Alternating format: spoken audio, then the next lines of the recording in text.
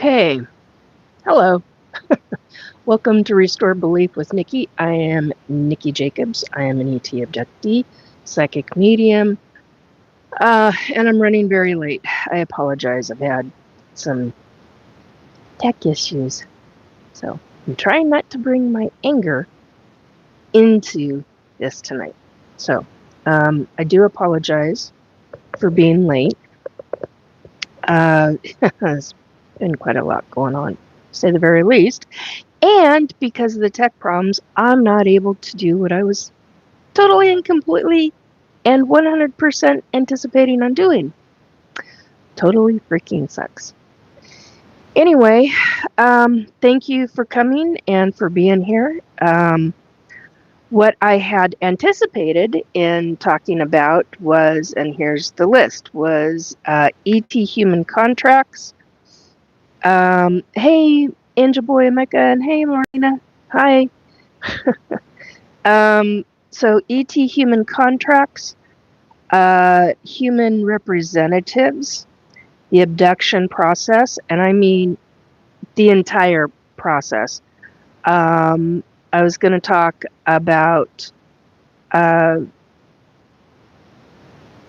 the gate program into SSP, the entire dynamics, then observance, because you're observed, and then retargeted. So, and huge percentage of that is out the window now because of this freaking tech issue. So, and I'm, like I said, I'm trying really hard not to bring, I have a very deep hatred of technology. I really do. It's a love-hate relationship, and it is. So, anyway, the chat box looks wider tonight. Any idea why? Not a clue. I started noticing that on some other people's chats as well on YouTube. So it could be something that YouTube is doing. Then hello, Amy. So I don't have a clue as to what's taking place with that. I'm going to give you an update. I've got a bit of a glassy eye thing going on. I've been in the process of dealing with light sensitivity. So the fact that my light has shifted, or I've moved it in order to hopefully not get a migraine. So they've been making changes. Yeah, I've been wondering because I've been noticing Facebook, and there's little things on not Rumble, Twitch that I've noticed. They're real little stuff. But like with YouTube and Facebook, they're a bit on the bigger side. They're starting to be noticed. Anyway, so if you're just showing up, I apologize. If you're following me for a while, I apologize for coming on so late. Some tech issues. And to the phone companies, cell phone companies, make devices where you can transfer your information off your phone onto other technology. I have choice words about that. Other pet peeve is make it so that we can plug in to headphones again instead of using earbuds. Those are dangerous, in my opinion, and actually a couple of naturopaths I know. So, anyway, off of that lovely little, it's not a tirade, but it is starting to get there. Anyway, so tonight, one of the things that I wanted to talk about, and thank God I did write. Well, I've got a lot of notes. I had a lot of spirits come by. Somebody named Bobby, and whoever this spirit was talking to, they were having a complete conversation around me, and I'm like, okay, I'm only picking up because I was trying to do my tech work. So They were talking about somebody named, well, no, actually, Bobby was here, and Bobby was talking about his Aunt Carol and another family member that they called Kitty, Kitty, Kitty Bird, not like Ladybird, not like the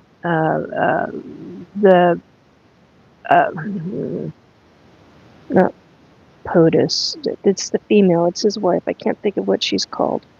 Anyway, and I'm not talking political stuff right now. What I'm specifically talking about are, I can't think of what the female wife is called. Anyway,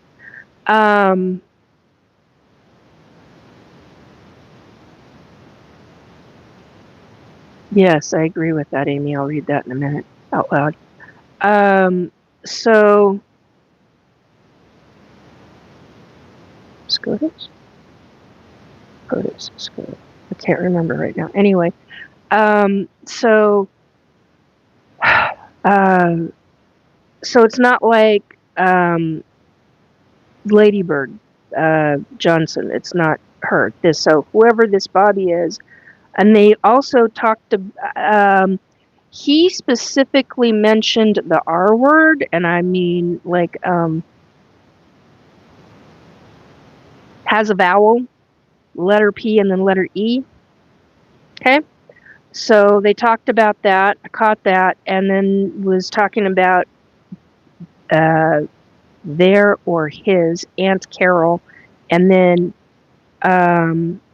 Kitty Bird, and then something about possibly his uncle, and then it sounded like Aunt Carol was quote unquote giving lip service, and I was like, okay, it's interesting what spirits choose to talk about around a psychic medium, especially when they're trying to work and you're not paying attention to the this is what you get.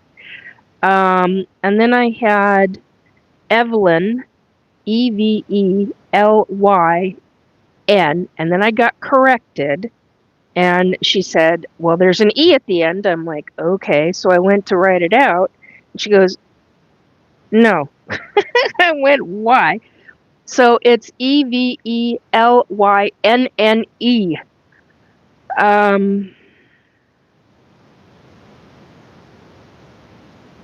And then ever since the actress Valerie Perrin had passed, I think it was like last week or 2 weeks ago or something like that, I've been hearing Gene Hackman's voice, actor Gene Hackman's voice, doing the soundbite of Miss Tessbacher from the movie Superman. So that's not my brain. That is psychic medium shit. I haven't even looked into that one yet. Because I never remembered Valerie's name until I wrote it down. So hand-eye coordination has to do with dyslexia. That's how that rolls. So,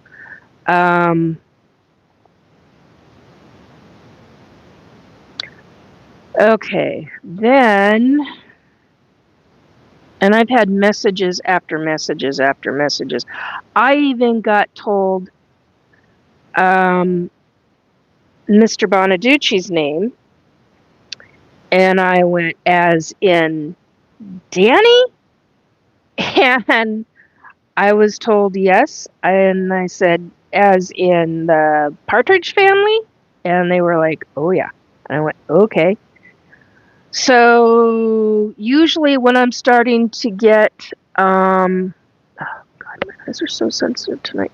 Usually when I start getting actors, actresses, musicians, the names of folks who are alive, it usually means something's going to come up publicly.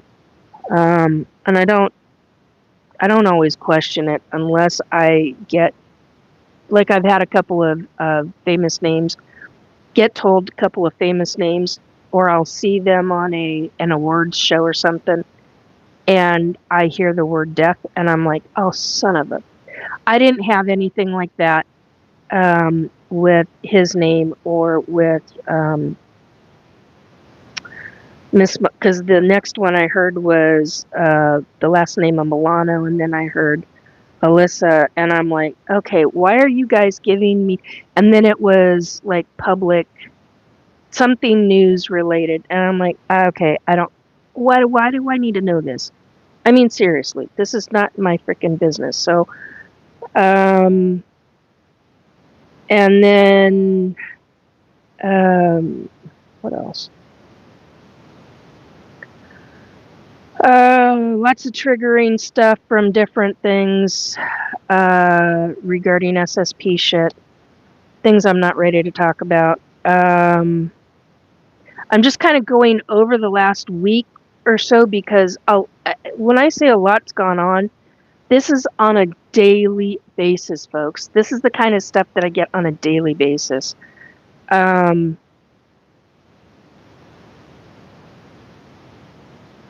And then I heard a Whitney Houston song, and I'm like, whoa, okay. And I don't, well, that's a whole other subject. Anyway, let's see, I'm trying to find, very slowly, but trying to give you an idea of what it's kind of like being me sometimes.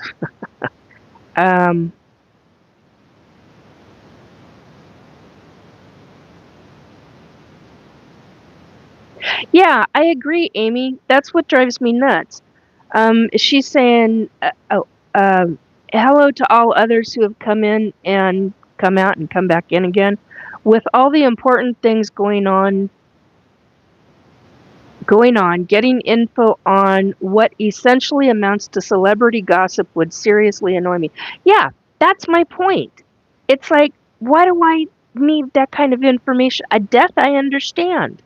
It makes sense to me, but I don't understand this other stuff. So anyway, who knows? No, I'm not selling anything. I'm talking about being a psychic medium, and I'm trying to get back into talking about other information that came across this past week, and a couple of things that just really rather shocked the hell out of me. And I'm trying to find that because, hello, I didn't expect to get into that tonight because everything went to hell in a handbasket for all the subjects I was going to talk about. So there's that side to everything too. So it's explicit. Oh yeah. My show is always explicit content simply because of the swearing. Let's see if I can find.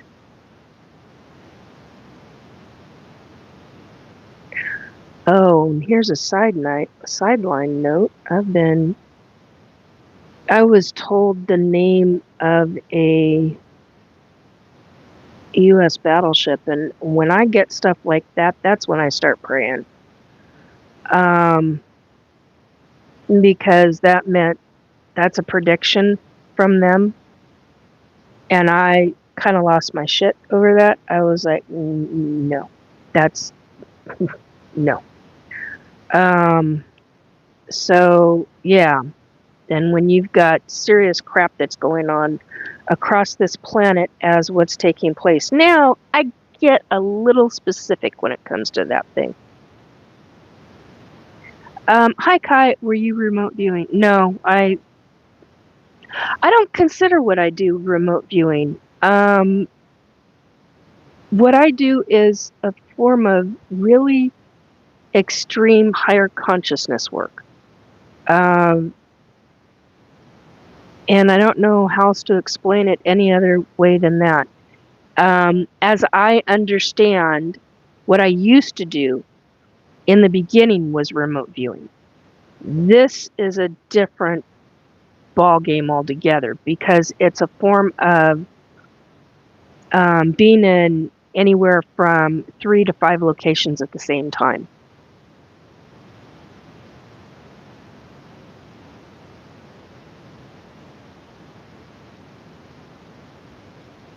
The state of being, I've heard somewhere that they're in the middle of a timeline war. The different species make sense with all the timeline shifts. Yeah, there's a lot of things that are going on, a lot of major choices. When you get timelines, I call it timeline stuff because I don't know what else to call it. In life, you have choices in your own individual life. Globally, there are choices as well. Planetary-wise, there are choices as well. When all of that comes into play and choices are made and followed through on,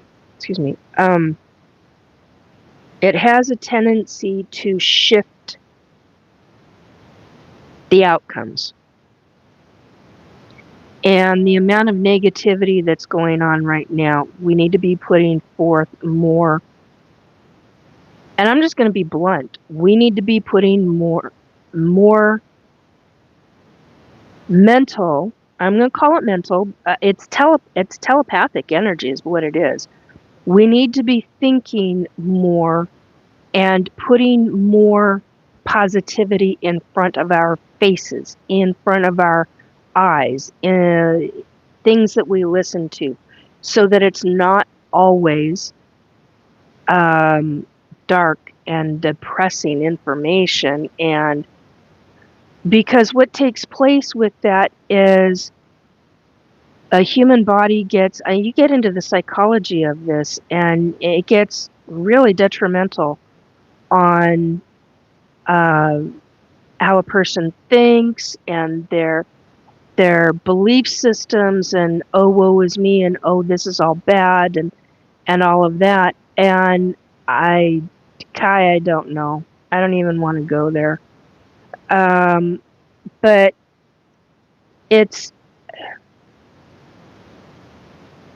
I got told something real specific about that regarding the U.S., and there are just certain aspects of it that I can't say I won't listen to anymore. But I get very angry with the other side when it comes to certain pieces of information. And I understand. So, T. Smith, 9333, you're beautiful. Thank you. I appreciate that. Having kind of a hard day right now. Mason King. Hi, me and my grandma are watching you. Hello to both of you. Hi. Where are you guys from? Welcome to my channel. I don't think I've seen you in here before. I've been on for 4 years.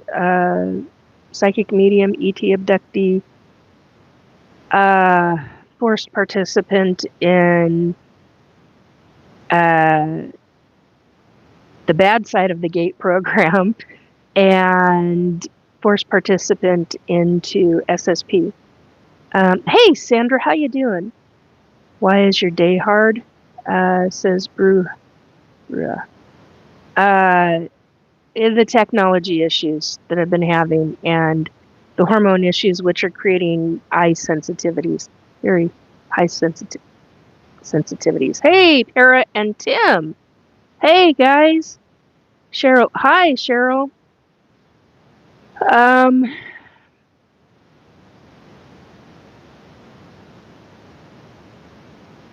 Yeah, I agree, Amy. It gets very frustrating.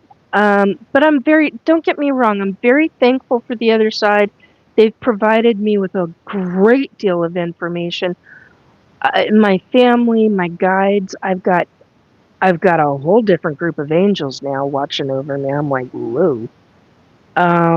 I've even got some pretty big paranormal folks on the other side that I'm like, oh man, I'm about to elevate in a major way. It's kind of got me a little freaked out, but yet not really. It's like, okay, when is that going to happen? There are a number of things that I've been told about psychically, mediumship-wise, and shown. Couple of really, really awesome things. But that comes down to choices, in my life, in other people's lives. That comes down to how things play out. You know, we all have choices. I didn't mean to get into all of this anyway. So yeah, they're like with what Amy was saying, when they only provide partial info on something traumatic such as that, or there is no way to prevent or warn. Yeah, I mean, that's why I've used social media as a psychic medium, because I know I'm being watched by government. And there are times when I've put everybody else on block, and I've put out a public message to CIA or FBI or whoever else, because I know I'm being watched. I've had the government asshats in here when I've had a psychic download, like really freaking intense psychic download, and I will be writing as fast as this fat little hand can write, just go do do do do do, and I will start talking to them going, this is the information you need, this needs to be prevented, you're here, I'm going to use you while you're here, because this is something that you can actually do something about. For example, there was supposed to be some kind of boom in a mine, and I went, okay, I was given the explicit information, and I had one government asshat in here in Astral, and I went, you need to stick around. And I don't say that often, you know that. This is a big freaking deal. And I'm like being shown, and I'm like, you need to stick around or trade out to your higher up, because they need to know this information. And I went in and I wrote everything that I received down. I didn't even have a clue as to what the name, I mean, I wrote the names down, I wrote everything down. And then the next thing you know, I'm on Google trying to search where the hell this is in the United States, and what freaking company this was, and how this can affect, you know, like an entire county in one state, but a small county.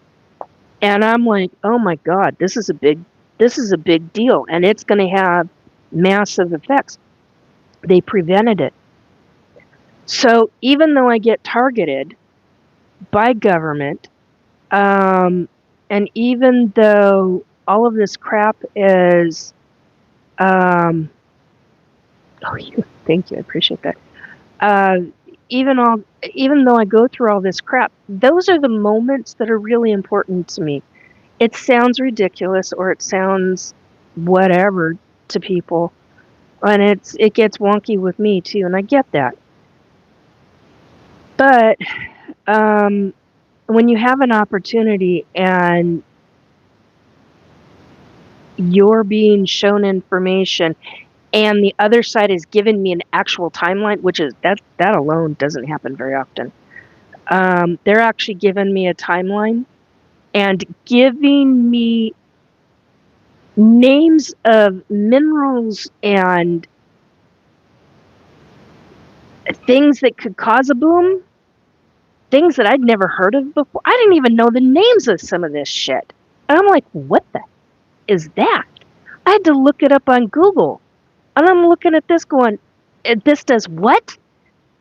And the combination of this, and oh my God, this is going to be huge. So what did I do? I had a government asshat coming in to observe and do their shit. And I'm like, okay, you need to stay put, because this is big. This is really big. And they actually, sorry, I've got a computer screen up and it's changing pictures, and so you'll see the light shift and change. That's what that shift and change is about. Anyway, so you have an opportunity, even though I absolutely despise having them coming and going, and I despise having the targeting via the direct energy weapons, and how all that started. That's a whole nother subject. and you can hear that back in my. I gotta. That's just a tad bit too bright for me. Ugh. So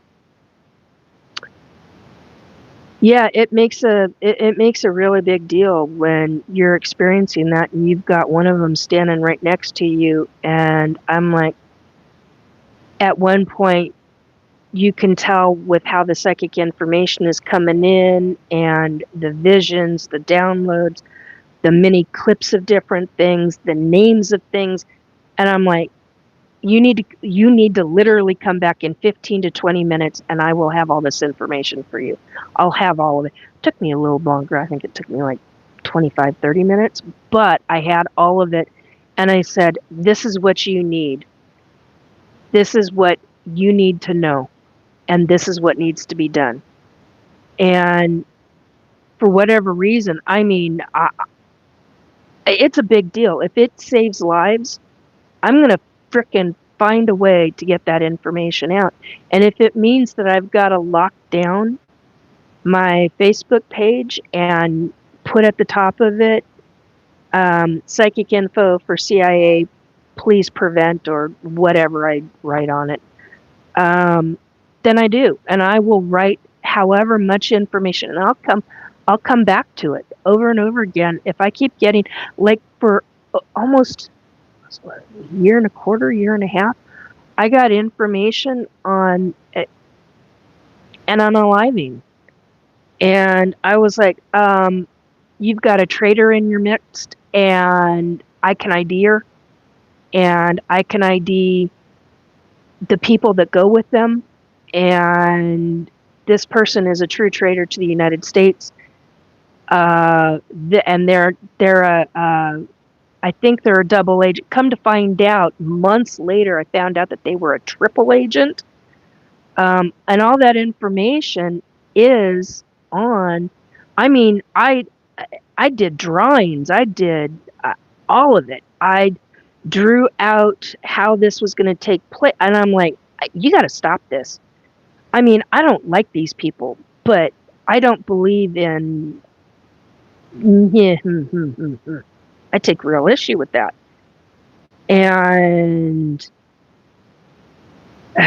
you know, then you go back in and you question even that. And you're like, why are you telling people? They have the ability to make sure that, especially if there's somebody, take great issue with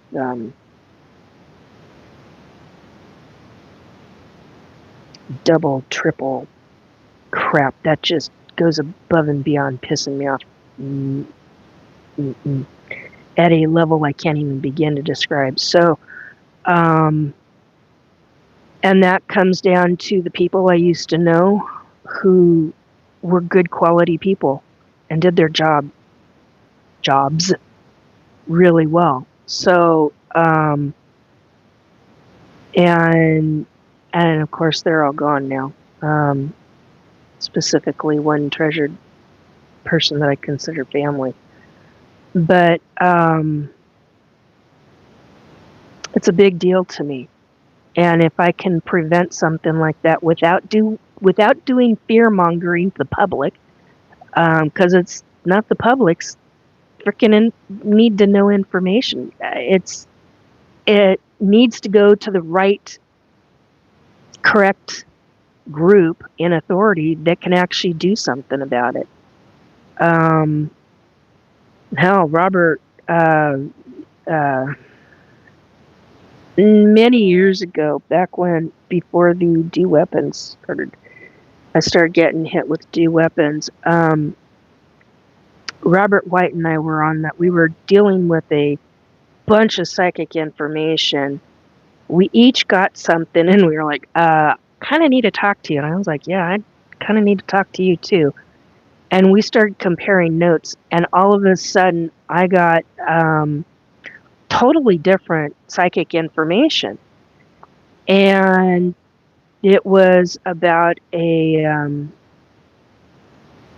kaboom on a university campus. And I went in, I wrote all my frickin' notes, and I'm like, I don't know when this is going to happen, but I do know this.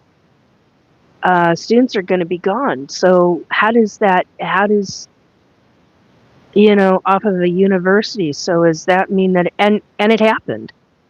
That situation happened, and it happened over a Thanksgiving weekend, and thank God nobody was injured. And well, I had the frickin' notes, the exact color of the building, the exact where it was located on the campus. I didn't know what university though. I didn't even know what state, but I could tell by the feel of different things. So I couldn't do anything about that one because I didn't have all the information. I didn't have, the name of the university. I didn't have the state. I didn't have all of that. But with this unaliving one, I got names, baby. I got descriptions at first, and then I had images like burned and ingrained into my brain about these people, and I'm like, oh my God. And then I got first name. I'm like, who the hell is that? That doesn't jive with what I've got. And I started doing research, and I went, that's the bitch. Oh my God, that's the one I saw. And wrote name down and did screenshots. So if I get psychic information, honey, it gets written in my journal, and I screenshot every frickin' thing that I possibly can. It gets put into a file folder. That's how I deal with my psychic info. You've got to keep records of it. Because there's so much of this that is just mind blowing. It's just like, wow. I had stuff come up last night while I was watching. I used to love CSI. Used to love that TV show, the original TV show. 2001 is when it originally started. I had to stop watching it after a certain amount of time. After my back injury, I couldn't handle watching it. And then a lot more psychic stuff started happening, and I really couldn't watch it. Well, I started watching it over Thursday or Friday, I think, of this past week. And there was an episode in there that triggered SSP memories, and it triggered gate program and MyLab memory. Well, they were already. I was already in MyLab. I was already in gate, going through MyLab, and in the process of going through. I'm trying to explain this. That's why I'm looking up, because I'm like, oh crap, because this goes into this. I don't want to go back into the memory, because if I go back into the memory, I'm looking down, and I don't want to start feeling those feelings right now. Especially not with the freaking hormones the way they are right now. So yeah, you've got gate going into, for me, it went into MyLab, it went into MK Ultra. And then it went into SSP, and it was all about controlling the human brain and trying that kind of shit. So, and I'm not, as far as I know right now at 58 years old, I am not somebody that's got alters or what they call other personalities. I've never had that. I've always had my guides in my head and me talking back with them and that kind of thing. And I've had that all my life. So this is just part and parcel to going through all of those experiences, and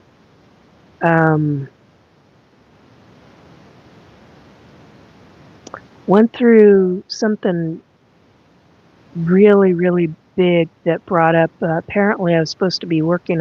Here's something off on a different subject. If you've got family trauma,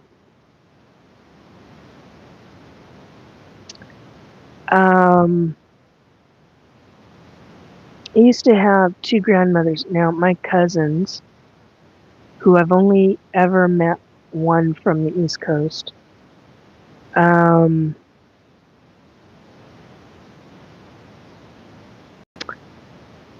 probably not going to want to hear this. But I had something that got called up, got re-triggered, and I was like, oh crap, I thought I'd worked through a lot of my shit from being a kid or a young adult. And things like that will pop back up because it means that it's time to deal with it. It means that it's time to get through and how to deal with all of this.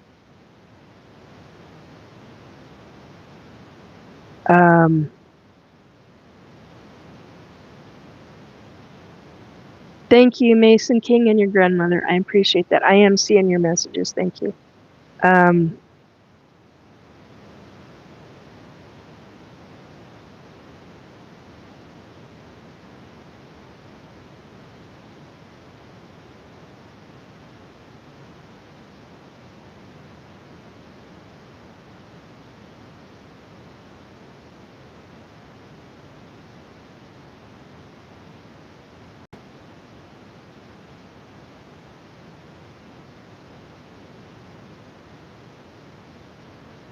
Okay, I'm going through chat. I'm trying to catch up.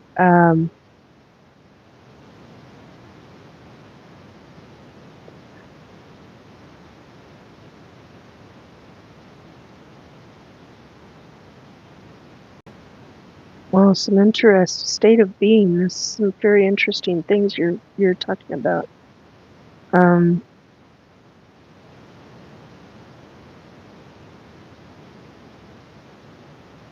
Marilena, she has lions taking care of her. That's an understatement. They're not, well, yeah, I suppose, depending upon how you look at them, yeah. They're big, let's put it that way, and they love me to pieces, and they've been wonderful to me, and I'm very, very appreciative. Watching from San Antonio, Texas. Hello, San Antonio, Texas. Hi, Denny. Thank you, Joe.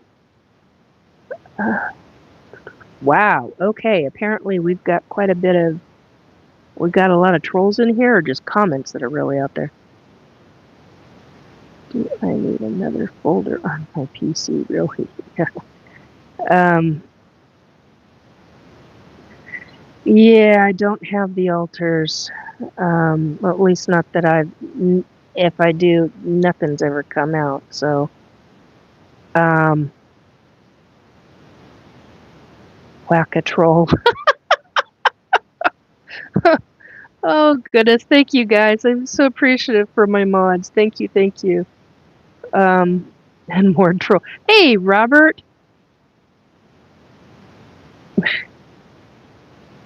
Battleliner. Oh! Yeah, Jennifer, that's not cool. We're not putting that shit in here. Christine's in here. Hi. Should we keep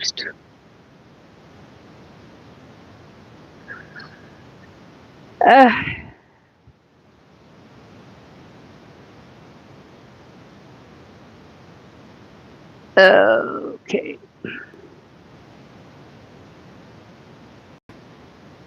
Gigantic wave of trolls. Good to see you too, Christine. Okay, so now that I've gotten down, I was down at the bottom, but there were a couple of things that folks had said. Oh, Mason, how are your kids? My hybrid kids, they're, as far as I know, they're okay. I've had a couple of messages from two of them. One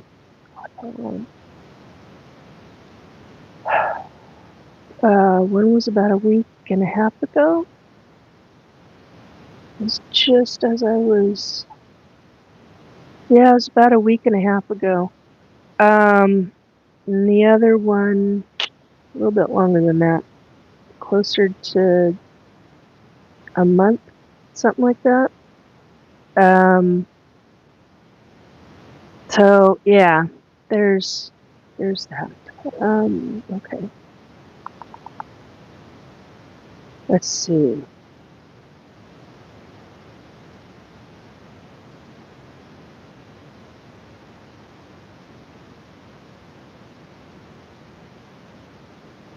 Could have sworn.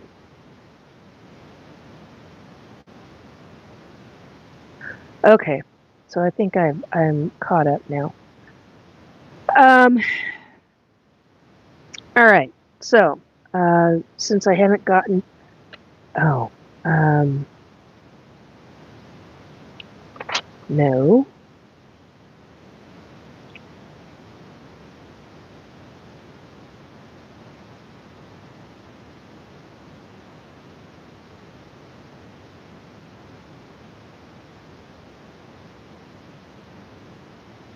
Oh, here's an oddball SSP memory.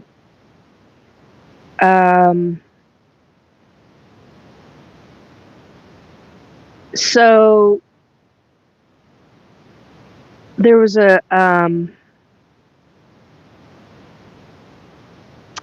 an advertisement. Somebody had done a reel of a YouTube reel of the Spider-Man movie. Like, oh God, the original. Got it. Toby.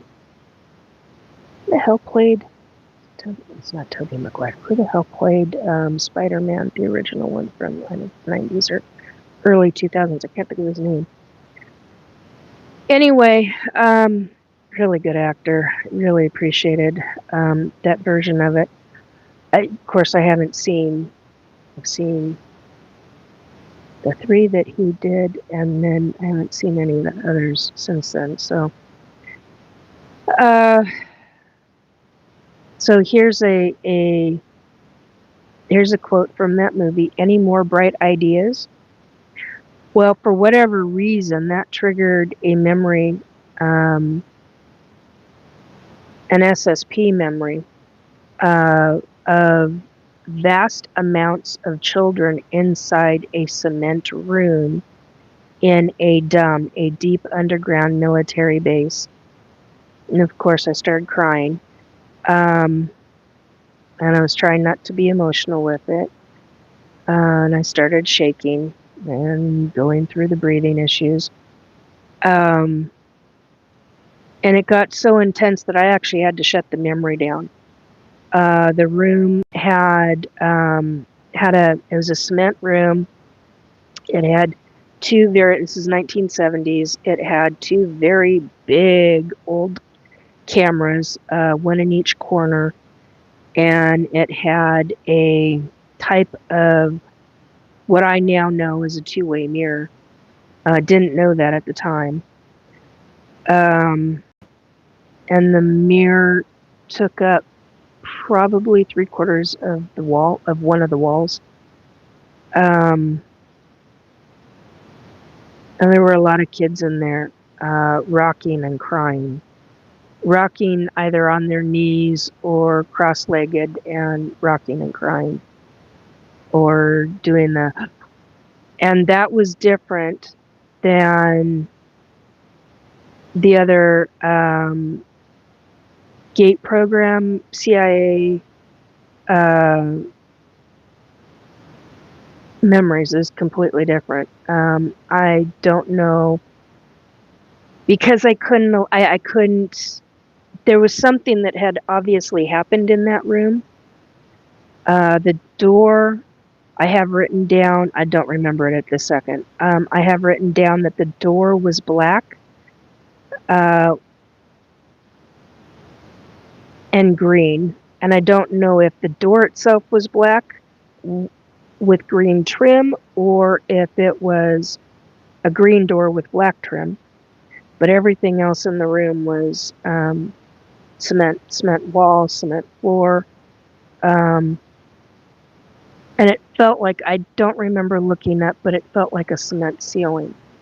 But it was a very large room. Very large room. So, and apparently something really wicked had taken place, and my brain had shut it down. So, because I couldn't handle remembering the rest.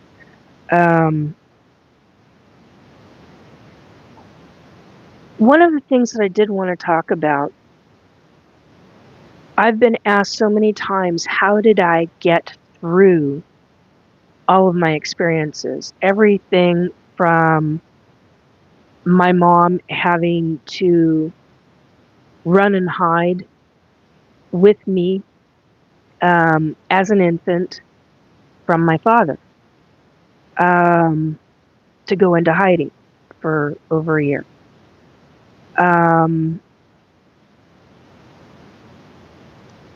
That's actually 1 year of my life I don't have any memory. I have a recollection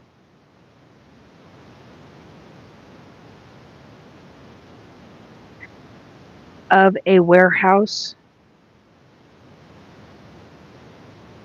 and how cold it was, and then somewhere on the inside and yet on the outside there was an entrance to an apartment above or inside the warehouse.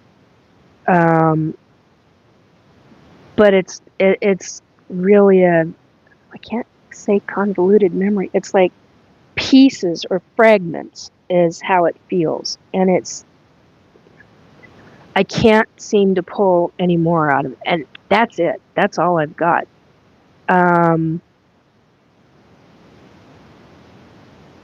Oh, Corey, I'm so sorry.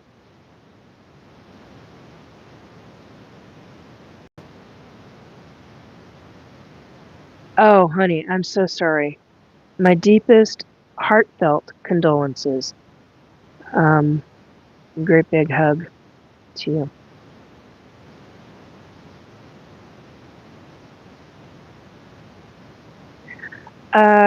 Amy, question, SSP Gateway question.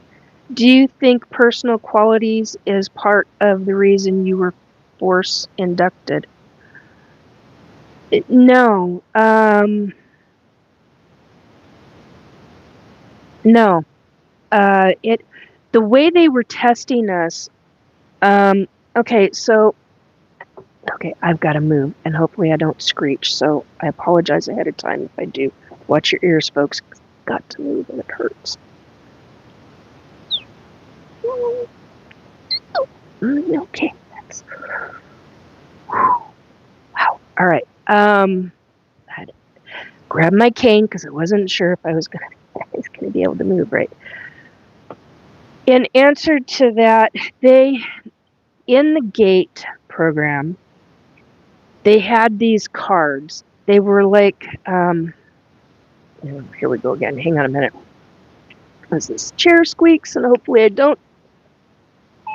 Ouch. Sorry. That's what I was trying not to do. I do apologize. Okay. Ouch. They had these cards that were like 4 inches. I've got a tape measure. That were like 4 inches wide by... God. Some cards were 6 inches long. Some were, oh God, almost 9 inches, 8 inches. Yeah, 8 inches. 4 by 8 or 4 by 6. And so you had all different kinds of. It's basically precog stuff. White side on the other side. And on one side it's white, on the other side you'll have a square line, thick black line, or a circle, or whatever. Triangle. Oh God. Okay, here we go. A triangle or wavy. Wavy lines or things of that nature. One of the things that I remember, it took me a long time to remember this. I remember the headphones. That's always been there. And the sound testing, the hearing tests.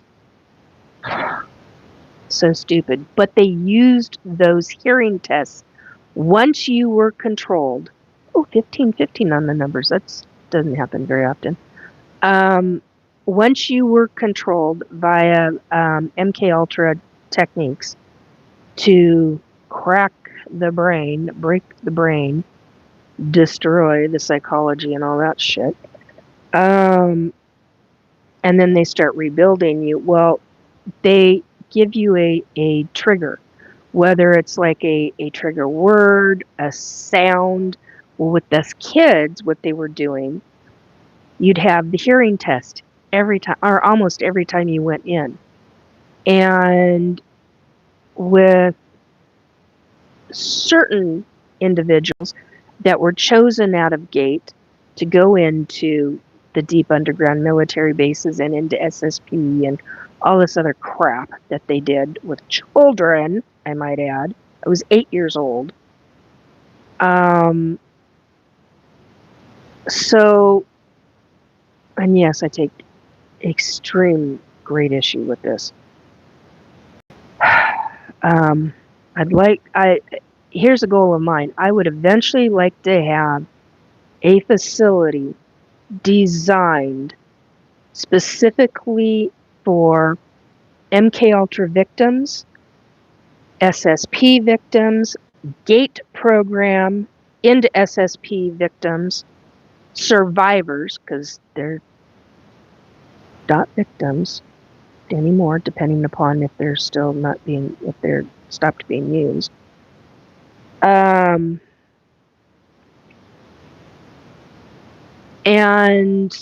ET abductees. I would love to have a facility because it would take very specialized treatment and counseling. It's a form of trafficking in a different way regarding children that the government is actually doing or has done in the past. There are people that I know that are under the age of 28.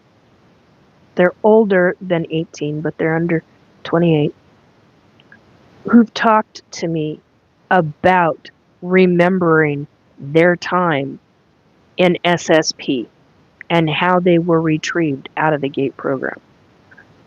20-year-olds, folks. Think about that. It's not that long ago for their childhood. Whereas for me, it's been a long time. Think about that. This is a big, big deal. So in order to answer your question, Amy, do you think personal qualities is part of? I think it had to be. You had precog. I believe that the kid shows precognition. They show a number of different kinds of abilities of observance. Observing different things that they picked up on. And I think a lot of us were dyslexics, some form of autism spectrum, some form of ADHD, and all the other quote unquote disabilities that I don't think of as disabilities. It's something, but I don't think of them as disabilities. It's just, I never have. I've never liked that word. So there was a lot in what they chose. I remember a number of kids. Now, see, here's the thing that bugs me. So I talked to last week, not yesterday, but last Friday, somebody that I knew from my elementary school. And I asked her, and I talked about this last week. I asked her, do you remember the GATE program at our elementary school?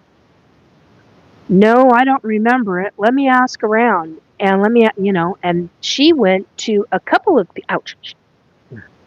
She went to a couple of people and asked from that element. None of them remembered the GATE program. But I can tell you one thing. The teacher, when I came back, that one time that I remember coming back to class and going into the library, because I remember walking up to that door.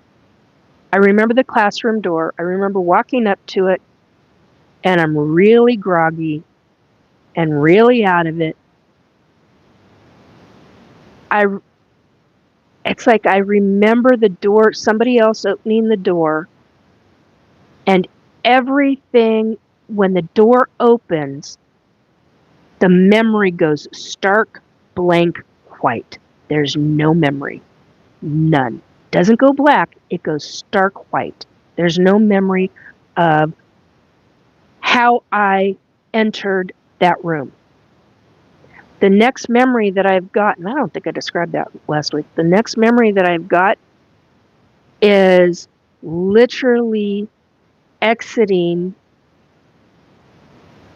I'm the last one, I'm the last student walking out.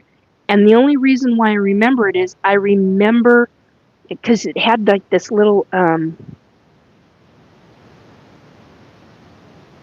what to call it. It's part of the door jamb, but it's not very big. It was only maybe about that big. And I remember seeing the door jamb. I remember seeing the wall across the hall. And I remember looking at this little section of wall and then turning the corner. And then the next thing I know, the female teacher is walking up to my left. And I am like giddy as a school kid. I'm bright and bubbly and bouncing off the frickin' walls in my head going 10 miles an hour. I mean, 10,000 miles an hour. Jesus, Nikki. Anyway, and she knew that I came from GATE. Teachers knew. I find it fascinating, and I couldn't tell you who was in my class. I remember from kindergarten who was in my class. I don't remember the last names, but I remember most of the first names. I remember all the first grade. I remember third grade and going all through college. Hello. Why is it that I have almost now? It's taken me the last few years, last 2 years, really, 2 to 3 years, to really start. 16 on the numbers, and it flipped to 19, 16. Interesting. So regarding the GATE, Gifted and Talented Education Program within schools, other kids didn't even know it existed in the school. But yet those of us that went through it, and those very small sect of us. Now, what I've been told by other people who went through this and who ended up in SSP is that the kids that were chosen, there were usually 2 kids out of every classroom that were chosen for the program, but anywhere from 2 to 4 kids may have been chosen out of the program specifically for the DUMBs, the deep underground military bases, and the other programs going into SSP. Do you realize how many elementary schools junior highs and high schools are across the United States? Do you recognize the amount of those numbers? That's what I'm talking about. This is why I get so upset. When you start thinking about the numbers, even if it's one child out of every elementary school. Now, granted, it could be one child or even two children out of a county. That's still, how many counties are in Washington State? How many counties are in each state across the nation? It's still a lot of children since the 1950s. Think about this. I know people who were in SSP and beyond being used by CIA since then. This has been going on a long time, folks. This is why I take great issue with this. It's the use of children for nefarious purposes and training them up. There are things that I can feel in my body when I see something, whether it's on TV or I'm listening to something, and I get a body trigger, not a mind trigger. It hasn't hit my brain yet, but I feel it in my body, and I'm like, oh crap, this one's bad. Holy shit. And it's like a wave. And it's like, okay, I told my guides this is what I want to do. I told my body, I told my brain, this is what I want to do. I want to start remembering. And they've got to be to where I can handle them.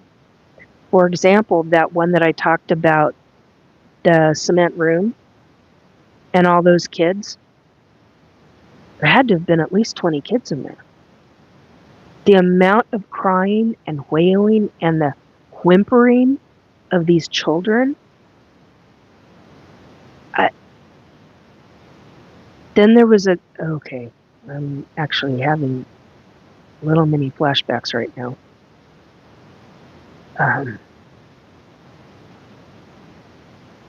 There's another room with some kind of seats.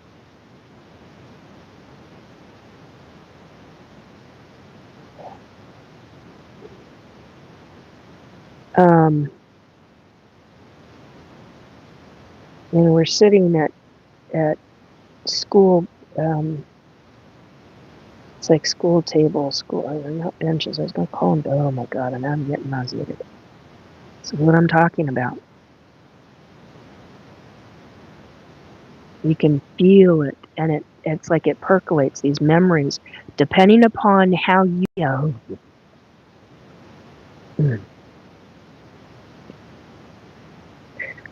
I've been asked so many times, how do you get through this?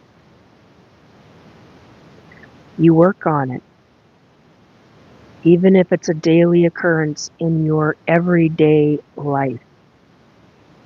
Now, could I have worked on this in the wow. I'm having a real major body issue right now. Oof. Well, and then not hormone related. This is memory, triggered memory stuff, and it's like it's starting to build. How I got through a lot of this back then was because of my family. And yeah, I'm starting to get nauseated because of this. Just yeah, a minute. Okay. Ouch, ouch, ouch, ouch, ouch. And the only thing that works is the Coca-Cola. And I hate drinking this stuff. Sorry, guys. Hang on. I'm going to hit mute for a moment.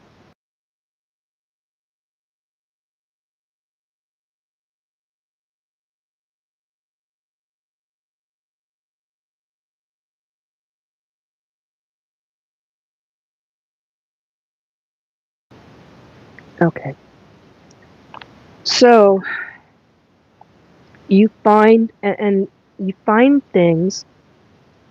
If I didn't have a family that taught me how to garden, how to work with my hands, how to be creative, how to find.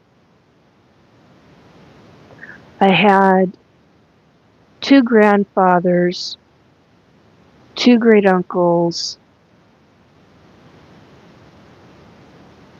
and my dad, who were all these men who had, and because I talk about the men most of the time, I've had somebody who is a pro, in my opinion.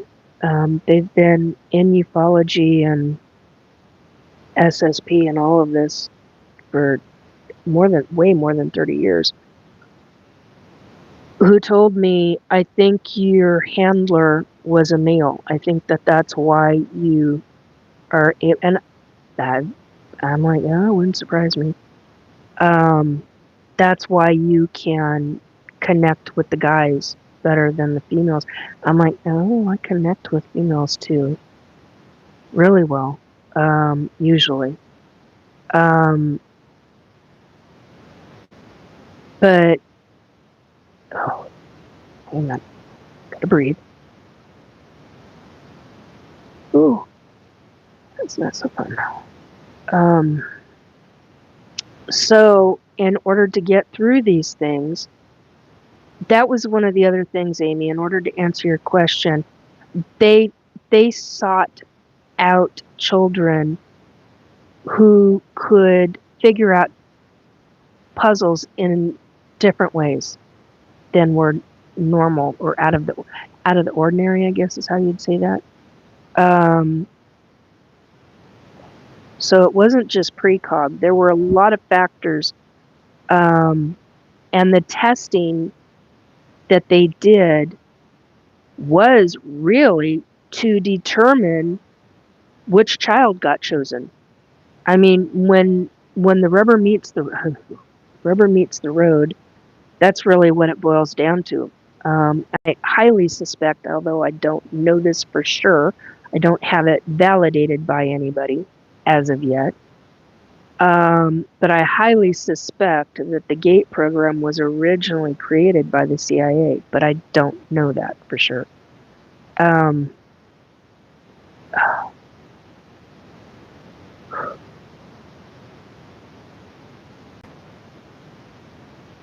Wow. Sorry. Anyway, so how I get through things is I get creative. And when my creativity gets put on a hold for whatever reason, ouch, oh yeah, squeaky. Oh, new chair. No more squeaks with the chair. And I'm starting to become out of it because of this trigger and all this other stuff that's gone on. But anyway, you work through this. You have to. If you want to survive this and you want to get through it and you want to move on to become healthier, you've got to do what's necessary to help yourself. You've got to be an advocate for yourself. That's really, really important. Amy, I don't know how else to answer the rest of that question. I mean, I answered it to the best of my ability right now, but I think that's probably where I'm going to leave it.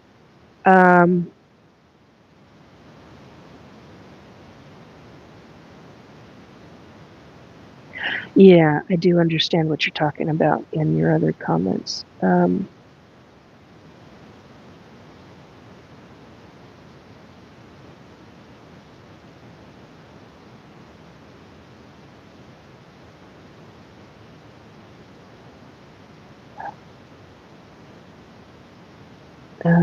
Whoop, hello, I had a button. Yeah, Robert, it is. It was tailbone and, tailbone, hips and butt muscles. Sciatica, that's the word I was looking for. Not butt muscles, it's sciatica. Running down the backs of the legs. But anyway, it's because of how I'm sitting, but yet this is the most comfortable for the other parts of the back, so go figure. Anyway.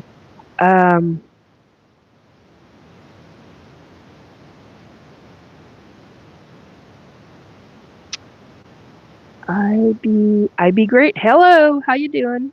Oh, thanks for calling me beautiful. I appreciate that. Um,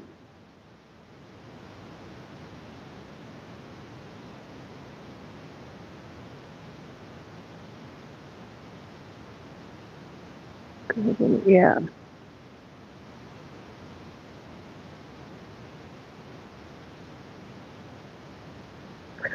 Oh, thank you everybody for supporting somebody in chat. Thank you, thank you.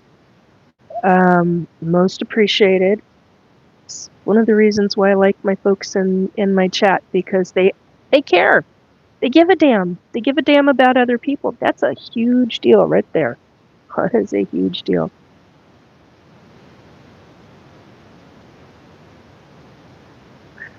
Um, oh, hey, Lil Kim. Oh, God, what's my favorite book? Well, this goes back a ways. The Way of Herbs by Michael Tiara. Naturopathic doctor. That's actually one of my very favorite books. I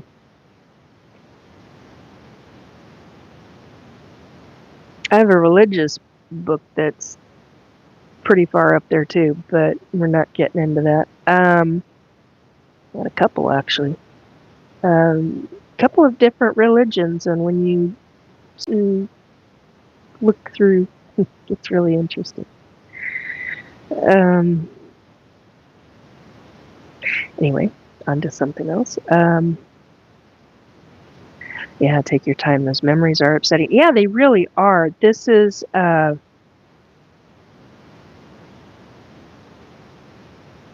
it's a big topic, and how you get through is you've got to take care of your mental health.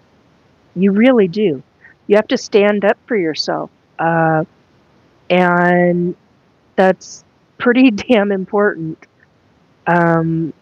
Especially if you want to move forward in your life and be a healthier person mentally. So, there are ways in different counseling techniques that I've learned that have they helped. There's probably a few new techniques that would help me a lot more now at this level, because a lot of the older techniques are not going to stand the test of time for some of this, but in some ways it can. So, you do what you can. But yeah, I know a lot of people, quite a few actually, who've talked about creating a facility for ET abductees. They want to create a healing center. I love that idea, but I want to see different kinds of healing centers across the United States. I want to see one specifically for trafficking, because that's a completely different ball game altogether. There's different levels of trafficking, and what government is doing it's very insidious, it's very perverse, and it's a different kind of breaking down of the mind in a very hardcore professional way. And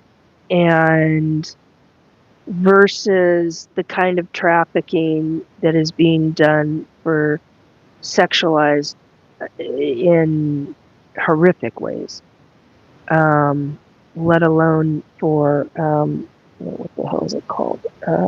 It's abuse. It's I don't mean religious abuse. It's cult abuse. There's different forms of it, and I'm still not using the correct terminology. I do apologize.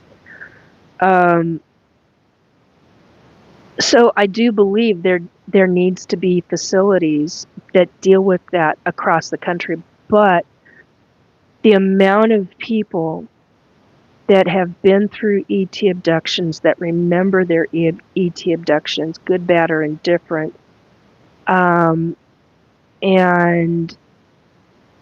those who are in hybridization programs, those who are in different programs with extraterrestrials. You've got that situation, then you've got the SSP shit. And man, dealing with MK Ultra, I can't even. I'm just scratching the surface. And it's terrifying stuff. And that stuff is not talking about the teenagers or the adults. I'm talking about this is done to children 5 to 9 years old and above. That's a big damn deal. And there's a lot of us. There's a lot more of us than I think a lot of people realize. And the fact that we're all starting to remember things. Some people that I've come across, they're in their 40s. Some in their 50s, 60s, and as late as 70s. There was one woman I came across, I think she said she was 79, 78 or 79. And I was like, hey, what? Wait a minute. What? How old were you? She talked about being 9, 10, 11 years old. And I was like, whoa. That's some pretty scary shit. 78, 78. So those in their 70s, they're remembering. There were people that were used for parties. And I do mean used and abused. They literally had their minds wiped. That's MK Ultra shit. That's some really severe shit. Drugged and done things to. And it's probably a good thing that they don't remember some of it. So, what's scary are the people that they've talked about. People in real power that they've talked about. That has actually frightened the shit out of me. I mean, we are talking high political people, most of who are now dead. And a few who are not. But, sorry, I gotta close this. This is too much. I can't handle taking a look at that right now. You think about how deep this goes, how far back it goes. That's conversion. It's converting people at very, very young ages to be soldiers, to be completely controlled. That's terrifying. And you think about it, I'm starting to get ahead of it. I knew that. Tell by the look in my eyes, I was like, crap.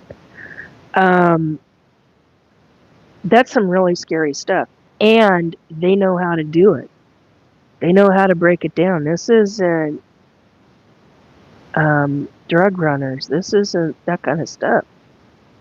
This is hardcore professionals who know how to mentally break a human down. That's terrifying. And that should be taken notice of. I had this whole thing. This is one of the reasons why I was so upset when I first came on, because everything that I wanted to talk about, I was going to read what I've written. And it gives detailed information as to how things go about. And yeah, a lot of it's on my, publicly on my Facebook page, but to actually sit down and talk about this and to go through it,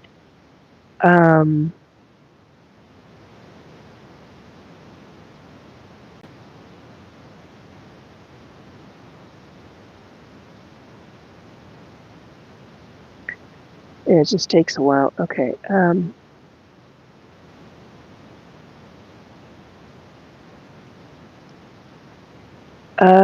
Neil Byrne. And Look for soul, depth, passion, vulnerability, and sensuality. Yeah, I understand.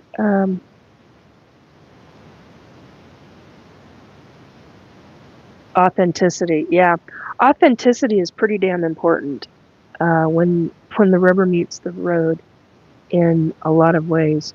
Um, Hello, Gene. Hey, Fatty Cakes Productions. SRA. I can't remember what SRA stands for, Paramount. I know it, I just can't remember what it stands for at this second. Um,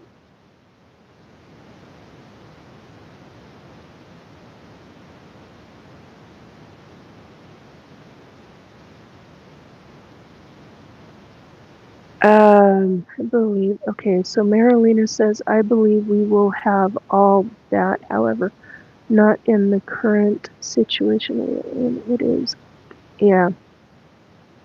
Oh, hello, welcome, AJ, hi, um, from India. Awesome. Oh, yes, satanic ritual. Yeah, RSA. I totally see. Um, Thank you, Para. Yeah, there's all sorts of factions of this, and it gets really deep, and it gets very frightening. You think about how many deep programs, and I'm not just talking like, you've got government that is not aware of what the deep sections of government are doing. So you've got different levels of government. You've got one level that doesn't know shit, one small section of that government that does know the next lower down deep section, and then you go many multiple levels further down than that. And the farther you go, the deeper it gets in the kinds of programs they're running, the kinds of programs they say they're running, that they're, in the process of converting into corporate and conglomerate. Once the conglomerates get involved, as I understand it, now I could be wrong, but this is how I understand it, that once it's handed over, government can then state that they are no longer, that the program's closed. But it's actually from uh, in the corporate world. I was going to call it phenomenon. That's not what I mean. God, I'm not using my words right now. At least I'm not nauseated anymore. I'm just out of it. Just really out of it. And that's totally because of the whatever that trigger was. Anyway, yeah, I gotta turn that page because that's gonna keep re-triggering me. So I had an image of wrote it down. Okay, let's see. Let me see if I can find.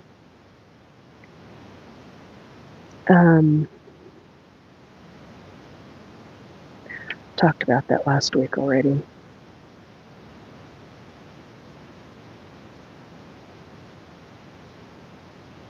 Oh. So, beginning of last week, I was shown a psychic download where at some point I'm going to be introduced to somebody in Italy.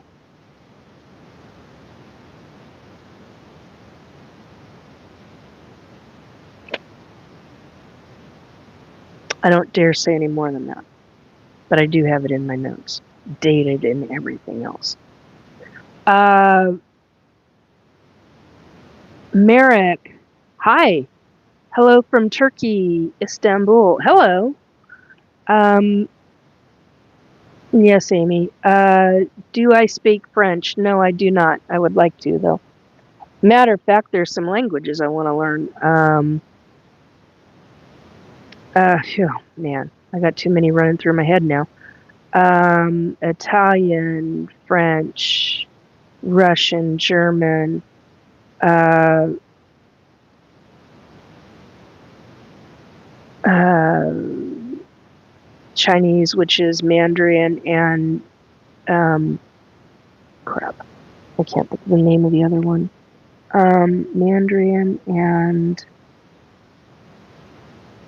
got a brain fart. I can't think of the name of the other one. It's Chinese. Yeah, there's all sorts of things on my bucket list. So yeah, I want to be multilingual. I recognize languages and I recognize what language somebody somebody is speaking, and it's like my tongue just keeps wanting to go blah, blah, blah, and I can't. I'm like, I'm an English speaker. We need to be speaking these other languages. So anyhow, yes, you're correct, Amy. Eric, this is the first time I've met you. I think you're some kind of medium. Can we ask you some questions about ourselves? Yeah, you can. I'm a psychic medium. I don't promote that as much as I used to. If something comes up, it comes up. If information comes up from the other side, it comes up. If it doesn't, it doesn't. It's one of the reasons why I don't charge, because there are times where I've had clients where nothing comes up, and other times where a whole shitload of stuff comes up, from past lives to things that they're trying to locate to trying to figure out what's going on a piece of property. Just tons of stuff, one after another. So you know.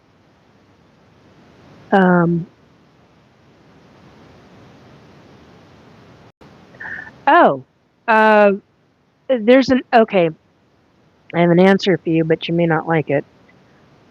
There is an energy that can, for some people, from what I've heard, I've never looked at it this way, but that is how things pop up for them. You can work on it and kind of get it to transfer over to your regular life, but it takes a great deal of effort, energy, and work to get that. Hopefully, I'm answering your question. I'm trying not to be. I'm trying not to out you. Let's put it that way. This might be a rather ordinary.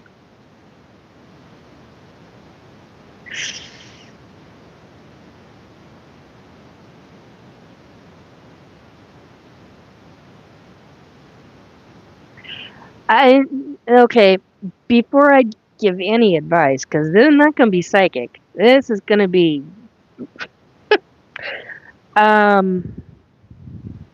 3 years since you two broke up.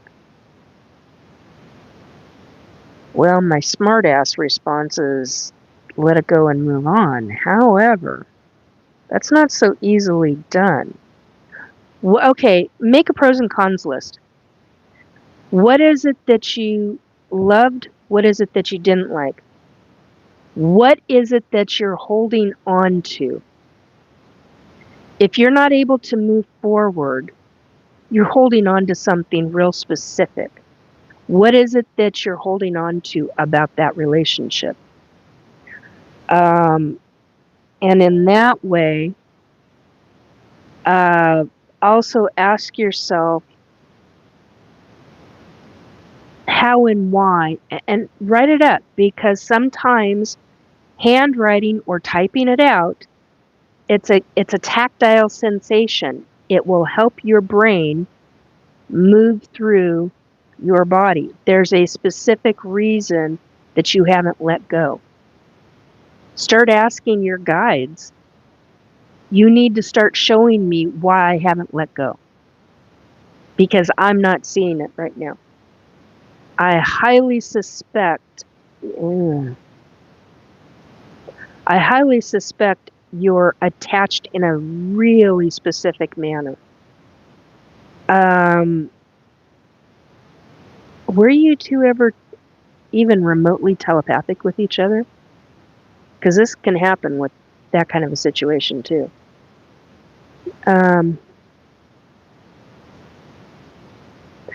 Good. I prefer you out me, but I get your answer clearly. Good.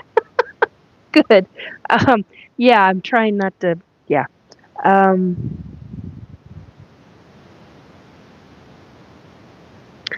So, Merrick,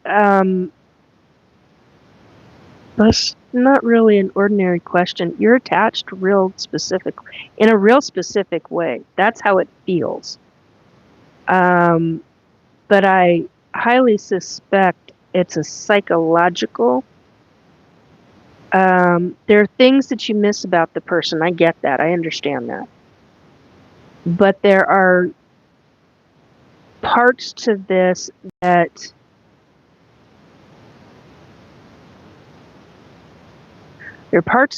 you need to work through. And that's why you haven't let go. And you've got to figure that out for you. And that's why I highly suggest you writing those lists.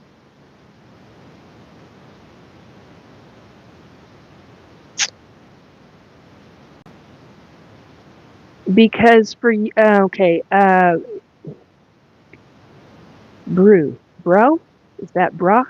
Brew. So in answer to your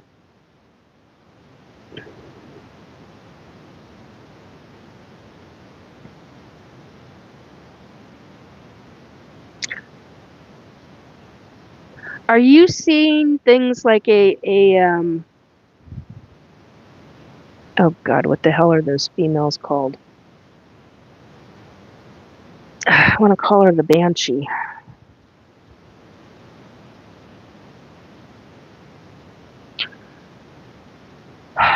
Are you having experiences of that nature? Because hit me up telepathically. Thank you! Siren and succubus, that's what I was trying to think of. Or both of those is what I was trying to think of.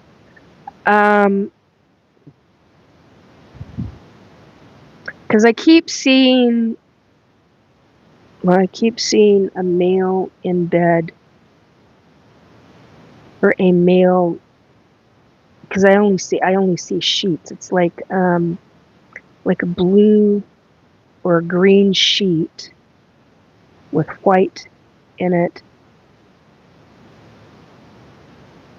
I can't see the face, but I see hair on the head. But I see what to me represents a banshee, but could, because of what you've described, is more of a siren or a succubus that is like sitting on you in a very specific way. Red sheets, and you're bald. Yeah. See, I'm seeing hair on the head.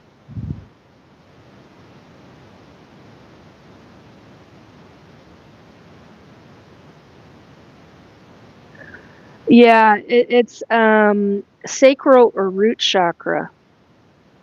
It's okay. So here's something. And Robert helped me with this because I was like, I've got some. I got an attachment. Sure as shit. I had a 12-year-old little boy attach himself to me, spirit. And Robert's like, no, he's wrapped himself around your leg, and I'm like, that explains the hip pain because it's very centralized. And he was trying to make himself known. So I suspect that there's some kind of attachment.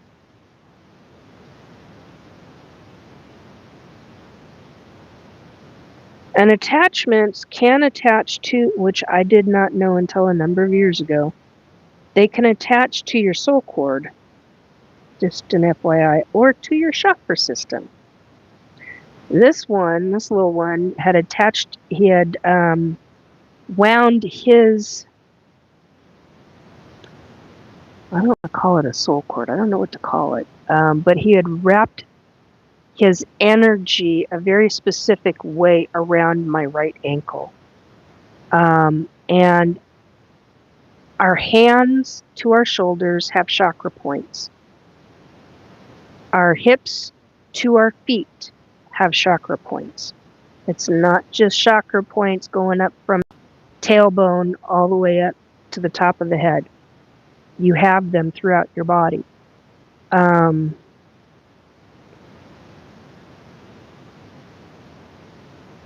he's not attached. He's sticking close to me, but he's not attached to me anymore. I had to have a conversation with him, and periodically he'll ask me, "Can you watch?" And it's a certain TV show or a certain cartoon show, or I'm like, "Yeah, okay. You want to watch it, and you want to." So he likes to sit on my couch, and I'll sit in my chair, and periodically, I'll turn the TV on for him, and I'll be writing in my journal, and I'll hear, "Oh, I forgot about that." And I'll look over at him, and cute kid, really cute kid. So you can have attachment. Speaking of which, I was supposed to mention him. I totally forgot about that until this. Hang on one second. Side note here. The hell did I put you?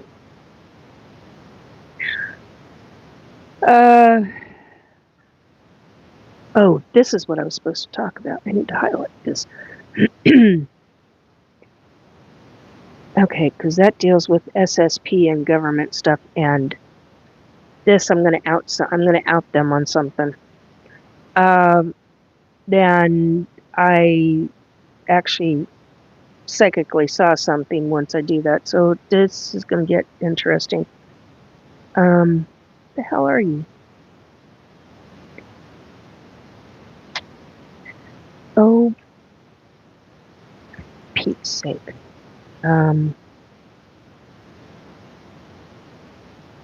There you are. There's the conversation.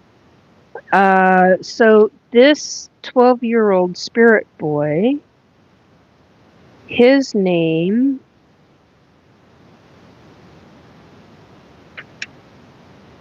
um, 12-year-old spirit boy,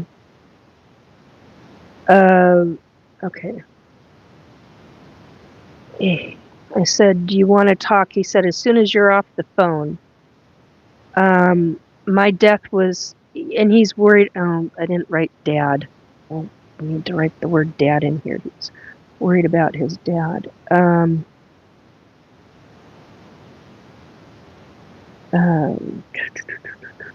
we go. He was worried about his dad. My quote unquote, my death was hard on him.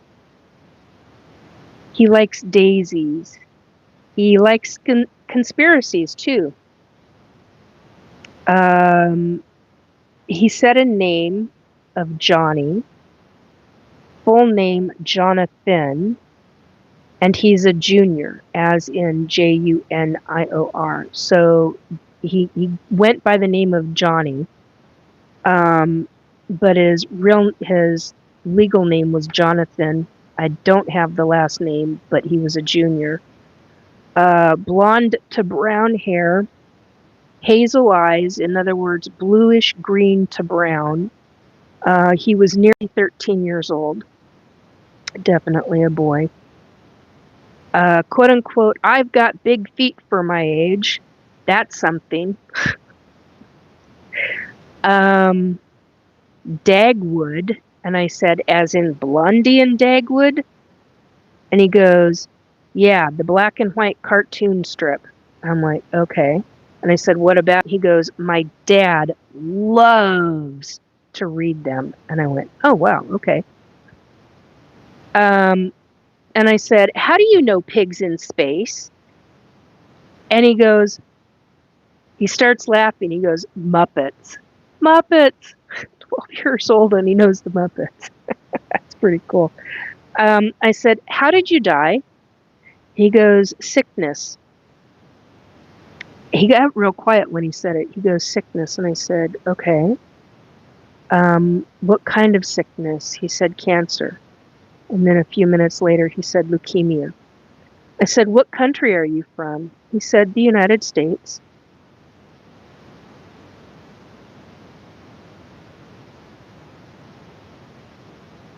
Have it here. What the hell did I write? Country are you from? I said, "The United States." And then he said, "Have it here." Oh, he was talking about a baseball cap. Hang on a minute. God,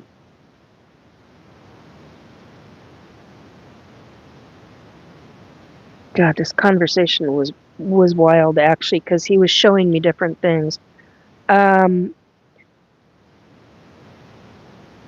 So have it here, exclamation point, baseball cap. And then he said, he showed me a baseball cap. And then he said baseball. And I didn't know if he had said we or he were really into baseball. I got the point that his dad was a single parent. I said, "Did you play or watch baseball?" And he said, "Watched." We had season tickets, and I remember saying to him, "That's a big deal to have season tickets to baseball games." So he said, quote, "Yeah, my dad caught a ball once." And I said, "Well, that's pretty cool." Then he commented that that's pretty cool, and he starts chuckling. He did confirm that yes, his name is Jonathan, John. I got specifically told that H, John.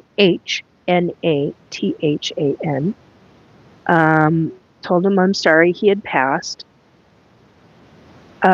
He said, quote, "Yeah, the last 2 years were the worst." I asked him, I said, "So you're the one who's been messing with my tech?" And he agreed.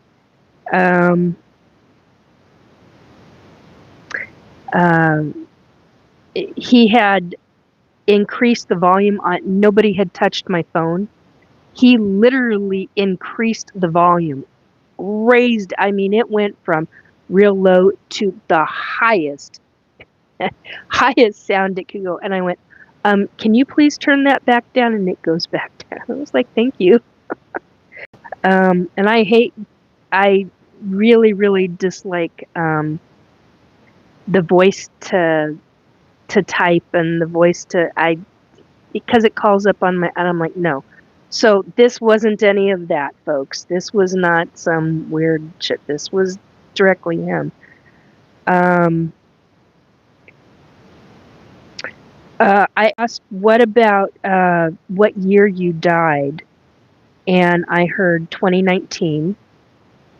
And I asked, "Okay, what state?" And I could have sworn he said Massachusetts.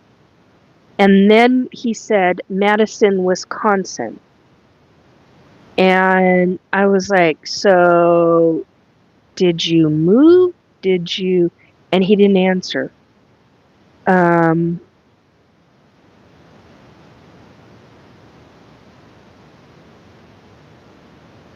Okay, that doesn't deal with that.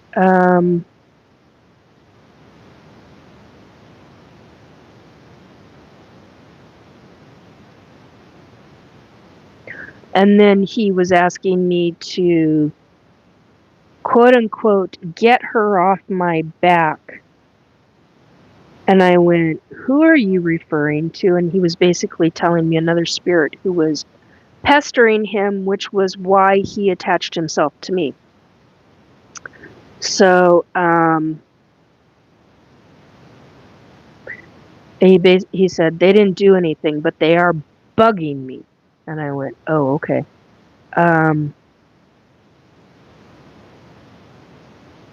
So even though he was seeing his dad and he could be around his dad, and I told him, I said, well, the thing to do, because I don't know who your dad is, you've given me a lot of information.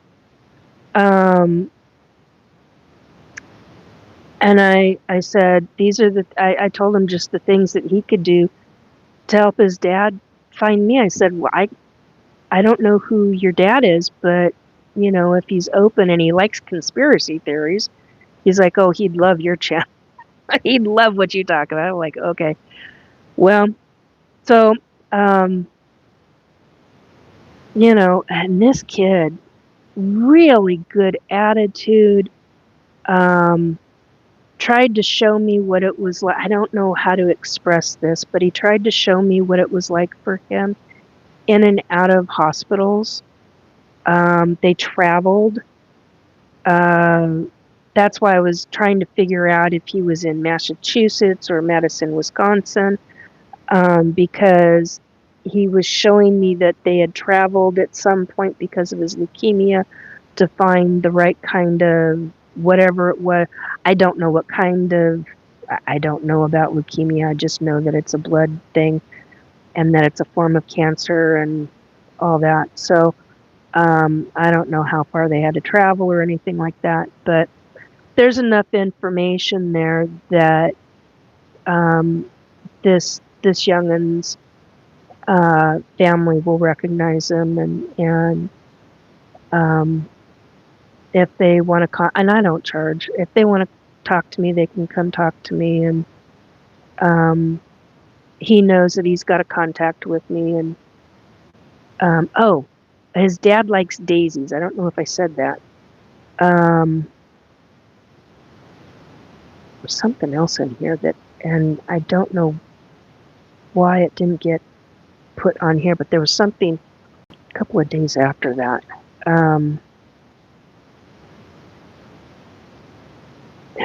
It said something else. I think I wrote it somewhere else. So anyway, so there's that bit of info.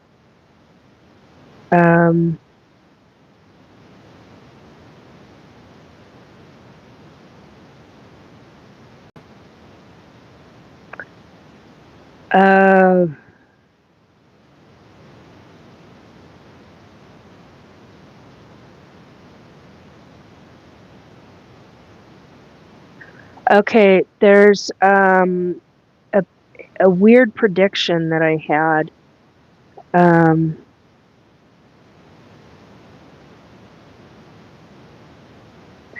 That there's the hell did I call it? I didn't call it in with this.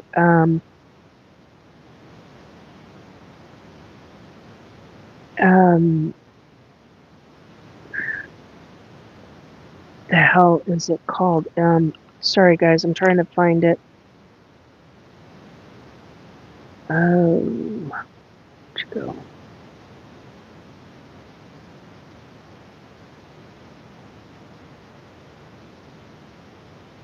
Oh, the boy was also asking for protection. He didn't want to deal with that female spirit.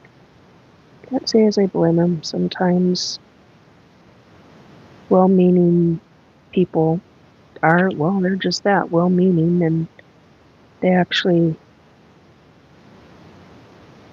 And I don't have kids come to me very often, but when they do, I'm like, yeah, they know I can, they know I'll protect them, so he probably got my name from a family member or through the grapevine somehow, because they know that I mean business when it comes to the kids.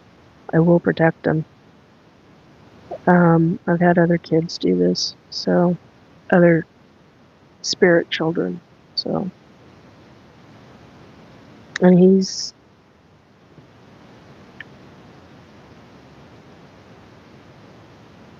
other than him watching his dad, he's concerned about his dad, and I understand that. He's very much the 12-year-old mentality.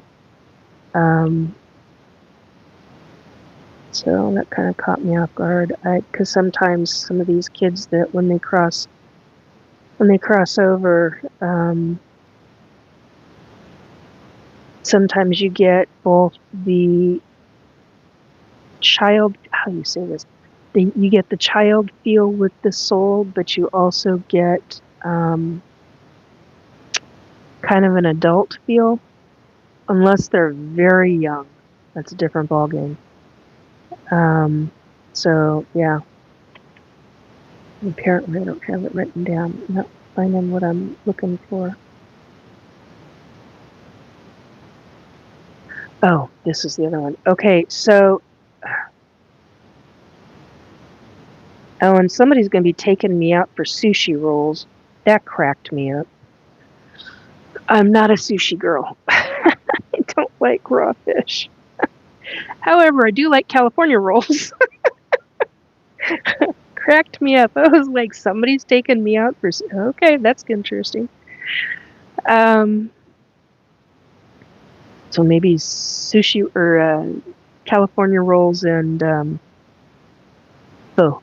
I love that. Anyway, I get all sorts of stuff like that. It's like I've been shown that I'm going to be on a yacht at some point going through the San Juans. That was kind of cool. I was like, whoa, who the hell am I with?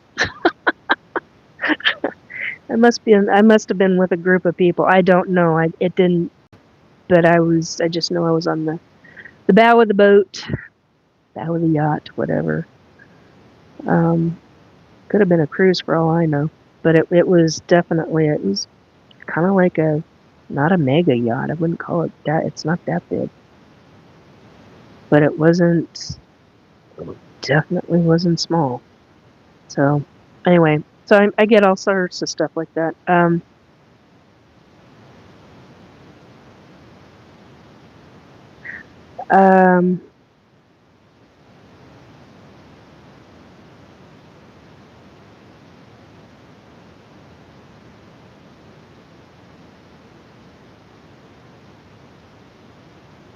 Okay.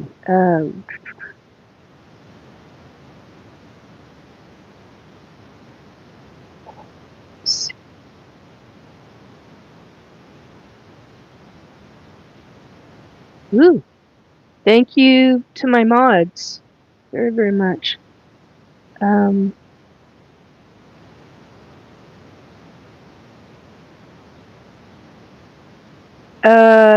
Okay, unsupervised. Does she do readings? Yeah, not usually on the lives. And I'm not okay, here's something you need to know about me. I am not what I call an on-demand. I used to be.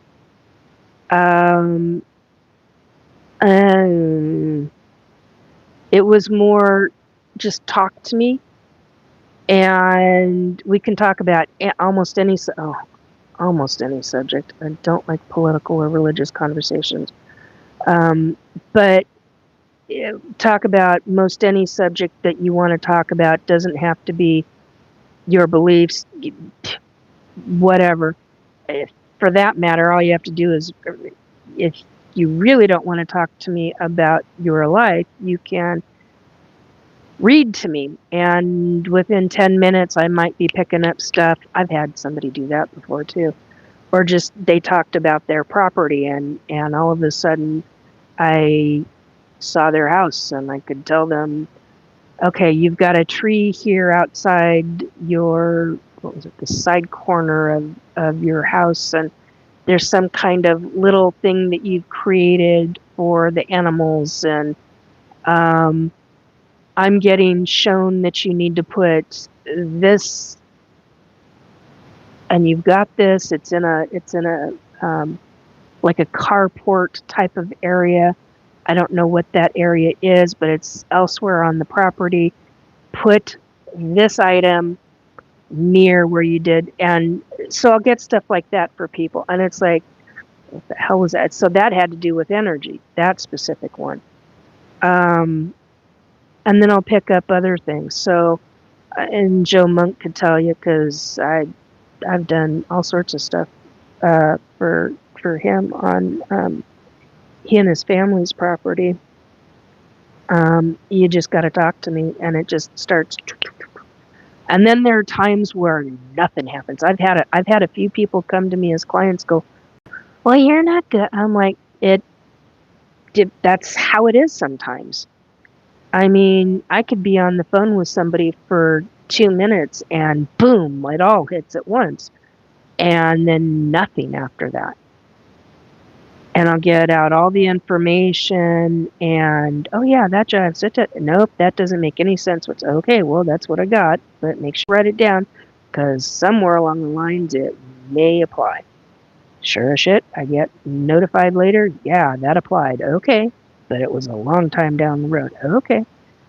And I've had people where I've not gotten anything, and I got told to tell them this, and that, and I'm like, so am I to tell them the information and then tell them to call me? Yes. And then they call me and nothing more, and I'm like, what the F is with that? Well, you were supposed to make well, why the hell did you tell me that? So yeah, there are a lot of frustrating things on it. And I could probably or should probably take a couple of classes to deal with this, but with everything else that I deal with, this is as good as it's going to get for right now. If I can get out of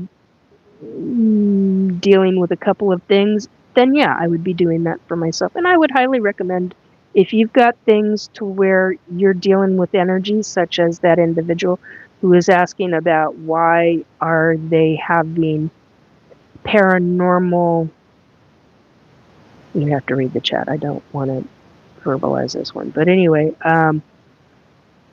so, I mean, in all reality, there really could be a lot of different aspects to it. But what I was literally seeing was like a siren or a succubus sitting in a very specific place with this person laying down. And the funny thing,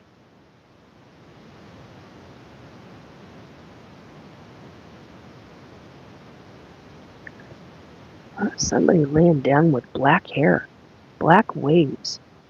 It's like, but it's short. It's not like short, but like right to here. Well, back is down to here, but anyway. Really dark brown hair. At one time. Anyway, so there's a lot of things that could be with that. Try changing up your energy.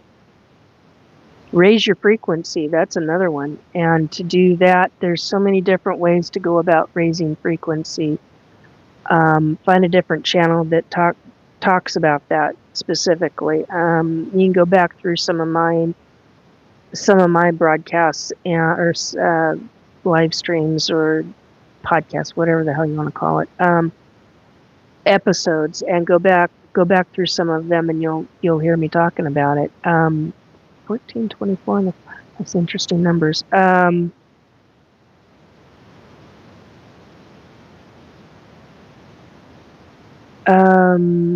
What else?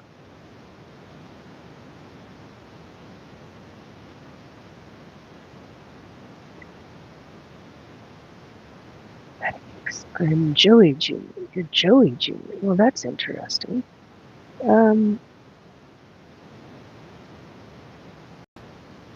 I've got enough action for two of us. Now that's funny. Okay, I'm scrolling back up through chat because I know I've missed a number of things.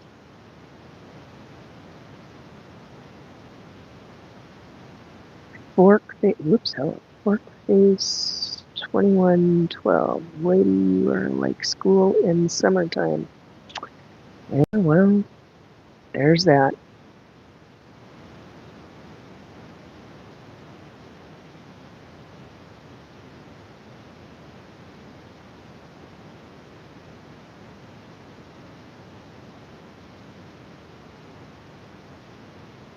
My sheets are in fact green, and I have orange hair. Oh, okay.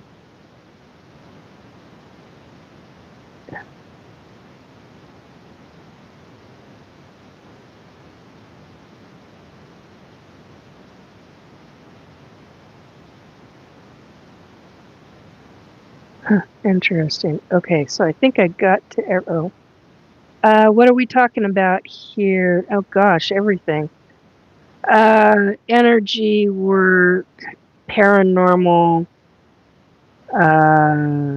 government, regarding CIA, regarding gates, the off the wall section of the gate program, not the legitimate section, but the off the wall section of the gate program. SSP. We haven't hit the ET stuff yet, so we'll get there. Let's see. Oh, hey, cool cat. Sisters, grands.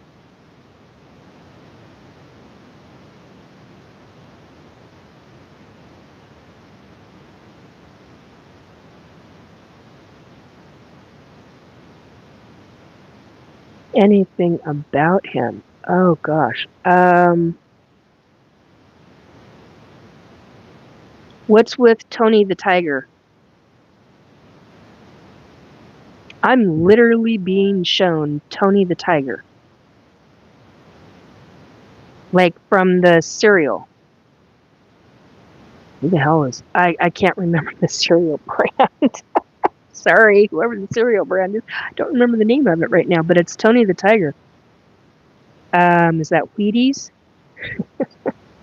That's great. Yeah, that's exactly... And that's what I'm hearing.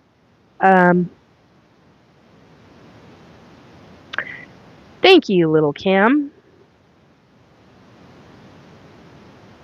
Kellogg's Frosted Flakes. Thank you. That was driving me nuts.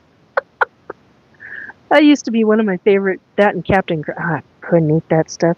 Oh god, stuff shreds my mouth, inside of my mouth. But then again, there's a number of things I can't eat anymore. Too much sugar. Well, for me anyway.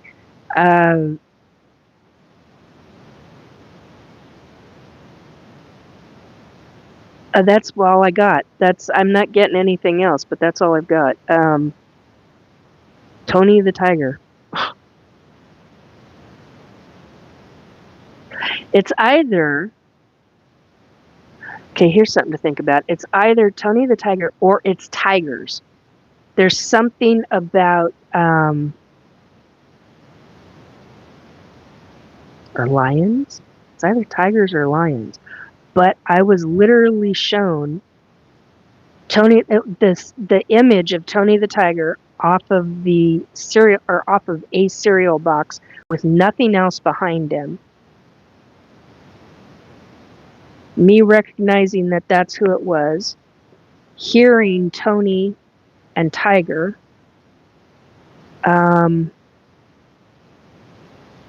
Does he have a little... It's like a little stuffed animal, not much bigger than that it's like sleeps with, or the lion. It's some kind of feline. Anyway. Oh, I just lost my internet. That was interesting. Nikki, where did it go? Sorry. Daniel Striped Tiger. I mean, it could be Daniel too. Well, no, because but that's a possibility. Thank you, Amy. Nikki, okay, Christine, Nikki, can I message you one day for a reading or so? Yeah. We're attached on Facebook, so hit me up on Messenger and let's schedule it. Let's see if we can put up a Mania Light. See, I'm not picking up Spider-Man at all. I keep picking up Tony the Tiger, Tiger-esque lion-esque. Amy's right about Daniel striped tiger, which is from Mr. Rogers' Neighborhood. Had to think about that one for a minute. Go back in time.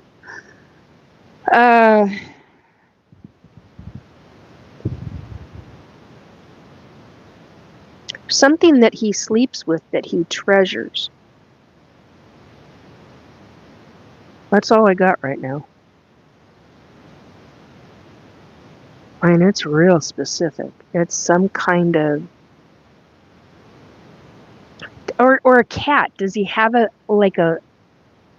living cat that likes to sleep with him that to him represents a tiger? I mean, that's really pulling stuff, but I keep something near his head of his bed. That's interesting. Something about a scarf too. Likes to wear a scarf or something. Anyway. Daniel Tiger has his own cartoon series now. Wow. Ouch, ouch, ouch, ouch. Okay, hang on one sec. I'm going to hit mute for a moment because this is get loud.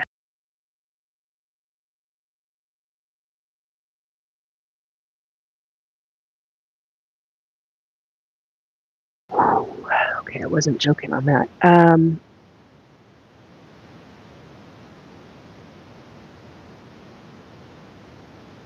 Oh, I used to have a cat that did that. Yeah. I had friends who called their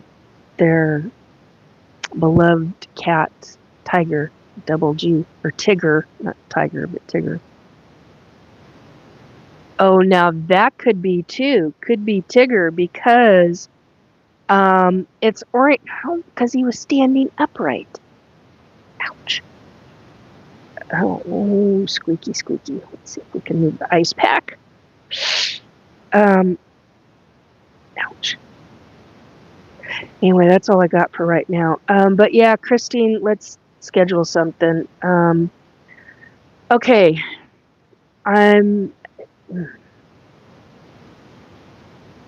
Okay, there were two things that I wanted to talk about, both of them regarding government. Two things that I was going to out. Got the one. No, where the heck's the other one? No, that's the boy. Okay, let's go back further. I know I marked it. It's just a matter of finding where the hell I marked it.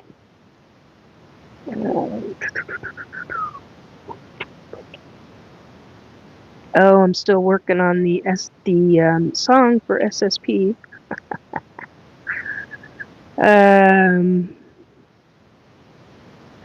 Oh, speaking of dreams, I had a pregnancy dream, and those always come true. So, not for me, but for somebody. What the bloody hell is this? That wasn't the only one. There were two of them. Where the hell was it? Sorry, folks. I'm trying to be a lot more prepared than this shit. This is ridiculous. At least in my opinion. Alright. Well, apparently I'm not finding it. Alright. So, we've got this.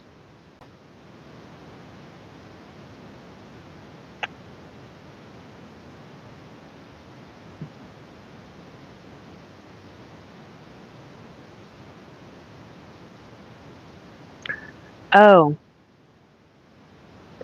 I got told I don't know who this person is, but I got told that there was an extremely corrupt judge in the United States. No idea who. I was like, what the hell? And they're like, yeah, you need to be aware of that. And I'm like, why do I need to be aware of that? There you are. There's the second one. Okay, let's put a tracker on that so I don't lose that page. Um,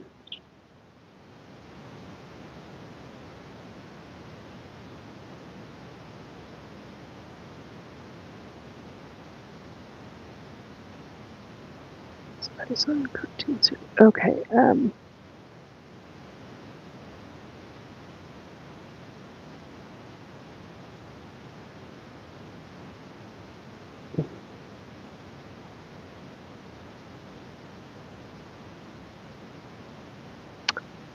Oh my. Okay, here in one moment.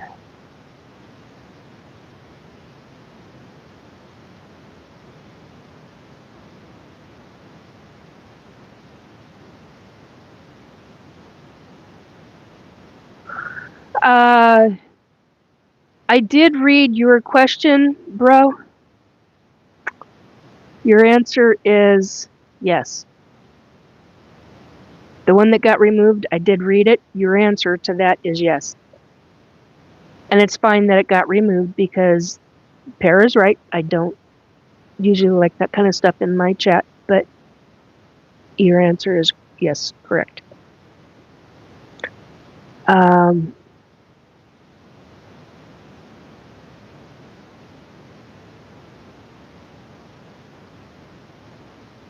Oh, yeah. My email. So Marilena is asking about my email address. Sorry, I had to close my eyes. My eyes are getting really sensitive. Oh, speaking of which. Product placement. Product placement. I highly recommend this. And this stuff works for my light sensitivity and hormones. So, hot flashes be damned. This stuff is phenomenal. Anyway, but it also, for whatever weird reason, it helps with my eye sensitivity. God, my eyes got sensitive. Just out of the blue, and I take one or two of these, and so it's hormone related. Anyway,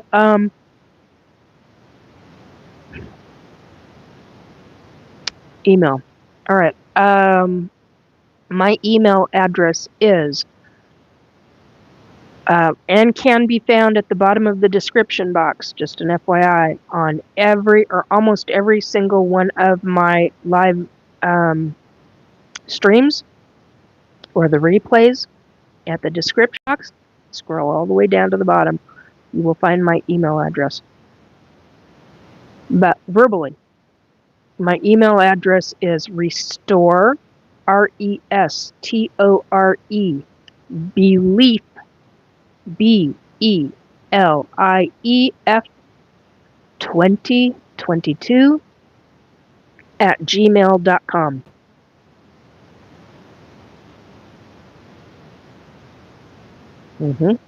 Thank you, Para.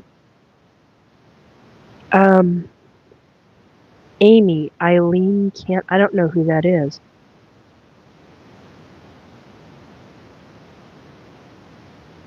Yeah, you're welcome, Marilena.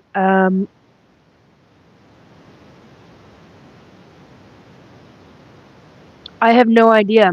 I don't know, Amy. She's saying SCOTUS, appellate or district, federal or state level. I have no idea regarding the judge. I just got told.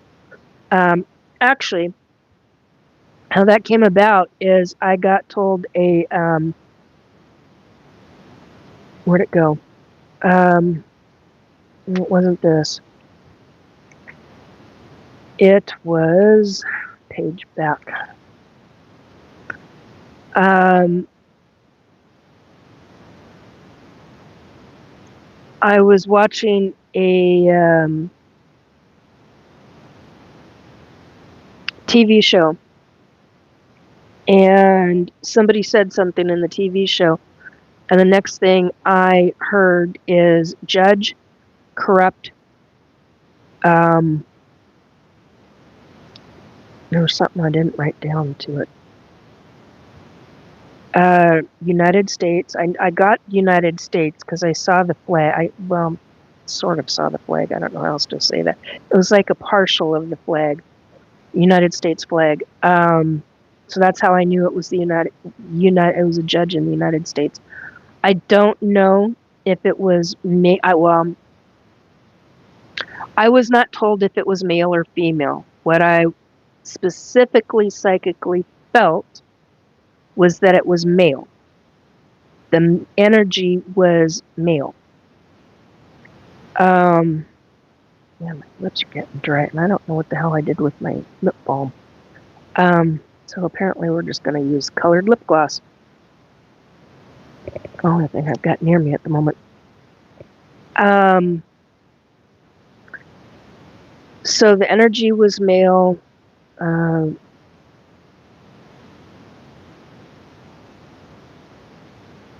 Quote, in the quote that I wrote down, a wolf in sheep's clothing. Now I've had that exact quote given to me twice, days apart from each other. So like 7th or 8th of this month. It's in my notes somewhere. 7th or 8th of the month, and then again on Friday. So I don't know who it is. But it was really instilled with me that whoever this person is, the word very kept coming up, and I was like, whoa, okay, I don't typically get the word very. I usually get some other non-fifth grade word. It's usually some college word. So, squeaky, I know. With the tongue, tailbone. Okay.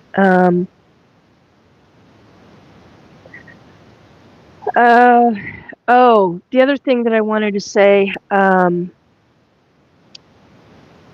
so I had a situation, not a big deal, but it brought up something that I've seen others asking about, other people who are trying to figure out what does this mean. Yeah, I know, Para. Just one corrupt judge? Yeah, I know. But this one, in order for them to be telling me the way they told me, and the fact that this was over basically 2 days' time, 2 separate days, with that exact quote, it's a big deal. It means he's up there. So what the hell was I going to say before that? Oh, so people ask, what does it mean when I get a loud pop sound? Oh my! I get a loud popping sound that wakes me up. And there's nothing. I don't have animals. There's nothing in my home that would make that sound. And other people will ask them questions, and then it's determined that it's ethereal. Well, I heard like a 1980s type Bell telephone ringing in my head, and that was like 3:30 in the morning, technically yesterday morning, so April 11th. And that is a notice. For me personally, that is a notice from my my guides and my angels. But when that happens to other people, like I used to hear knocks. Now, for me, when I hear knocks, that's usually somebody knocking on, because I've got a barrier protection or a barrier wall, and usually that means that somebody's knocking on it, and they're typically an astral. Now, I have had telepathic versions of that, where I've got, because certain things were taking place at a very specific time in my life, I used to put up a Well, periodically I still do. Sometimes I do and I don't even realize that I've done it. But when it's deliberate intentions, it's much stronger. A lot more stronger. It's incredible. And so you can even have it happen telepathically and you'll get a knock. But it's a form of being in the ethereal side. And that's why you're hearing it. Your psychic energy is picking up on it.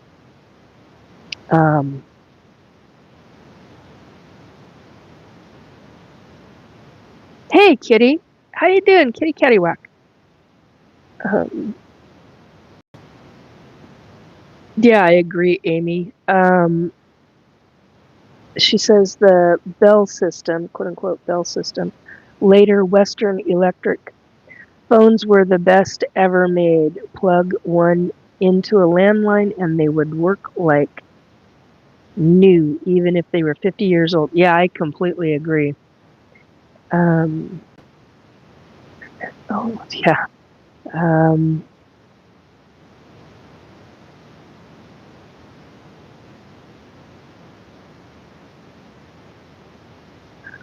Yeah.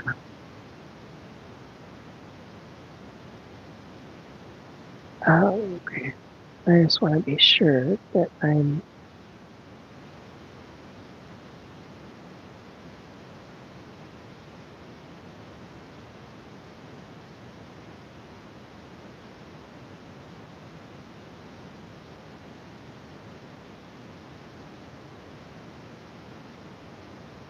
Yeah. Okay. I'll be resting my eyes, but still listening. Okay, Christine. That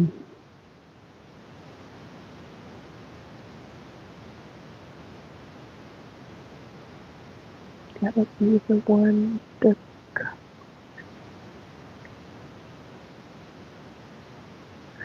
Okay, so here we go.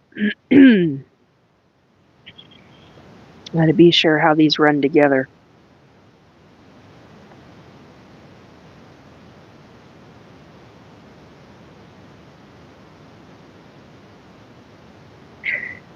Okay, so I am calling out U.S. government because this is psychic information that I was given Friday and this afternoon.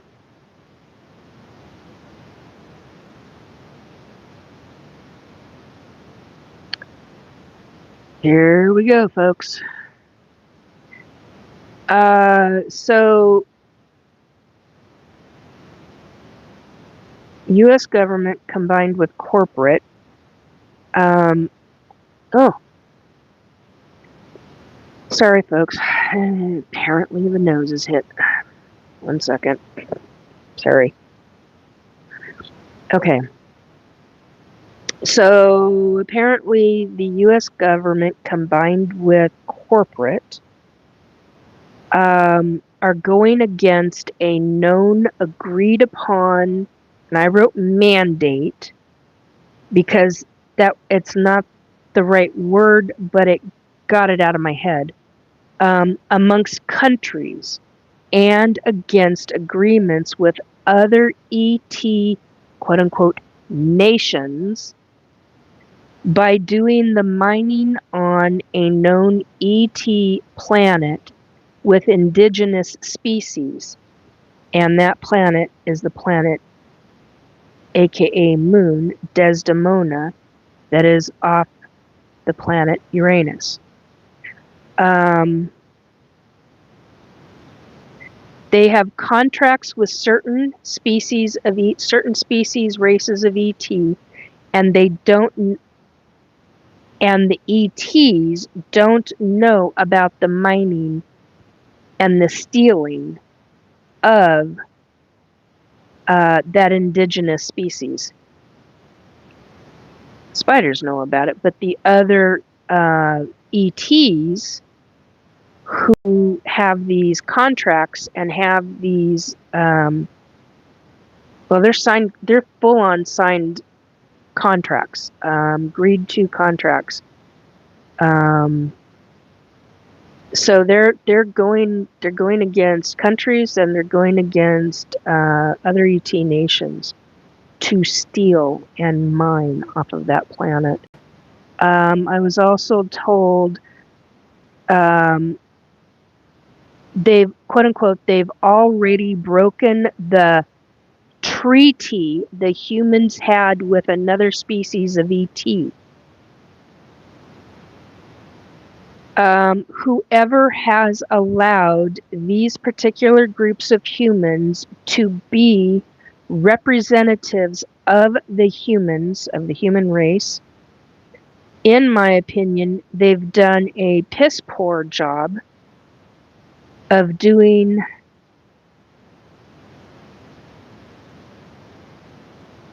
something job.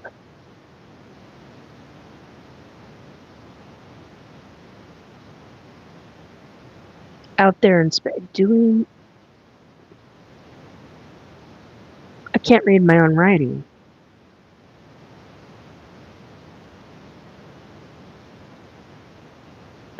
Doing something job out there in space. The humans have, quote unquote, begged, borrowed, and stolen things from numerous types of ETs. So, in other words, humans are going to get quite a hell of a reputation with different groups of ETs, different races, species of ETs as thieves. That is, I'm sorry, I take great issue with that. I take huge frickin' issue with that. As a human being living on this planet, it's just really not okay. With the knowledge that I've got and what I'm being told periodically, this is a big damn deal. It's a really big damn deal. And it's not okay, and nobody should be okay with it. The things that I was going to talk about was contracts. Was human contracts, human and ET contracts. This was one of the subjects I was going to talk about. I was going to delve into much further than that. Human representatives. So we've got human representatives. This is why I found the situation with NASA so ridiculous and funny. Yet, at the same time, kudos to the scientists, the regular scientists who did what they're doing. I mean, credit to work, credit's due.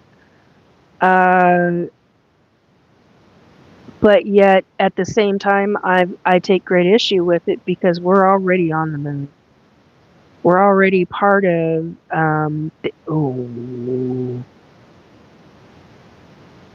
I literally just heard an ET human space race.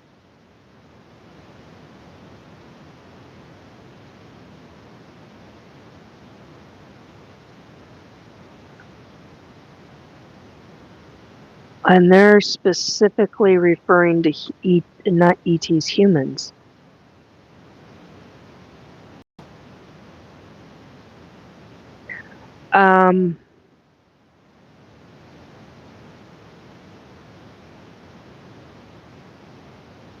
Actually, I don't eat a lot. So the SSP and the Desdemona violates the civil law by inducting you and international law by mining this moon and other statutes on how it was funded.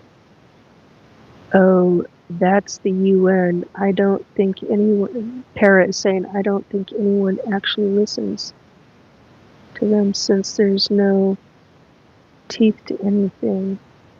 And he says it's basically what they call a, God, I can't read that word. Panoply of illegality. Yeah.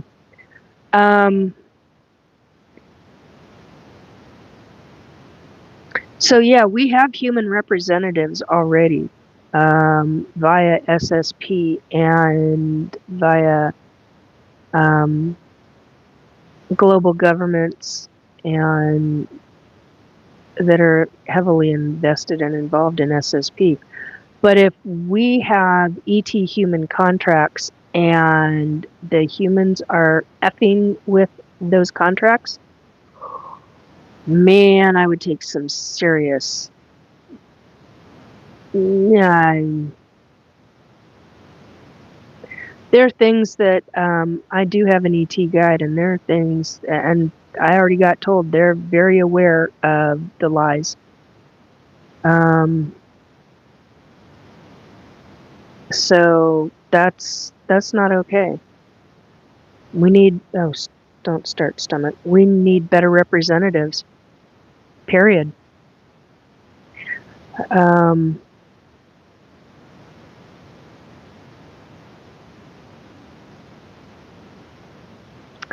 It's basically what they call it. The illegality. Amy says UCMJ violates as well. Uniformed Code of Military Justice.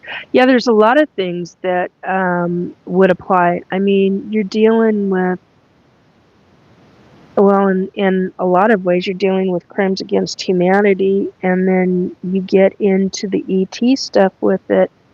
And if they're doing, well, not if, but I mean, for me to get this kind of, the way it was worded, to get this kind of information, it calls into question everything that they're doing, and I do mean everything. So, yeah, be careful. I wouldn't trust governments by any stretch, any of them, and for good reason. They do a lot of nefarious stuff. Sometimes it's nefarious in order to keep people safe. I get that. Do I agree that, I don't know. There are things. There are things that we in the general population and the general public don't need to know, and then there are things that we absolutely should be knowing about, such as the technology. I completely disagree with keeping the public in the dark about these situations. And ufology. I've commented so many times on so many, not podcasts, not shows, in so many chats, because I'm part of a number of different groups, just to see what people are talking about. And I'm horrified. I mean, I get the typical smart-ass crap and the people that are laughing, and a lot of the laughing has stopped. People are taking notice of what is actually happening, what's being said in these, and then others are actually talking about their experiences. That's huge.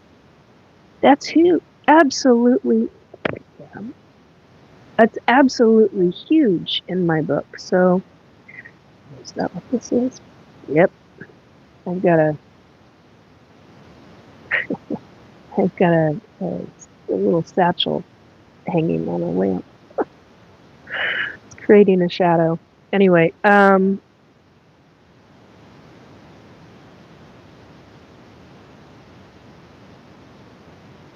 it's going to bankrupt people, in my opinion. I don't have psychic info on that yet. So Amy just said,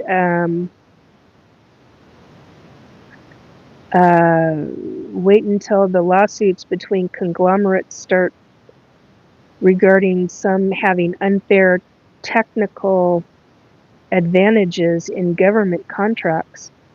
Civil law side of things. Yeah, I mean, there's some major, and then you got to look at it. There's some major things that in those fields that deal with technologies, massive advancements that only very specific sections of a conglomerate may know about. kind of like a deep state part of the conglomerate. Well, when you've got that kind of situation going on, whoa, just 1 second. I'm literally,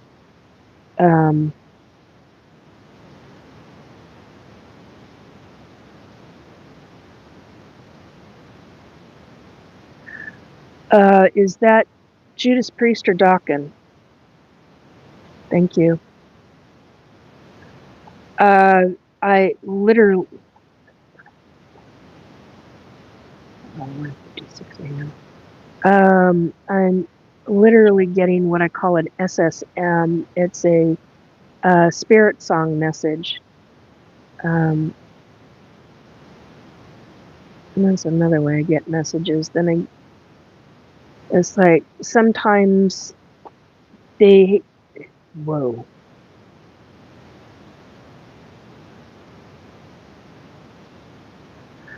Okay, I am being told to watch out in your dreams. I'm literally hearing the song Dream Warriors by Dawkins in my head.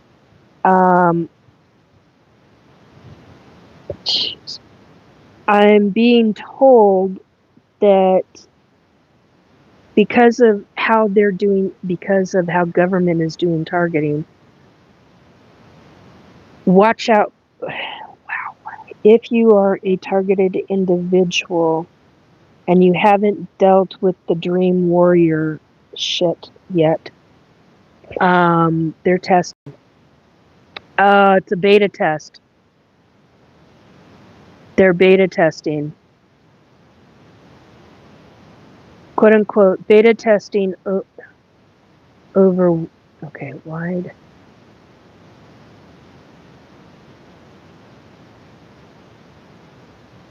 area of the states. It's just like what they were doing with Voice to Skull. This is different. Holy shit, they're going broad scale.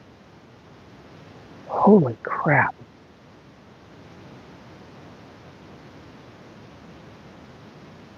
Do you know how many people would have to be plugged in for that?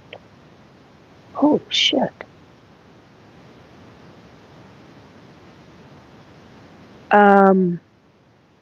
So we've already got Voice to Skull, which is V2K. And even those of us who are psychics and mediums and energy workers, all the way to people who have never had self-talk. They've never heard their own head in their own voice in their own head giving self-talk. Even those folks are going to start hearing Voice to Skull if they haven't already. I've been getting asked quite a bit over the course of the last, well, we're into the 4th month of the year, so September, October of last year. I was starting to get,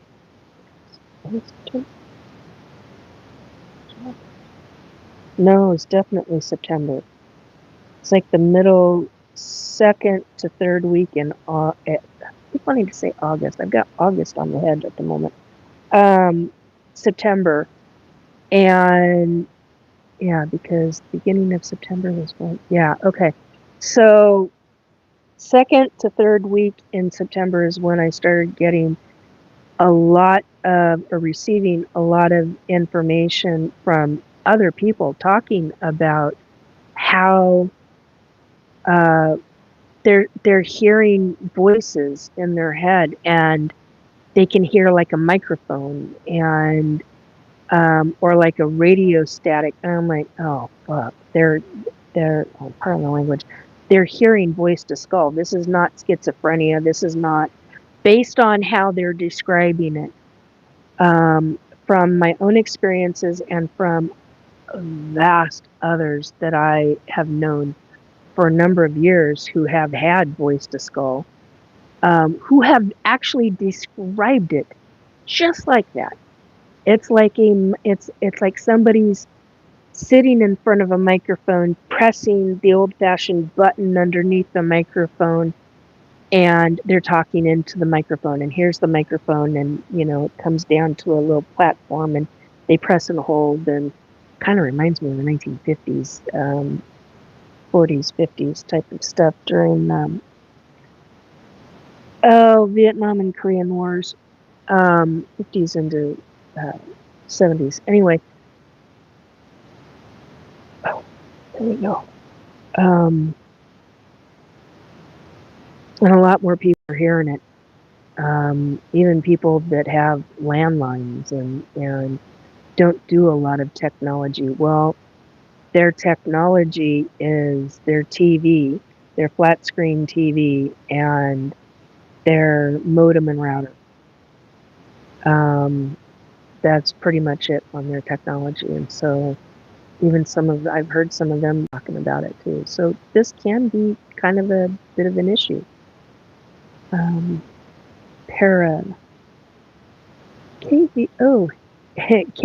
bullshittery. Hey, how have you been? Christian, do you remember David? Oh yeah, I remember. Okay, I remember David. Yep. I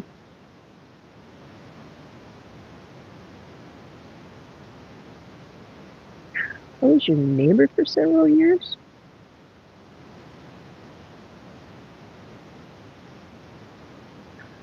Are we talking at the apartment complex? Or Seattle? And no, I'm not Crystal. My name is Nikki.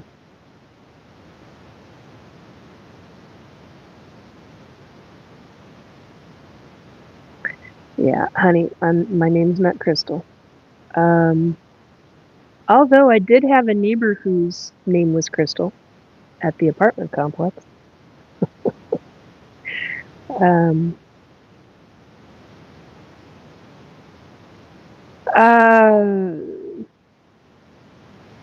Okay, Amy, this goes back to when you had asked me about what kind of people you need to bring about change to all of this. My first thought was, what? Yeah, I do remember that. Lots. Oh yeah, we did that already. Okay.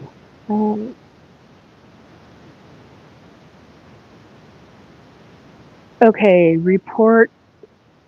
Oh, and you put in New Fork. Okay, so somebody mentioned that they saw something. Yeah, New Fork. National UFO Reporting Center. NUFO RC. New Fork. Yeah. .org. That's a good place to report UFO sightings, or well, they're even UAP sightings. Because you don't really know what they are. Large Pro 21 just saw a UFO. Well, that's cool. Okay. Let's see. I do remember a David living near there, though. Anyway, Tori Schuyler. Hey, hello. Hello from Kansas. Hope all is well and that you're having a great day. It's been an interesting day, to say the least. I'm always having interesting days. Some days are interesting good, some days are interesting bad, and other days are interesting. Wow, did that just really happen?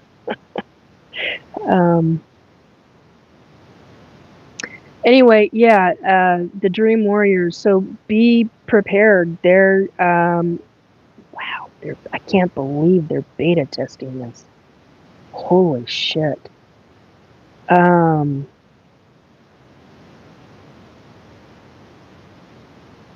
Wide area. They're beta testing over wide areas of the states.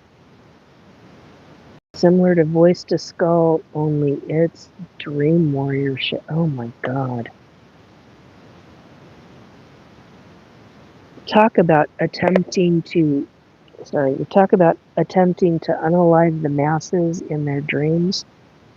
These people have the things that they can do, the things that I have witnessed, the things that I have called out regarding government, CIA, and what they can do, because of what I've experienced with them and witnessed as an average, everyday citizen of the United States. It's kind of freaking horrifying. Hey Juna, how you doing? Or Luna. Sorry, hang on a second. I think it's Luna. Yeah. Yep, it's Luna. Hi. Welcome. Well, let's see. Psychic medium, ET abductee, secret space program. What else do you want to know? Paranormal. All that kind of stuff. Anyway, UFOs, ET abductions, GATE program, gifted and talented education program, things of that nature. Stay if you want or go if you want. Anyway, so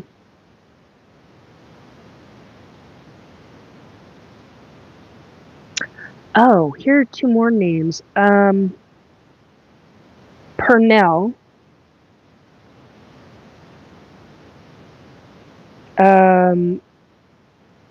along with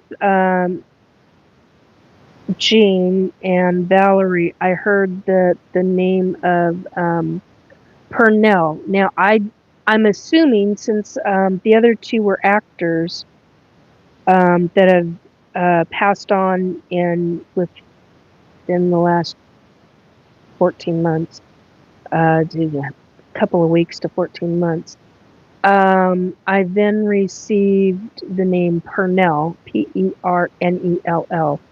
Now I don't know. There was an actor.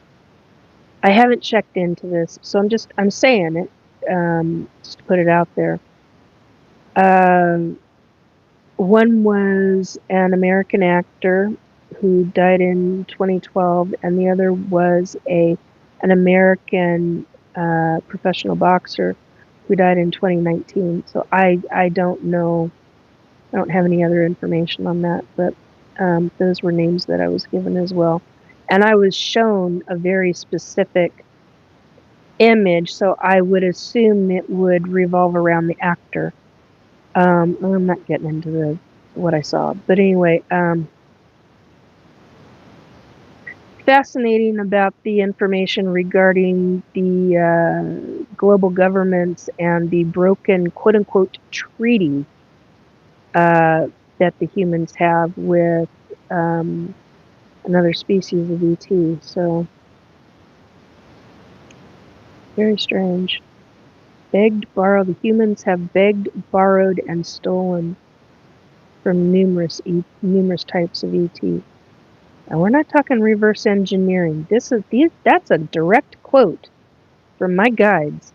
So, okay, I have to go. I will start watching. Okay, yeah, hit the like, subscribe, and the share buttons. If you are so inclined. Anyway, well, my name is not Roseanne. My name is Nikki Jacobs. I'm a psychic medium, ET abductee, forced participant in secret space program, GATE program, numerous other things. So, Dreamscape, 1984. A man who can enter and manipulate people's dreams is recruited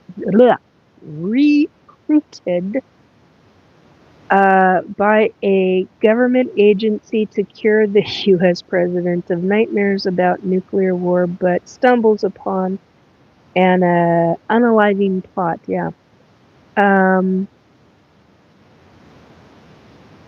Oops.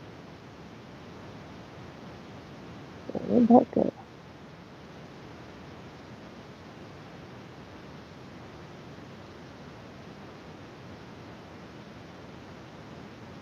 Oh, people don't listen, do they? Thank you, Para. So, there's another movie. There's a kind of like a sequel to that, an update. Well, it's not a sequel. It's an updated version. Not Incubus, not Insidious. Oh, it's got I call him the kid. He's an adult. He's long past an adult. He was at the time though, he was the kid who was in the TV show Third Rock from the Sun. He's the lead character in that movie that I'm thinking of. I just don't remember the name of it. So no, my eyes are hurting. Yeah, I think that yeah, Joseph Gordon-Levitt. Levitt's the right last name. I recognize the right last name. I just can't think of the first name. But if that's him, then yeah. Yeah, great actor. And that movie, it's not called Insidious. It's INC something. Inception. Yes, thank you, Para. Inception, phenomenal movie. And the interesting thing to me is that my friend who died a number of years ago, who worked for the government, who did very specific things for them,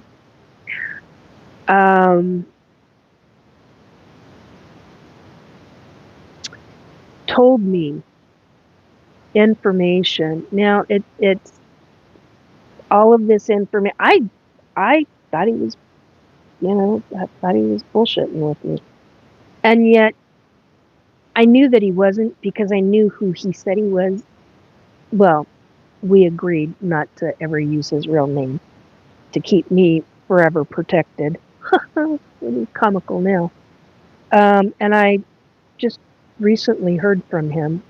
He came back. He's on the other side, and he came back and he had a conversation with me where I sat and cried. And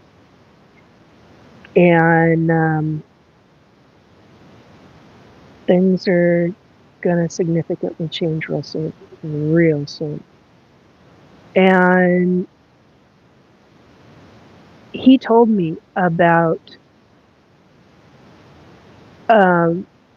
this program, and he called it its Dream Warper. It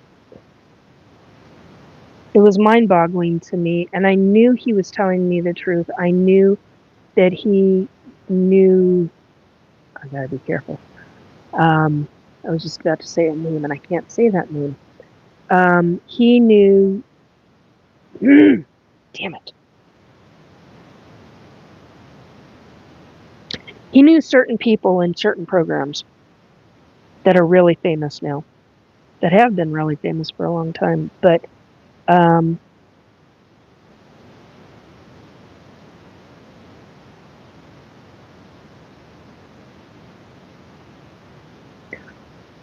want to be able to say more publicly, and I can't. This could really make my targeting from government so much worse. There are things I really, really want to say and really want to talk about, and I know that for my safety's sake and for the safety of my family, I don't even begin. It's way too dangerous. If I had the kind of protection I wanted, which would take a very serious amount of money, I would probably start saying things. And even then, I don't know how safe I would be able to be. because of what I've been told by people in the know now, who've got the knowledge of what can be done. It's pretty scary shit. So yeah, there are things that I really, really want to talk about.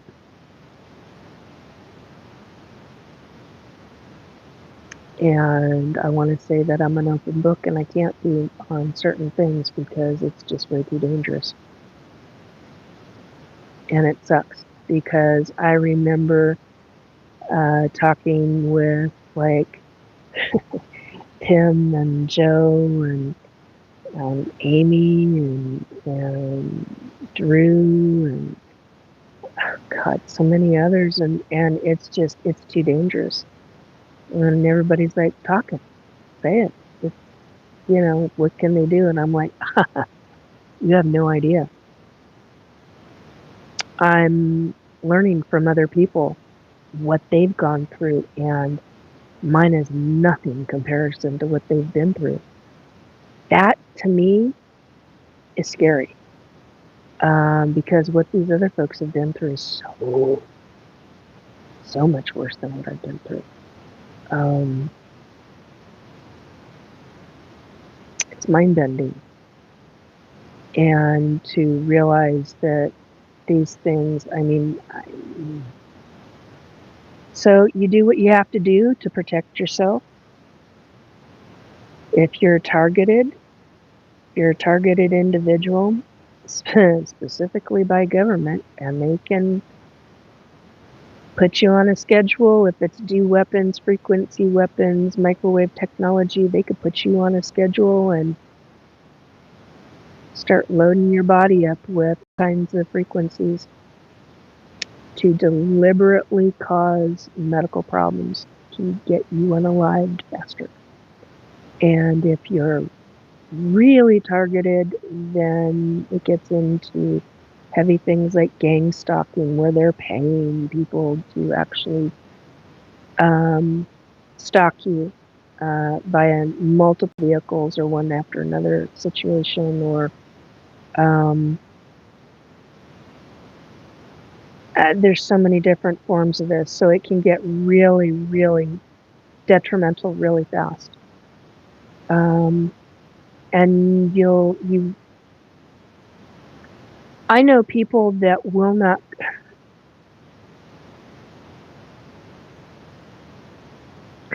I know people that will not even go out to a restaurant because they can't trust. Because of everything that they've been through, they cannot trust the waiters, waitresses, the cooks, because it's that bad for them. They don't know if it's wicked. It's really wicked, and people call them delusional or schizophrenic, and they're nothing of the like.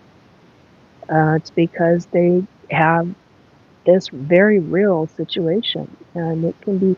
And then you get into the religious faction of it. Different section of it. You get into the Paranormal, the RSA, the religion aspect of it, and the cult aspect of it. And then you get into heavy necromancy, people who are doing that kind of shit. And targeting can get extremely dangerous, extremely fast, and very, very frightening. And I have a suspicion that is why I'm being really heavily as protected as I am right now from the other side, because things are going to shift and change for me some way, somehow. I don't have a clue how. Well, I can't say that would be a full-on lie. I have an idea. I suspect, based on what I've been psychically shown, different bits and pieces of things. And it's time for some major changes. In not only in my life, but in a number of folks' lives.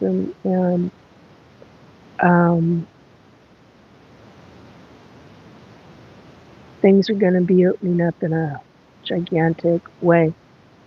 Just watch the ride. There's going to be times where it's going to get wild. So, decomposition, yeah.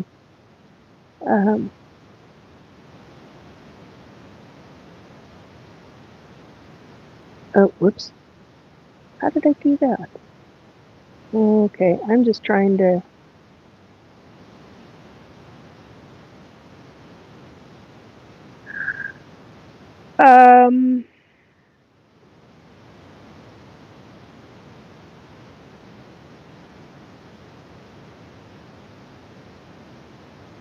Philomena, yeah, your thoughts on spiritual turf wars going on to change the world order? How do I say what I want to say? So, 2 weeks ago, or 3 weeks ago, it wasn't last week. I don't think it was last week. There was a piece of information that I was absolutely stunned and shocked by that psychically hit me during a live feed, a live stream. Sorry, my eyes are really starting to bug the crap out of me. And here we go again. 1 second.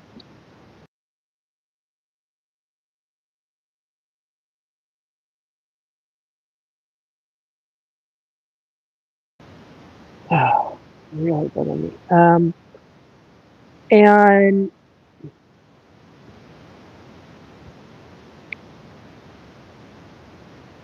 that time I talked about, I don't know what show it was, which podcast or which episode it was. That specific episode and psychic downloaded hit. Wow, it was big. It literally showed me that in, I think I said 100 years time from now, there will be no more in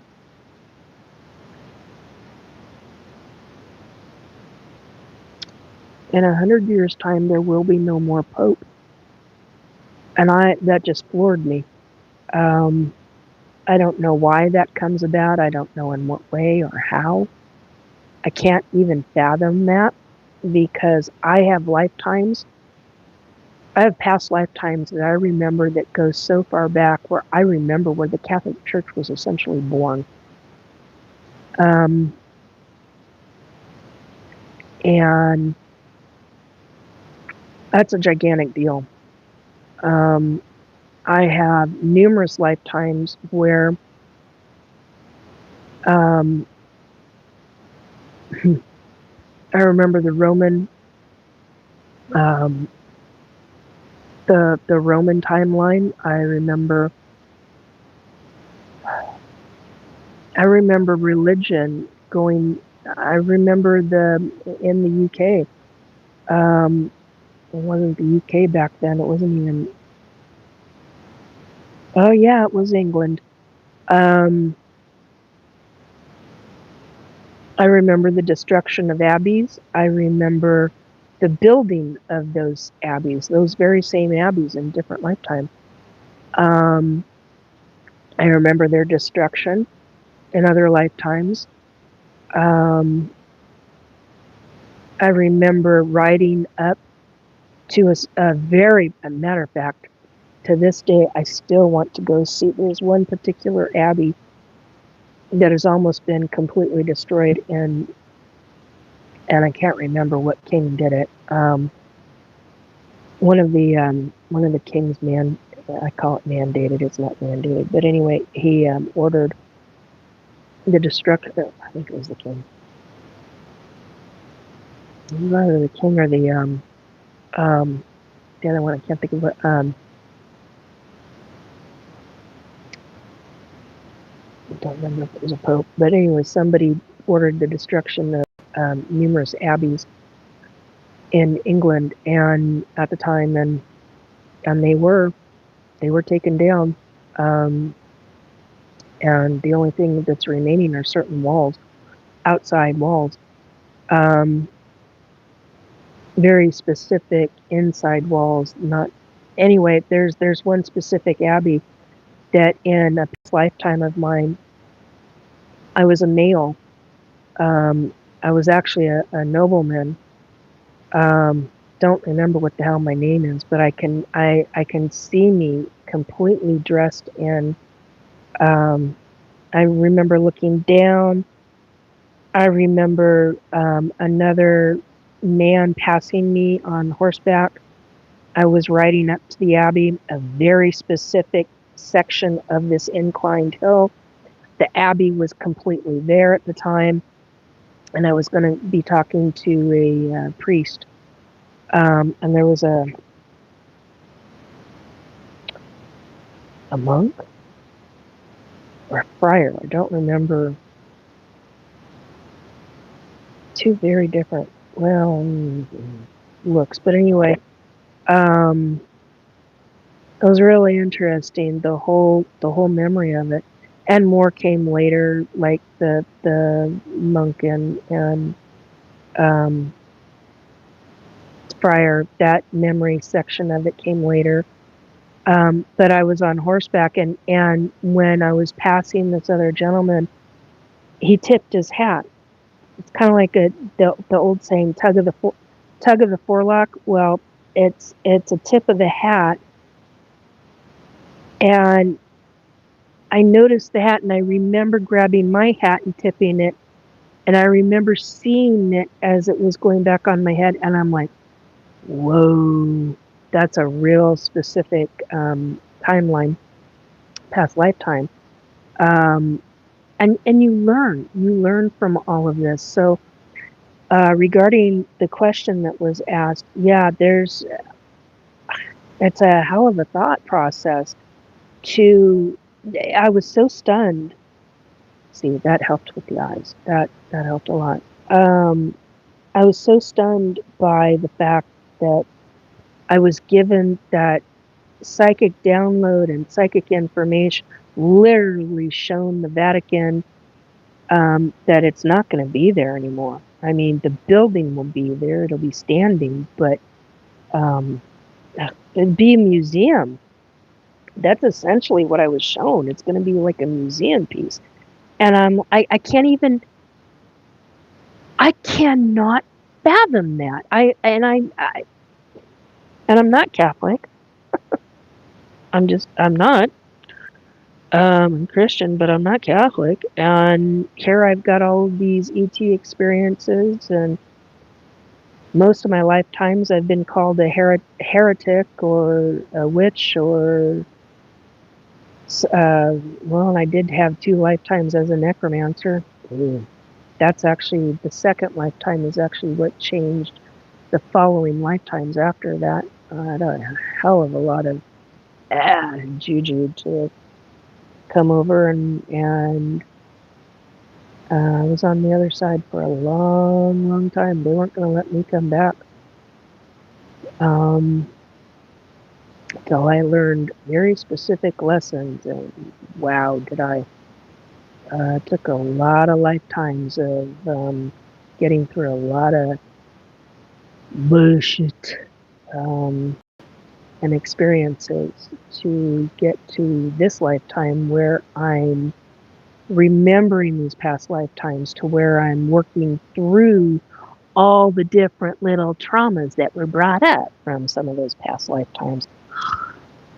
I kid you not. If you can get through a past lifetime trauma in this lifetime and emotionally get through it and psychologically get through it and deal with all the crap that it gets brought up, because hello, there's a reason it's being brought up in this lifetime, because you're supposed to heal, which means going through the shit and getting through it. Walking and wading through that muck into, as I used to say, clear eventually working through your way from muddy, mucky, icky water all the way to murky water into crystal clear water. And once you hit that level, then there's like a tunnel, and you're working through the tunnel until you can get the end of that tunnel. And once you get through the end of that tunnel, man, you're done. You're done with that shit. You're done with that aspect of that, whatever it was that caused all that trigger stuff. So religion comes into play in a big way for so many people, and it's understandable. The ETs, from my 58 years of ET experiences, the good ones, and even the ones who, well, some of them are real good too. So I don't know. They're just very science oriented, and they're doing part of hybridization programs, and they all talk about they want humanity, humans, to have a better, higher consciousness. That was the other thing I was going to talk about tonight. I knew there was something. Dang it. Finally got there. So higher consciousness is a big deal. Spirituality is a big deal. Spirituality will get you to religion. Different matter. Religion and spirituality, similar but not exactly the same, depending upon your view of it. And yet at the same time, you hit spirituality, you get into higher vibrational frequencies, which is a game changer. It's a major game changer. And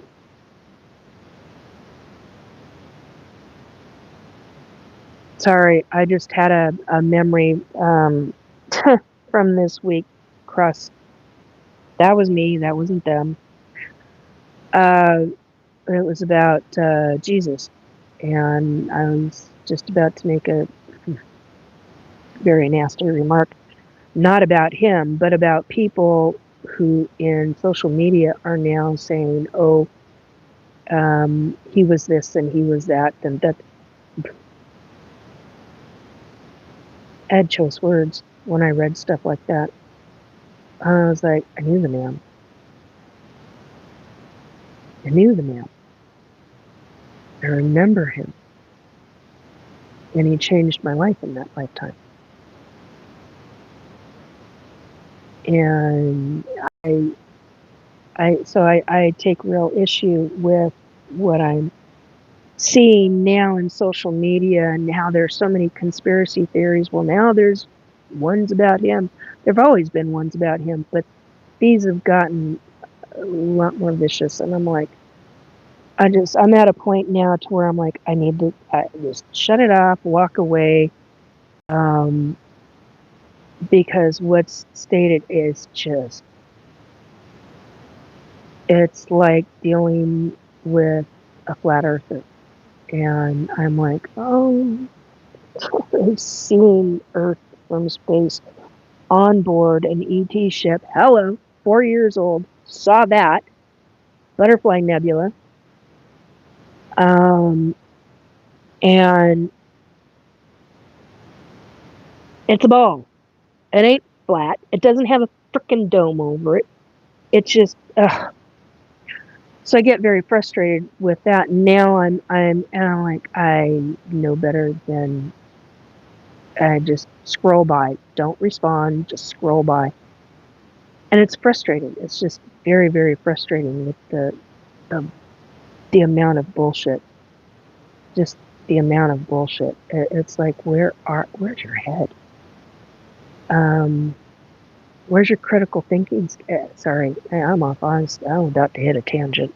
So we're going to change the subject. Same subject, just different way.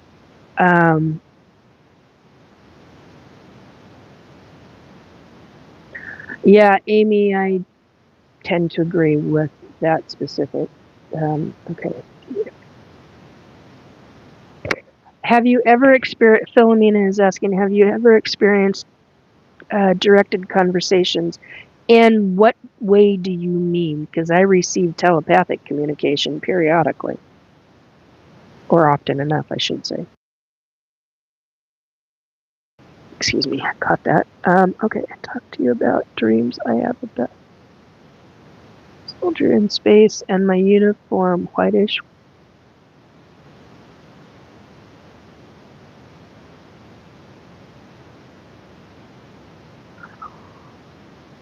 Anna,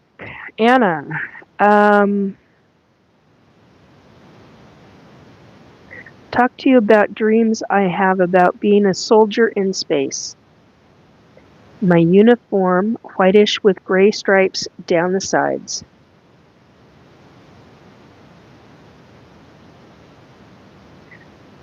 White with gray stripes.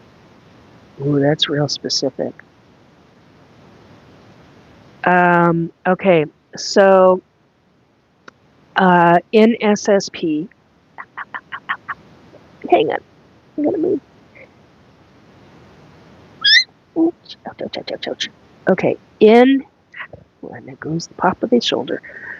In SSP, the uniforms are a combination of really dark navy blue and also black. There are suits that are navy, they're like jumpsuits. They're really, really dark navy blue. And then there are ones just like them that are solid black. I don't know, it's almost like a perma-press type of fabric, kind of like a combination of cotton perma-press type of fabric. So it wears really well and really long, but yet is thin enough to where if you're in a heated environment, you're not going to die of sweat, if that makes sense, because of the clothing.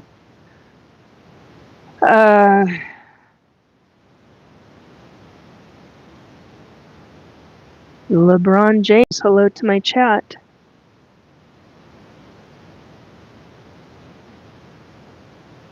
Joe, good morning, beautiful. Hello, how you doing? Clara had a dream of the Grim Reaper pointing to someone open skull at their brain and there being a little black device implanted in their brain and showing me it before I even knew of Elon's Neuralink. Okay, so ETs do that. Certain ETs that do the abductions, they will literally slice the skin, peel the skin, open the skull, and do that to the human brain, or the back of the neck, or the sinus cavity, or nasal passages, inside the ears, station tubes, just outside of the throat. You can have that at the back of the neck, at the bottom of the neck, in the shoulders, in the arms, wrists, elbows, ankles, knees, back of knees, tops of feet, in your skin, noticeable in your skin. If it's noticeable, they did that for a very, very specific reason so that you would take note of it. It's also for a number of other reasons. Yeah, it can be, there's so many different reasons, it's ridiculous.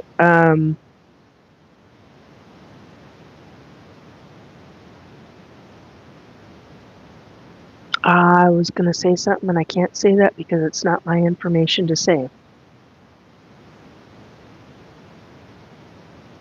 Okay, so yeah, that it can get So it doesn't mean that it's that you were seeing Elon Musk's Neuralink. It's very possible that you were seeing. You were also being shown an ET type of surgery. You're in Joe. You're in the UK. Oh, okay. I'm glad you're here, Joe. Oh, dang it.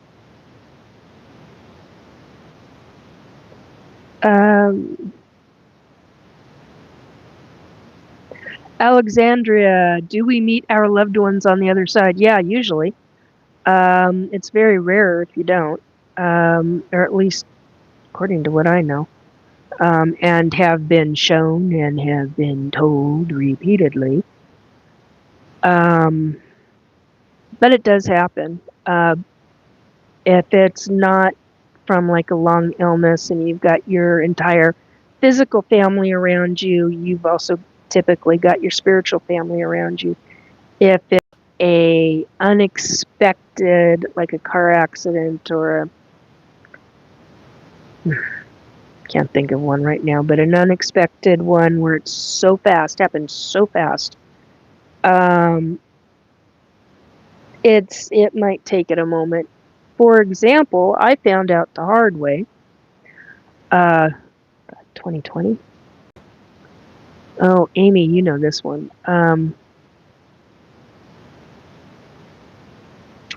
No, I talked about this with you. I'm just trying to remember how to word this. Where even Death himself doesn't always have the information, and I had spirits come talk to me and say, hey, this is going to happen. They're not supposed to die yet. What the hell is going on? And it got really wonky really fast. So, Alexandria, it can happen. Where, yeah, you do meet up either right then and there, or it might take a little bit of time. And by a little bit of time, it could be minutes, seconds, minutes to hours, or even a couple of days. But you should see your guides and you should see your angels. And they may not have been able to prevent it. But yeah, I've been shown where Death himself didn't know. And he went, I've seen that man, that being, Being. He's a hierarchy. He's a hierarchy royalty being. I have seen that man get really pissed off before. But I've also seen that man laugh and have fun and have a really good sense of humor. It's a little disconcerting, to say the least, to see him laugh, but it's a lot of fun. And I don't mean making fun of him. I just mean his laughter is contagious. It's really, and I mean that in a good way. I don't mean that in any, you get somebody laughing and what are you laughing about? That kind of thing. Well, it's kind of like that situation. So,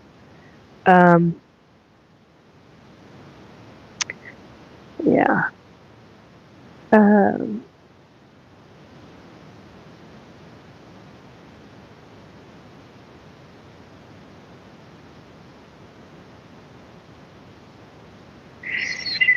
Yeah.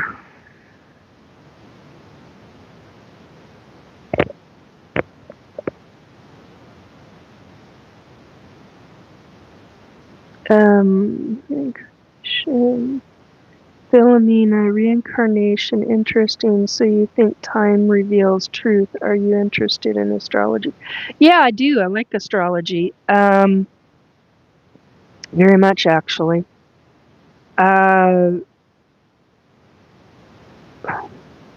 And that's to the chagrin of a lot of people I know that are very, very religious. Numerology, astrology, I was going to say astrophysics. That's not what I meant. I can't think of the name of it. The planets and the stars, and my brain is not there right now. It's not astrology. It's Astronomy. There we go. Anyway, and see, that's the targeting. That's what happens. They've stolen my words. They haven't stolen memories. They've stolen my words. They've stolen my language. They've targeted a very specific section of my brain and my thyroid, and yeah, that's always fun. So there's the one form of the Havana-Savannah syndrome. So, you know. Past life memories are cool, but like you said, you have the trauma. Yeah, I used to know a young woman. I can't remember how old she was. I think she might have been 23. 23 or 24. And she had a very severe issue with getting lost and having trauma driving. Just driving. And real basic stuff. And I was in the back seat one night, and I had the most intense past lifetime download regarding her life, and it was because she was driving I was going to say a covered wagon. She was driving a wagon, and it killed her. Let's put it that way. The wagon crashed. I don't remember why. And it was a wild. She suffered greatly. She didn't die automatically. If I remember right, the people that she had a younger brother who was with her, and he died instantly. And somebody else too. They didn't die. They did eventually, but they suffered a great deal. And she suffered before she died and crossed over. And you gotta get through that. There's somebody that I know that will never go into a lake or an ocean. And terrified of one specific kind of mammal. And I get that. But you gotta get through the crap of past life trauma, or it'll stay with you forever. You may not ever really truly get over it, because there is no getting over it. It's walking through the muck, the mire, and the shit to move on, to move forward. But don't let that fear, don't allow that fear within your body, within your brain, to stop you from doing things. That's a big deal. It's a really big deal.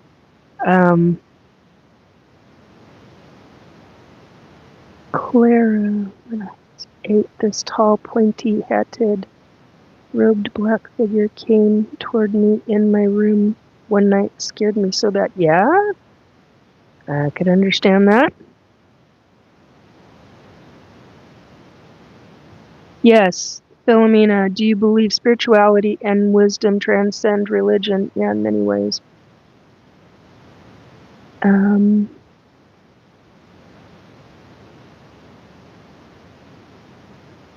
Shadow, no. Oh, facial features, yeah.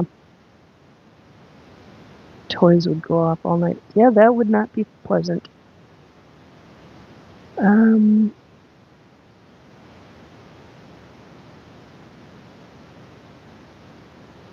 Anna, I was 7, saw a black shadow figure woman. I was actually scared of her. I walked into the room, and it was standing there looking at a picture of my mom.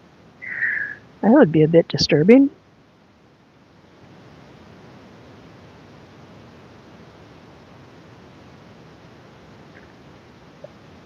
I know somebody that fired a pointy stick at one of those things. All he did was make a hole in the wall. They're quick, yeah.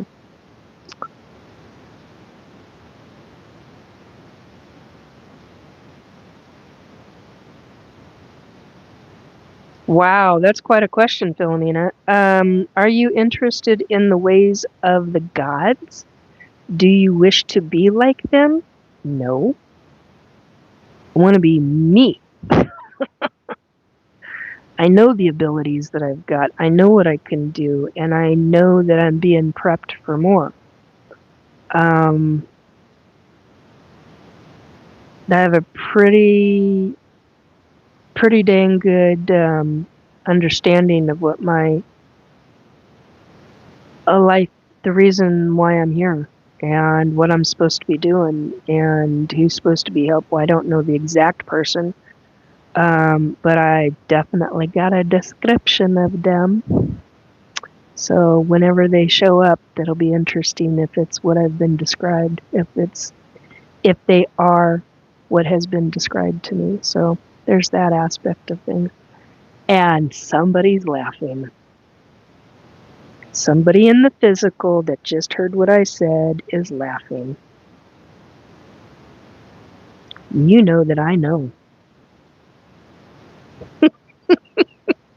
That's all I'm going to say on that. Hang on a second, guys.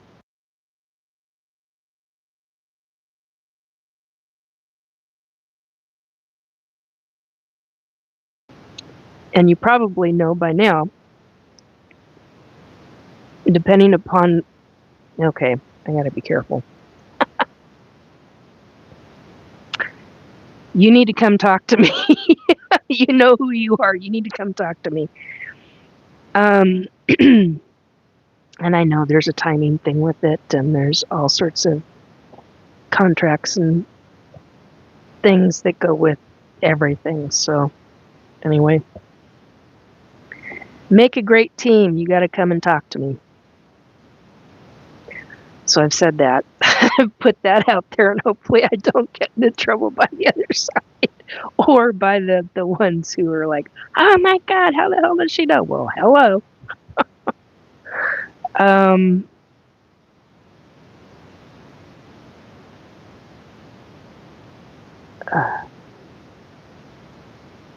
Interesting questions, Philomena.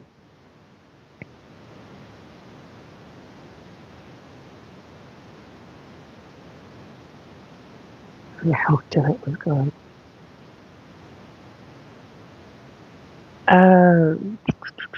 Yeah, the shadow video. Sorry, on Facebook. Outline of her hair move. Yeah, that's always creepy. I've had that happen when I was 17. It was a creepy experience. Sort of.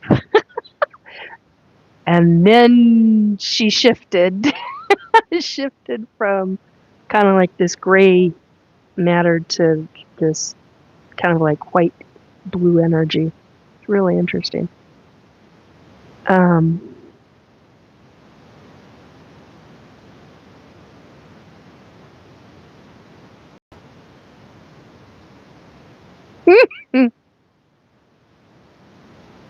Noodle Knox. Naka or Knox? I can't think. Did you hear that the first time we've sent men to the moon? Yeah, about I had some humor over that. Hello from New Zealand. Hello, how you doing? What are we chatting about here? All sorts of stuff, hon. 9 previous moon missions with people officially. Yes, says Amy. Yes. What happened to my uncle? Okay.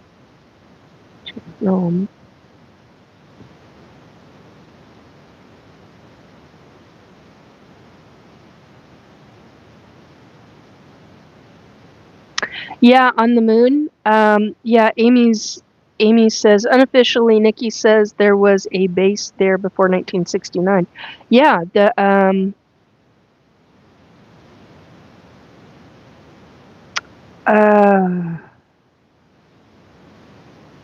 believe it was before the 50s, but yeah, 69.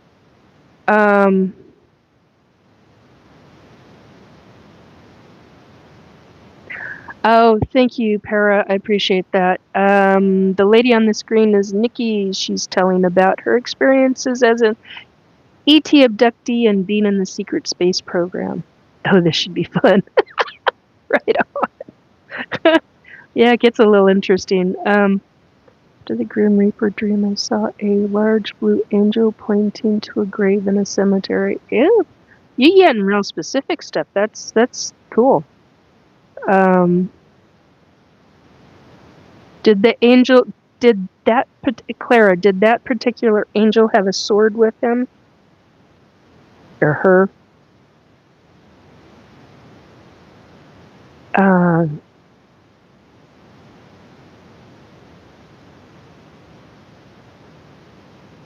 That does happen. Thousands pass before that time.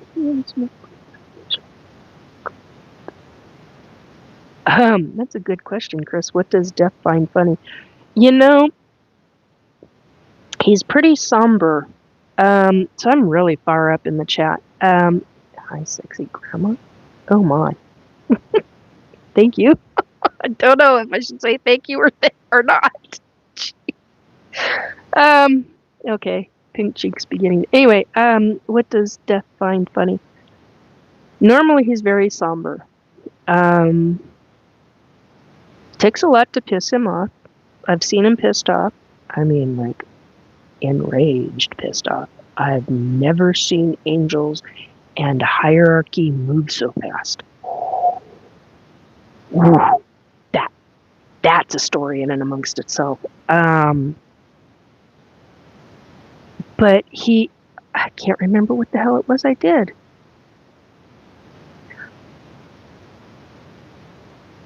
I psychically saw something. He was looking in his book. I said something. Another spirit said something else.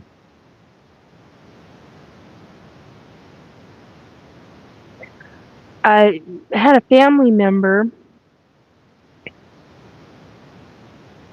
who was on the other side. He was standing at the time I was at a different apartment and I had a different setup, and he was standing literally right where my recliner was at, not sitting in it, but standing in it, and he was watching Death go through, oh my God, the book. I got to see the book. Oh my God, the Book of Death. Oh wow, that was incredible.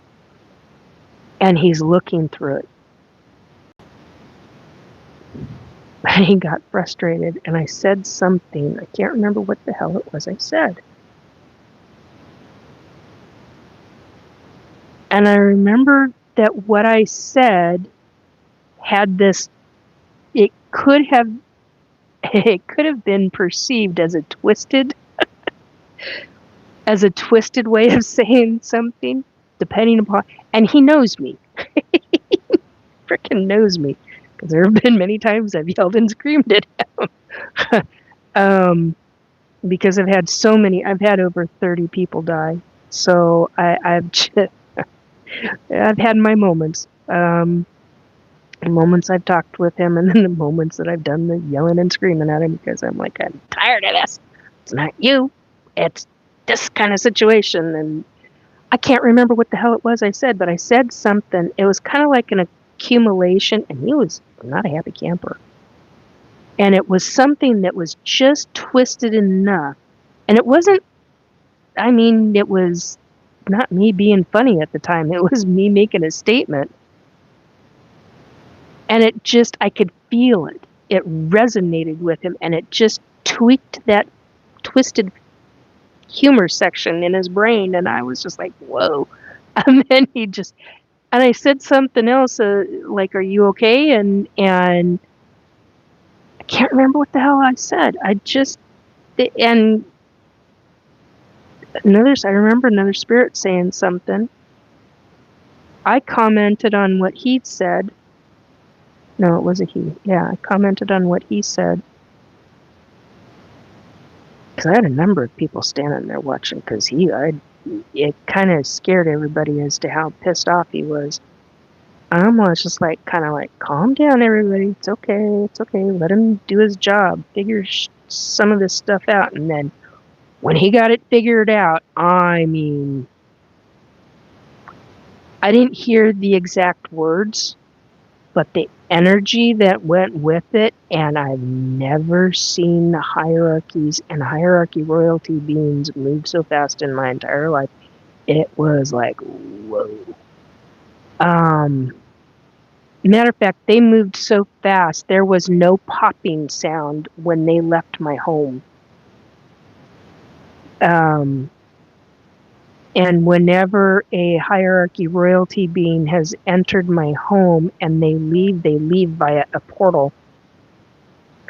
And it always pops my ears. It is really painful on my ears because it's so loud. It's a very specific frequency and pitch. And I don't remember. And he just, it was like right after they left, and I said something else. This other spirit said something, and he let it go. I mean, he really let go and started laughing, and it was just really funny as shit. Just to see he had the book in his hand. The next thing I know, the book's no longer there. I didn't look away because I'm watching him. And in the course of, in that fraction of a second where I'm looking over at the spirit, said something, he says something, I say something, and just as the book disappears, he loses it. I mean, it was really kind of cool. Big guy, too. Really big guy. He's not what people would expect. He's not the cloaked being, not the hooded person. Not hooded at all. I can't say that. But he's a big guy. I mean, he's like, trying to think of the biggest person I've ever, tallest, big, muscly. Although he was wearing a kind of, I don't know what else to call it, but a robe.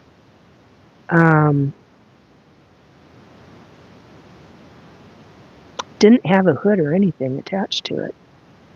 It was just basically what looked like it would keep him warm. And I remember thinking how odd that was to me. Anyway, I babbled on a long time about this. I apologize.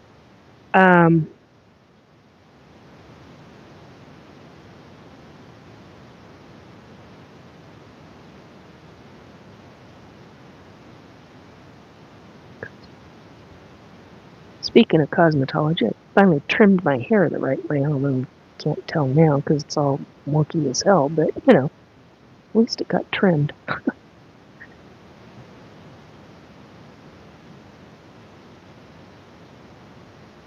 And Nikki, you are an awesome soul. Oh, thank you for that.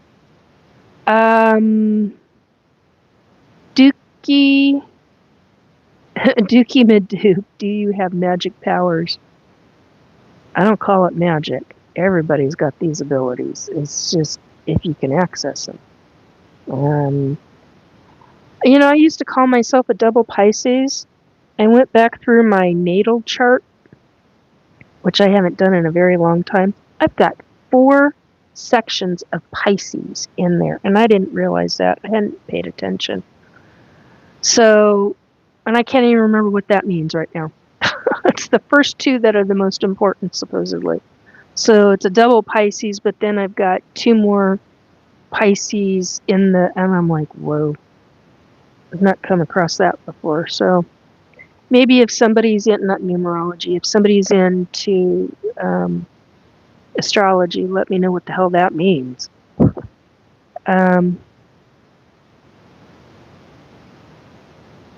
Maddie from New Zealand, your customer service is next here. How can I help? Yeah, I get it. It's this thing. Believe me, I get it.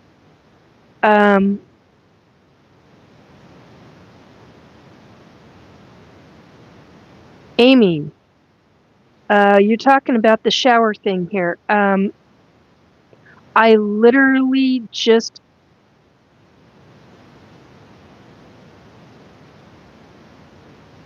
well, I was going to say something else, but I literally just this very second saw Roman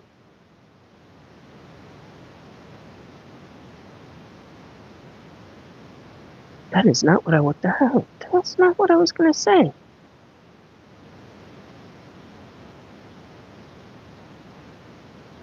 You were traumatized in a past lifetime. There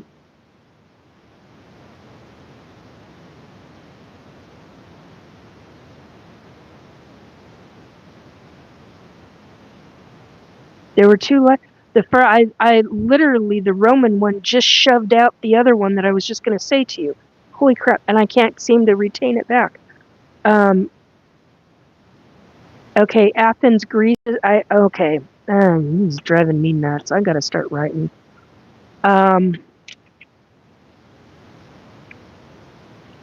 Okay, so wow. See, this is what I'm talking about. It just starts happening. Okay, it was past lifetime. It wasn't Atlantis. It was.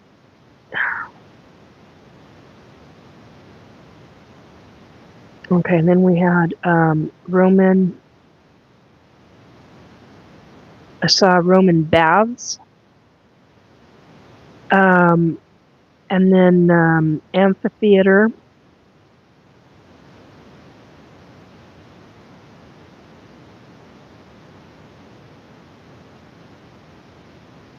And what did I just say? Greece, something? Greece.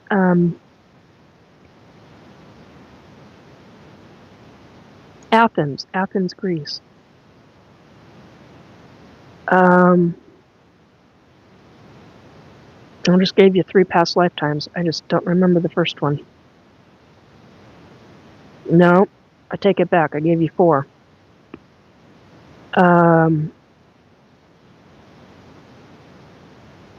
Well, this Roman thing could be either 1 or 2. Roman baths, Roman amphitheater. I can't recall the first one. It was back before Romans, though. Something to do with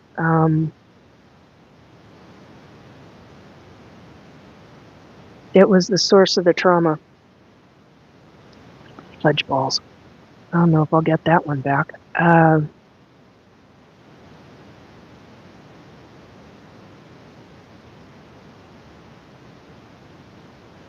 Shoot.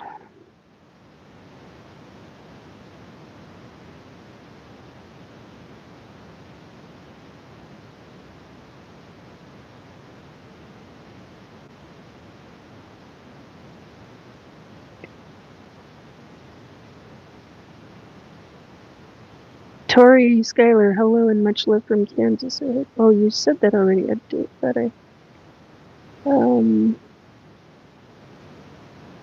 hello again. Hi. And let me put where is the person? Okay.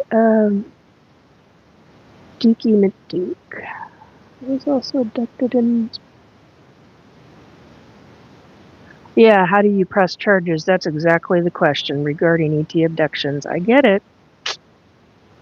Clara, I don't remember if there was sword, but there was blue. Yeah, see, that's what I was going to mention was the blue, and I didn't.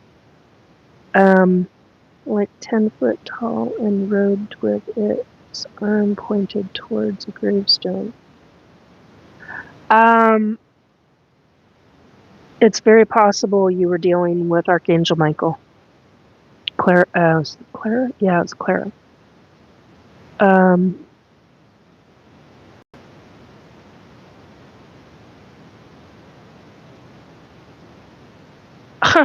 didn't use drugs. The only drugs I used was during, I had a surgery, and I had a back injury, and every pill I took that was a pain pill was written down because I was terrified of addiction. I don't do those things. Didn't back then. Didn't do a lot of, well, I take that back. gonna say I didn't do a lot of drinking, but I didn't during the school days, but on weekends, periodic. But it really didn't hit until my junior year.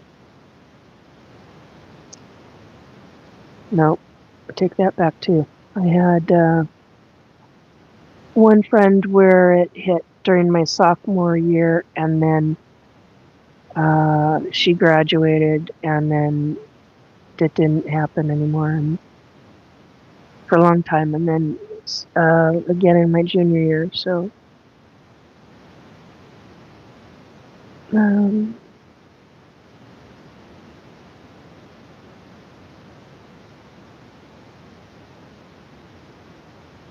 hello, Timothy.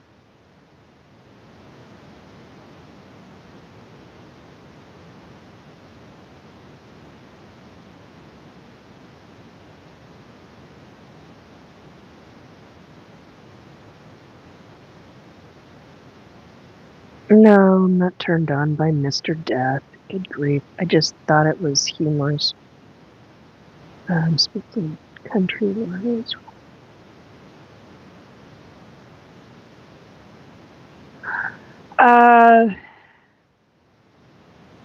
Cat Zoo. Cat Zoo? Wow, have you spoken to any celebrities? Yeah, a lot of them.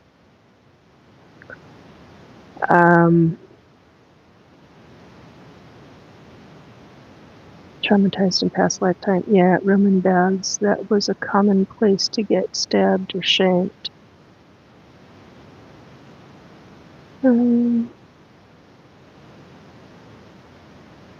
Ask Philomena. Ask.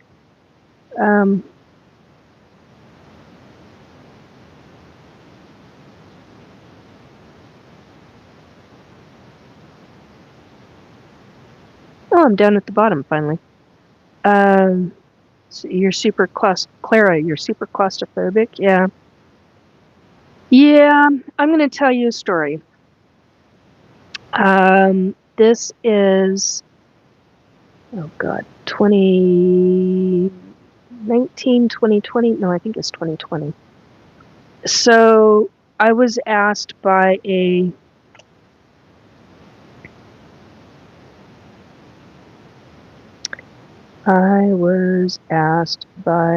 paranormal group. They were given my name from somebody else that I know. Hang on 1 second.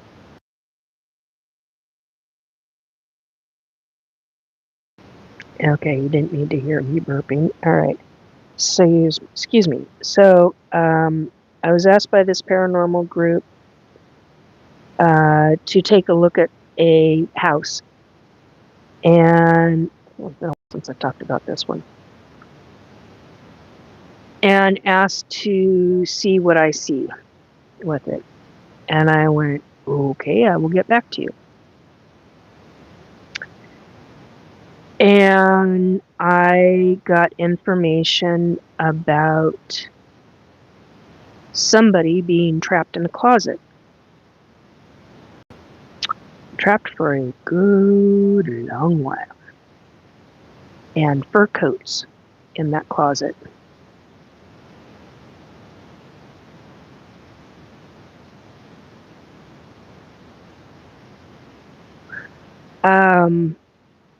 Easy answer on that one, Philomena.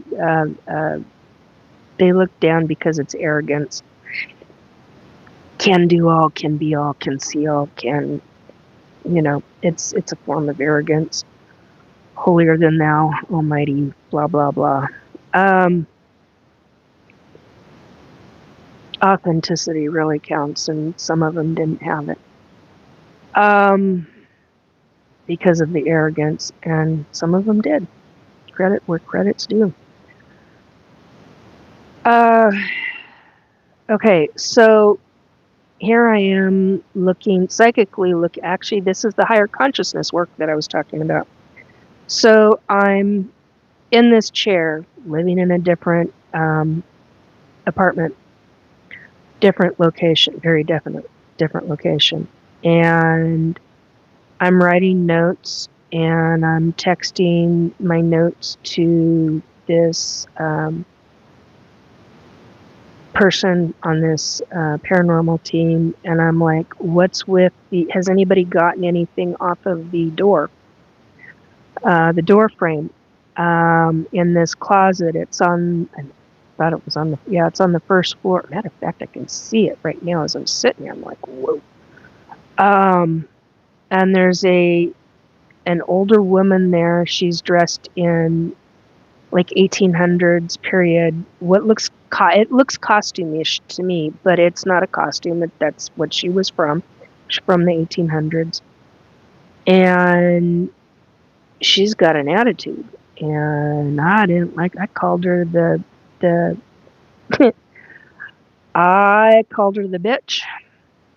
I also called her the C word because I psychically saw her when she was alive. She had access to this 8-year-old little boy.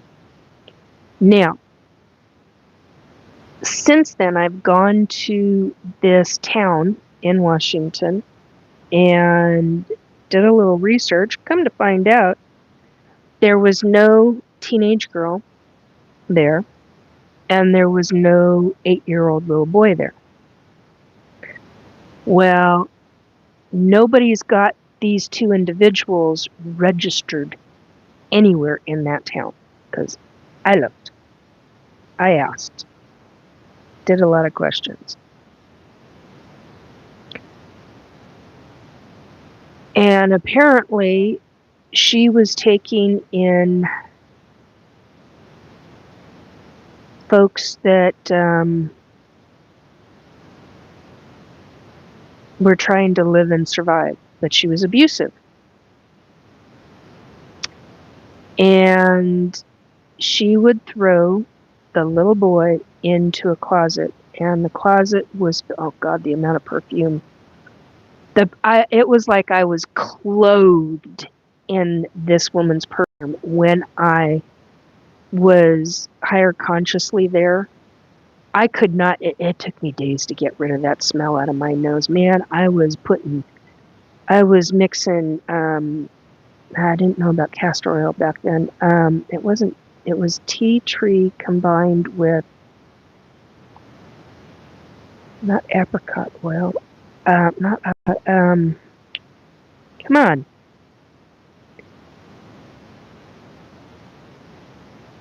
What's the name of the oil? Almond oil.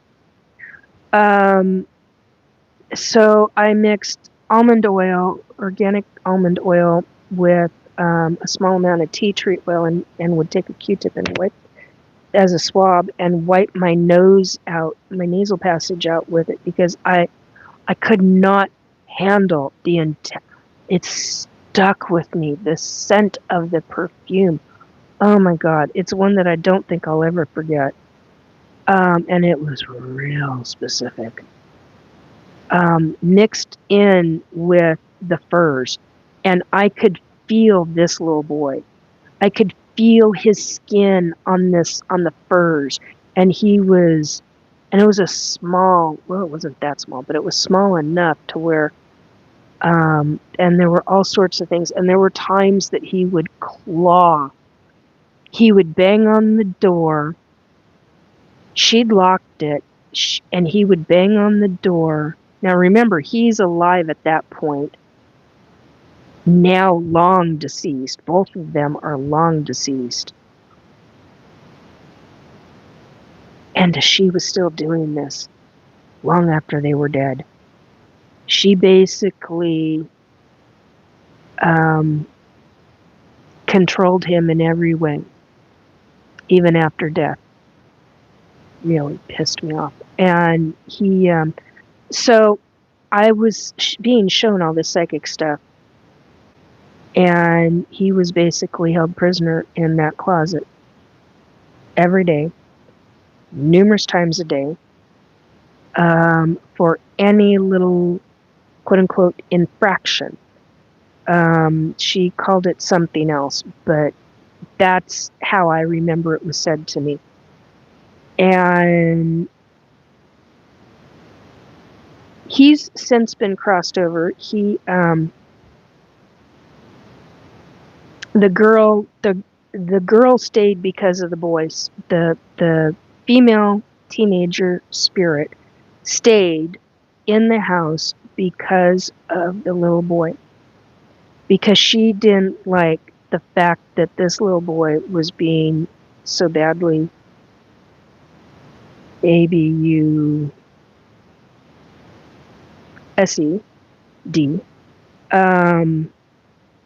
by this female spirit who was very much like this when she was alive in the 1800s.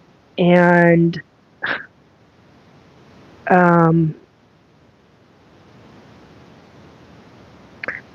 very different in comparison to the spirit that I met in that cemetery of that town. Very, very different.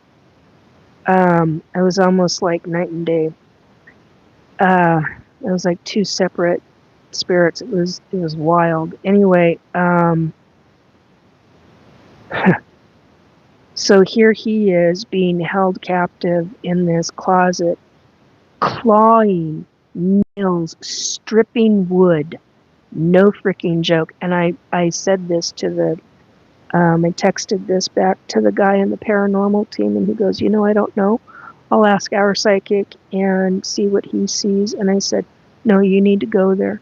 You need to go to that house. You need to go to this town, go to that house, and see if there are claw nail marks on the door, right at the door handle. And I described the door handle, the inside of the door handle.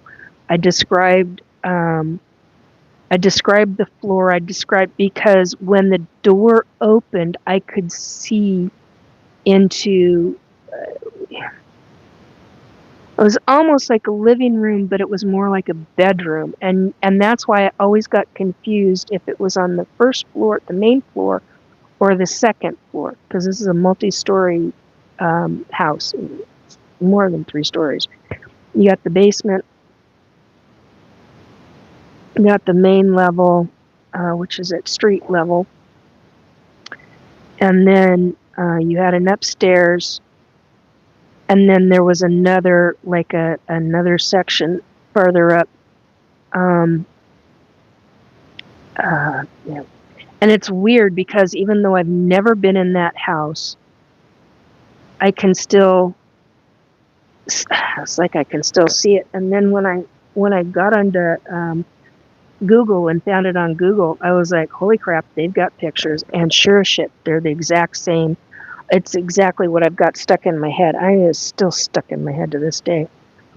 But that kid, when I was there in higher consciousness form, what I got told by a friend was that, a friend who was a psychic medium, she said, he saw your light. And I said, that's why he attached. Because I was trying to figure out why he attached. Well, I knew that he was trying to escape her. And God, was she pissed. She was livid that he left her. According to her, this kid abandoned her. And I'm like, you're an abuser. You're an abusive bitch. Why would any... And I was just like, and I was like, okay, so the girl left because the boy literally attached, and this is how I found out in 2020 that a spirit child can literally attach their energy around your soul cord. And it's because of this situation that's how I found that out. And I was like, holy crap. So when Robert White, when I was talking to him on Wednesday, I'm like, I feel like I've got an attachment. I've had a baby dream. This is all coming on the heels of that. And I felt in the baby dream that I was more pregnant than being pregnant, if that makes sense. And I don't know how else to say that. And so it was a baby dream, but it was also an attached spirit who was here for help. So here's the 12-year-old boy who's asking for help and protect me from so-and-so, this other spirit who would not leave him alone. We got that taken care of. But here's in 2020, we've got this 8-year-old who has just been terrified. And at the time, I was ET hybrid, human hybrid pregnant, for real. And I told Robert, I said, I feel like I'm carrying twin hybrid babies. I'm like, what the is going on? Well, you're very ET hybrid pregnant. He goes, let me take a look. And sure shit, here's this 8-year-old kid attached to my soul cord at my tailbone area. And I lost my shit. I was like, oh, we're going to have a conversation. We're going to have a conversation now. Because that's the energy. I was picking up more than just the baby's energy. I was picking up this 8-year-old who was terrified. And a spirit who was just absolutely terrified. And because of that situation, yeah, I started learning just how paranormal and how spirits can treat each other. And you don't deal with children that way around me, because I will. So, hey, oh, hun, John's back. Yeah. Oh, how are you feeling? Are you feeling? I know you messaged me and you said you were feeling better, but is it better? Oh, I hope so. You were really, really ill, and I did really wanted to say that I hope you're okay. Anyway,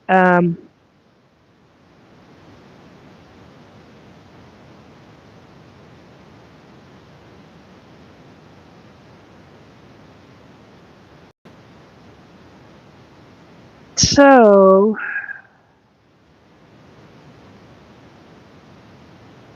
okay.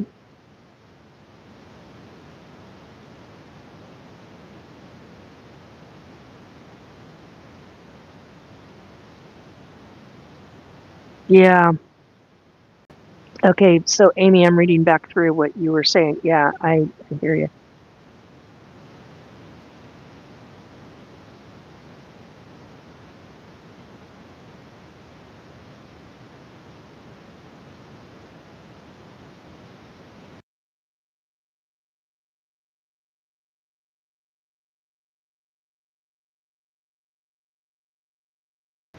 Sorry, I thought I heard the dog.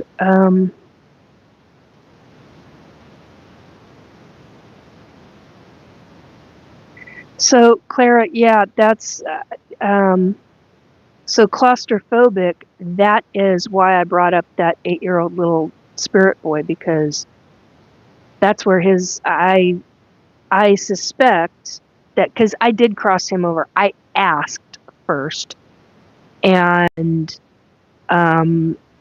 talked to God himself. And I also, God, who else was it? It was my grandmother. My grandmother came and got him. My grandmother is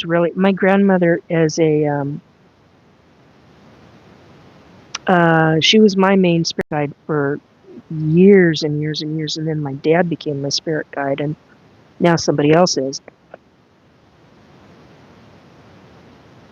Because they have, usually you've got 3, you can have a lot more than 3, but usually you'll have one main spirit guide.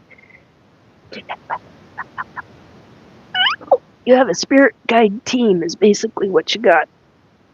And so typically you have one main spirit guide, 2 other different kinds of spirit guides, and then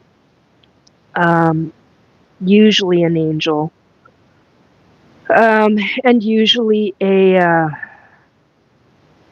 the hell are they called? Whatchamacallit, librarian. Akashic Records librarian. Thank you. And sometimes some people will have an ET spirit guide and others will have a living ET spirit guide. So there's that side of it. What else? Oh, we're in 4 hours. Holy crap. I didn't expect to go this long, guys. This makes sense. Okay, good to know, Amy. Thanks.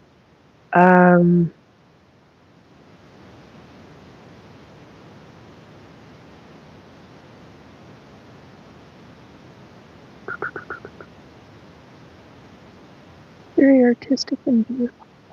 Filled with splendor, though. Yeah.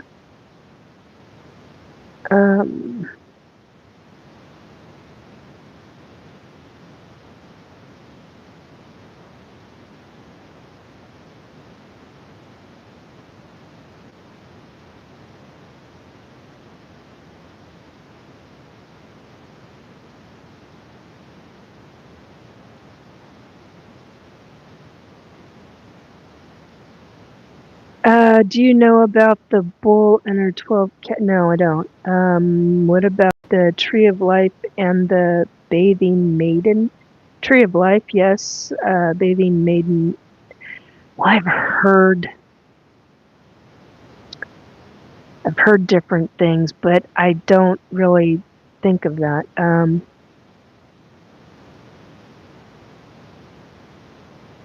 3 moons, 3 Earth moons. Is that what you mean, Philomena? John says, way better, thanks. Oh, phenomenal. I am so glad to hear that, John.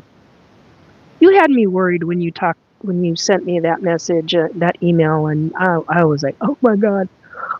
That's why I wanted to get you that information so quickly.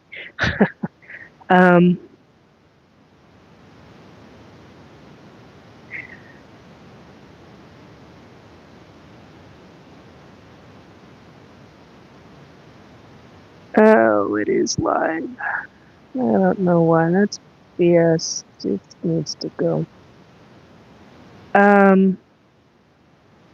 Anyway, so, okay. Is it Philomena or Clara? I think it was Clara that had said about the claustrophobic. Yeah, it was Clara. So, yeah, that's why I brought up the. Okay, sorry, itchy ear. That's why I brought up the 8-year-old boy with the.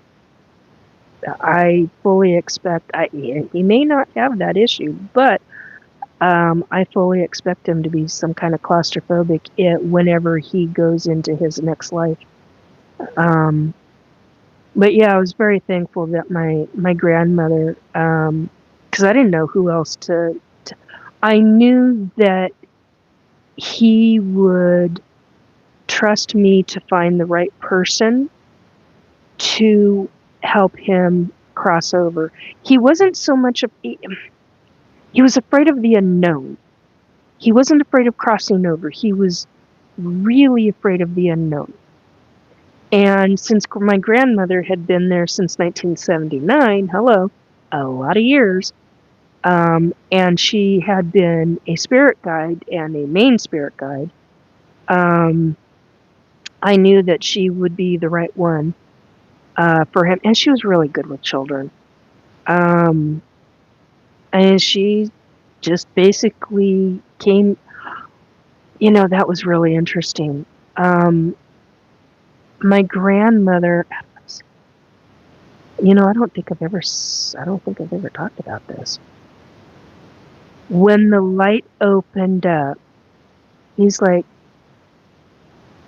was, I don't remember the exact phrasing, but it was along the lines of, do I walk into that? And I was like, yeah, it's, I said, do you feel the love and the energy from it? Because I said, I'm alive and living right now, and I can feel it on my skin. He's like, it's very warm. And I'm like, yeah, does it feel any specific way to you? And he's like I want to go. But then the psychology of it, he became very afraid. And he didn't understand that And there were two kinds of ways of thinking about it. And so I was like, well, I'm not gonna push you into it. This is you going at your time when you want. And he goes, but it'll be better than here. And I'm like, yeah, that according to what I've been shown and told. And then all of a sudden, the light started to get a little bit bigger, and my grandmother came out. And my grandmother was a skinny mini. I mean, long and svelte, and um, and she looked like she did in the 1940s. I have a picture of my I'm gonna start crying. I have a picture of my grandmother and my grandfather when they were still married, and my great aunt and my great uncle, and one of the family friends that I've still never found out his name. And the clothing, oh my God. The ladies, what they were wearing, I was like, oh man. They didn't have very much money, but man, did they know how to be little fashionistas. Loved them. Their sense of fashion was just, loved it. And so Grandma came through because he and I were just talking, kind of waiting, and I was getting that urgency feeling at the back of my body.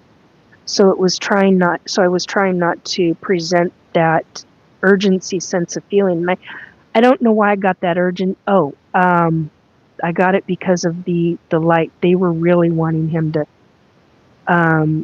because the sensation that I got was that he would heal faster. And I remember Grandma bending down. She was like, what, 6? She's somewhere between 5'10" and 6 foot. And I remember her bending down to him, kind of like squatting down. And she told him what it was like, kind of like in child language, child words, child-esque. I mean, he understood it. And she said something that he had family on the other side and that they were waiting for him. And I remember him, I've got it, I think I've got it in my notes, but I could have sworn he had said his mother. And that's when because when he called her something different other than Ma or Mama, but it meant mom. And the same thing, it meant mama, mom, that kind of thing. And that was when he got excited. And none of the rest of it made any difference to him, but he was like, I can be with my mom. I can really, really be with, and that's when I started to lose it. And I remember Grandma standing up, taking his hand, or as she's standing up, she took his hand and she asked him if he was ready to go. And I looked at her and I just mouthed the words, I love you. And she looked back at me and she gave me this like, kind of like this half wink. I don't know how to describe it. But it's stuff like that. Those are treasured memories to me. Because I got to see and experience this entire event. Not only did I see that white light, and man, that white light, it literally blew my physical eyes, but my psychic eyes as well. I was just, whoa, because it was so bright and so intense that it actually hurt. But the amount of love, from that white light, and the amount of pureness and energy. And I'd only ever experienced that a couple of times. I think a couple of times, once or twice before that, and then quite a few times after that. And sometimes it's not as strong. Depends on who's going through. Like for him, it was the intensity of love. I mean, it was all encompassing. Through my heart, through my brain, through my skin, out my back. I mean, it was just like whoosh.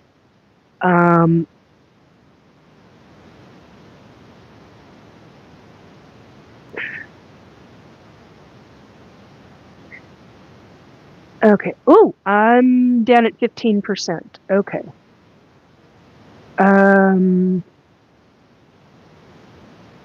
Hawaiian shirts and polyester. I know exactly which unit spiritual sensitive but don't have training. Never had a place in experience that are hard to fathom. Let alone describe it.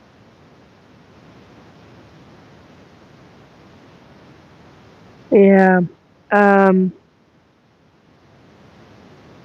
So it just depends on what who's going through. Like, it really was, that light was bright and loving and intense for that 8-year-old little boy. Well, there was a 17-year-old girl. I was going to call her a little girl. She wasn't no little girl by any stretch of the imagination. She was 17 years old, born in the late 1800s, died in the early 1900s, and she didn't believe she had anybody on the other side for her. Absolutely nobody that loved her. And her fiance,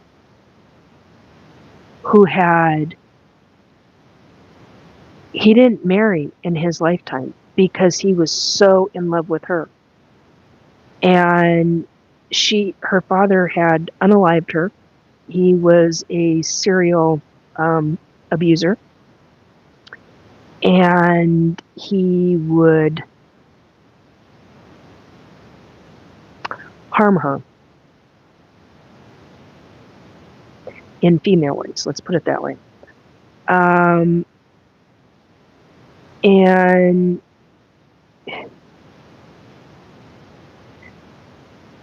she stayed on this piece of property of this family that I knew, and she started pestering the then teenage daughter, the living teenage daughter, and it got really bad. There were a couple of times where the 17-year-old spirit she got pissed off at the other living teenager in the house, and tried shoving her and a few other things. And that was why I heard this one incident. I was on the phone with the mother, and I was like, what was that? She goes, I just saw, when she said it, and I went, can you put me on speakerphone? Let's have a chat with your daughter, and let's see what's going on. Be going after a kid, not happening, and let's get this dealt with immediately. And so, and the 17-year-old spirit was really pissed. She was mad. She wasn't getting the attention, and she thought that anything that she had said could be heard by this teenager. And the teenager, really good abilities, psychic abilities, mediumship abilities, but wasn't always hearing everything. And this teenage 17-year-old spirit thought she should, and thought she was being ignored. And it really pissed her off, to say the least. And I was like, okay, this is not okay for you to be treating somebody else this way. Not everybody, sometimes it's a kind of a hit or miss for some people, especially when they're at the age that this one's at, and she's doing well, but you've got to calm down. And so she ended up coming to me and off the property, and she told me her life story. And I was on the phone at the time with the family, and we were having quite a conversation, and they were asking questions, and I was asking questions, and we were getting answers, and they told me that the family told me that they would do the research and find out about their property, and I'm like, she's been there the entire time. You guys have lived there, and she's been through multiple families on that property. And the 17-year-old described exactly what the property looked like. There was a tree on the property, and described what was around that specific tree during her lifetime. And I was like, is that tree? I asked the mom, is that tree even that old? And because I was like, that doesn't sound right. But there were other things that were very accurate, and we got information, and that one was about a 6-hour plus conversation with this spirit, whereas with the little boy it was about a few hours, 3 hours. Hang on.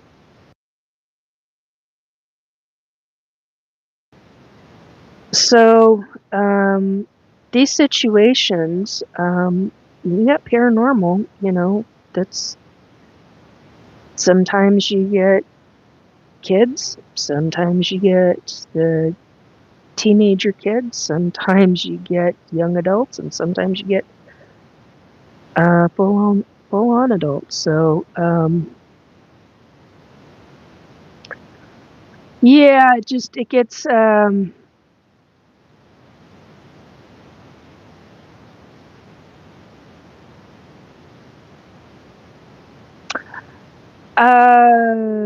BS Ghost 556 says, call on God. Under the protection of God, you wouldn't encounter this stuff. Leave it alone, please.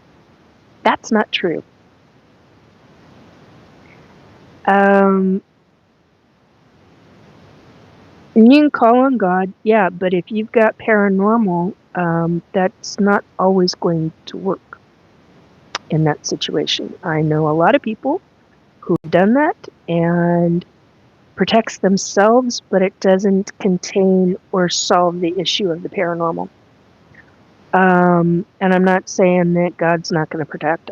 That's not what I'm saying at all. I'm saying it doesn't necessarily always deal with the situation. So, and I've had a lot of huge amounts of experiences, so you gotta know how the hell to deal with things. Or get people to help you who know how to deal with things, and you learn from that.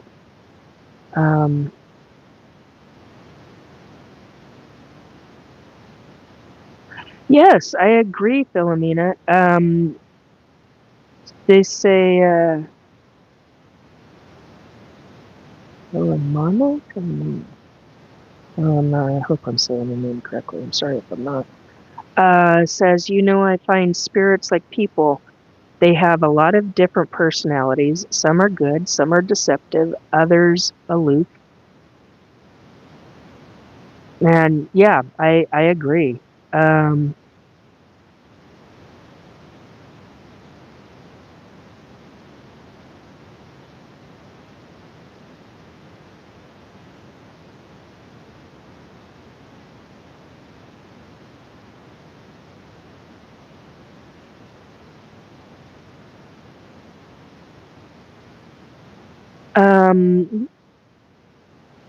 Pilmona, do you have sometimes sleepwalk, or did you have someone in your family who did that? No.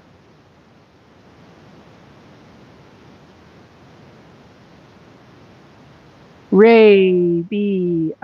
says, I visited the other side when I was 8 years old. It's been more intense since then. Yeah, I'm sure.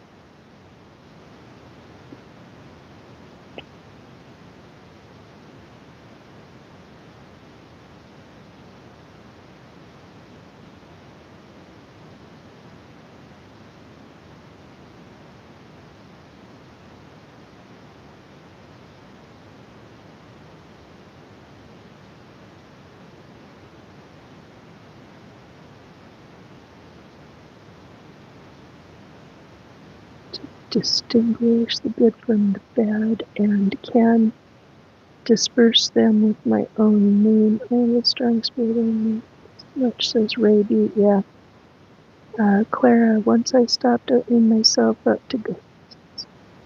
It slowed down so much for me. Thankfully. Oh, I'm glad that's worked for you.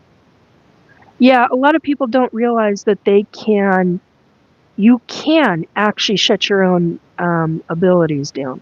Don't necessarily recommend it because there are consequences to doing that. Been there, done that.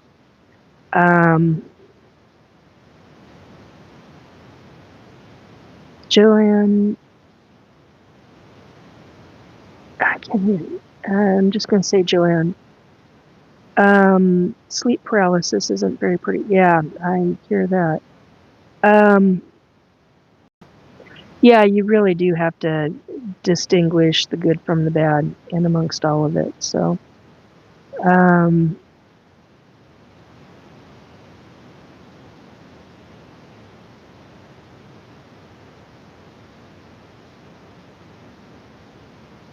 okay, sleep blocker from memory. Okay, this is just trying to figure out what's going on.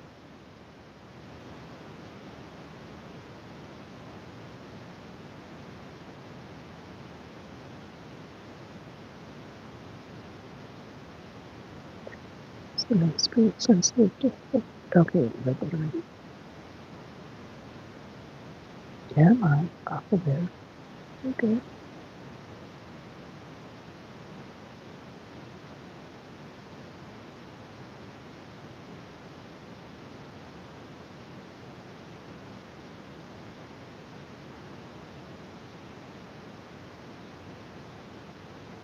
Oh, yeah, I knew people that did that. Amy saying, I remember my dad with a brown suit and red tie at a funeral with his hair slicked back with Brill cream for a funeral. Yep.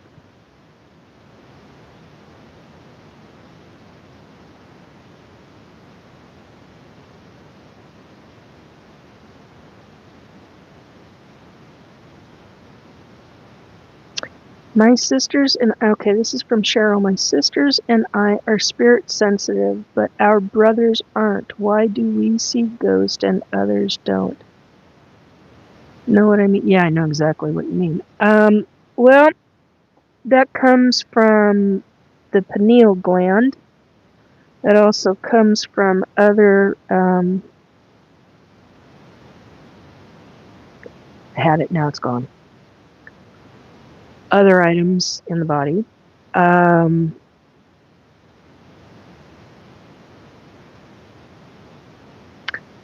So well, this is not supposedly, this is tried, true, and scientifically tested. Our stomachs are our second brain, so there's that side of it. And then you've got the chakra point. There's so many different aspects to this. And it can run in families with females versus males. Then it can run in for some of them, it can run in families with both male and female, and others.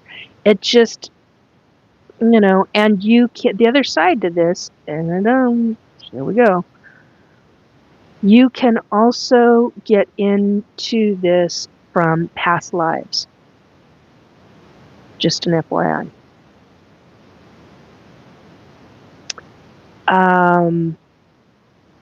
So Amy and I had a past lifetime together, and remember the Stinky Man, Amy?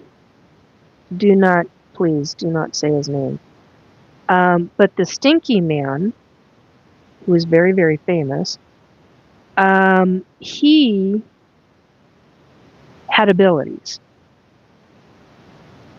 And he was deeply loved within his village for his abilities, because he was considered he wasn't considered a wise. He was a wise man, but he was considered Oh, a prophet and a bunch of other names that I can't think of right now. And here we go with the freaking hormones right now. Light sensitivity again.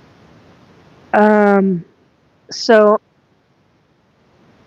he did some very interesting things. We called him the Stinky Man because, oh well, he never bathed. I don't remember him ever being. And Amy was older than I was. I was much younger in that lifetime.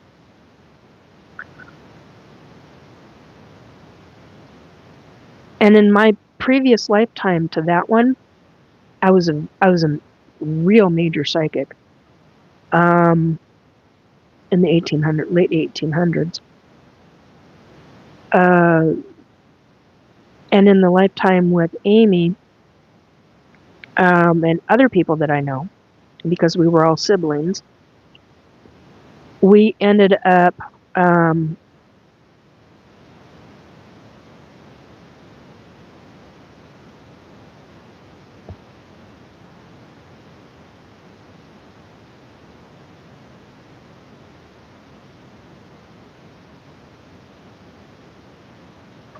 it's hormone related. Just a minute. What's the name of it?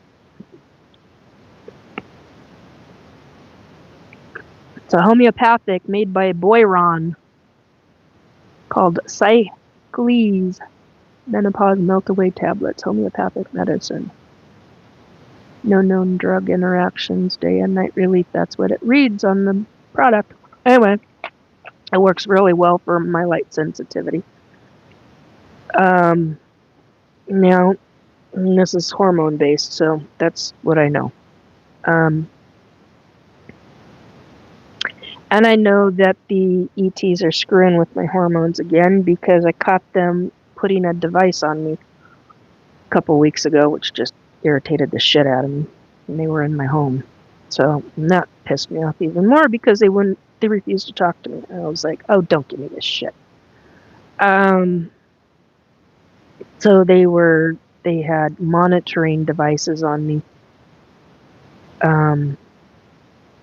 Had them on my body in different locations. I'm not a happy camper about that. Anyway, so she's also allergic to light. It's not allergic to light.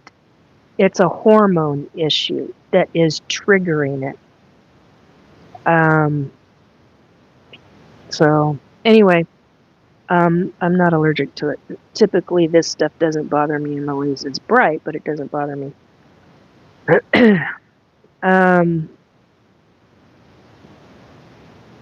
What was I talking about? Hello, Matt. Matt says, why do I know so many people I've never met?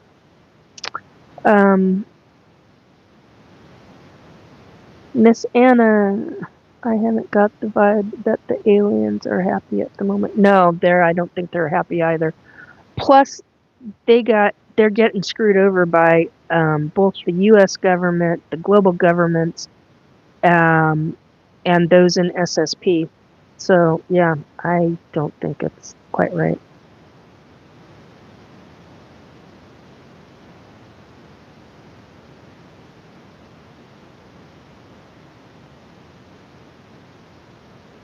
You guys are not listening. Do you notice repetitive spiritual systems across different religions? Yeah. Dookie sounds more like a neurological problem rather than some physical allergy to light. I'm not having an allergy to light, folks.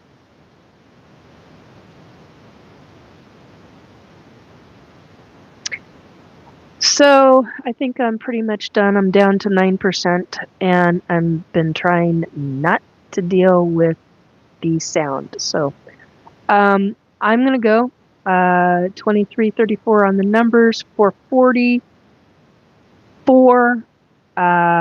Wow. 4 a.m. Pacific time. 5G, we got 8, 440, 40, and 2335. Interesting. Yeah, it was good talking to you too, Philomena. Come back and talk again sometime. Matt Monster says, thank you. You're very welcome, dear. Mary, I got intuitions, as does everyone, but always see gold dots out of the corner of my eyes. Yeah, psychic medium, ET abductee,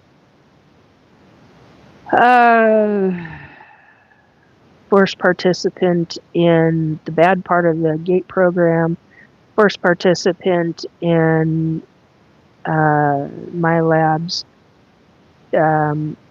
experienced MK Ultra as a child, and forced participant in SSP Secret Space Program. I didn't say that already. What else? It's a hell of a lot there. Anyway, yeah, you're welcome for your time. You're welcome for the time. Yeah, I understand that, Matt. Matt saying I am currently being taken while asleep. I hear you. It's. There are times it pisses me off. There are times it doesn't faze me in the least because it's old school. It's all old shit. So I'm 58.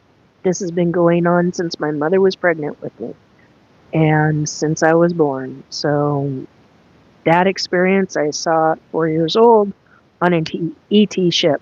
It's the Butterfly Nebula. Oh man, I'm so sorry. I'm sorry. Yeah, you're very welcome, Mary. Oh, sweetie, we all are in some way, but you find a support system.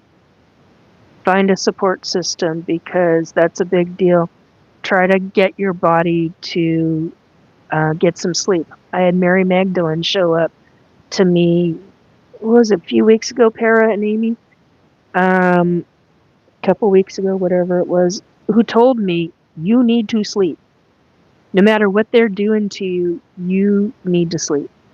Meaning, what they, the government with being a targeted individual via frequency and do weapons. So, yeah. Anyhow, excuse me.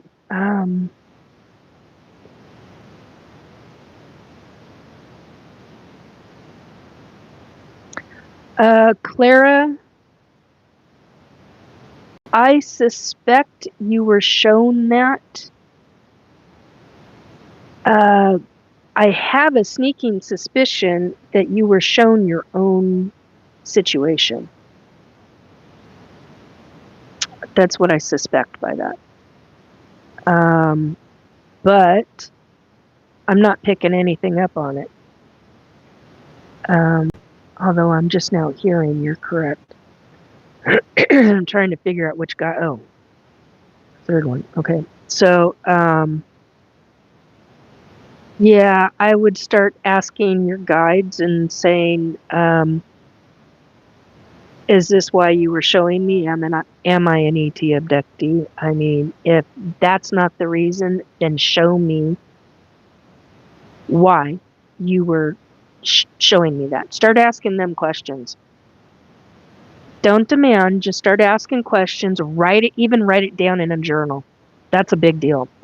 Because when you physically write it in a journal or get it typed out, it literally, you're verbalizing it, you're thinking it, you're putting energy into it. And by doing that, you're asking the other side, you got to show me why. But that's what I suspect. Always great. Oh, thanks, Cheryl. I appreciate that. Okay. I just want to be sure that I got everything. That didn't miss anything. And whoa, there we go. Okay, I'm saying goodbye. We hit 5%. I hope you have a very good weekend, folks. Take care. Adios. Au revoir. Anyway, take care, folks. Um, bye. Have a good weekend.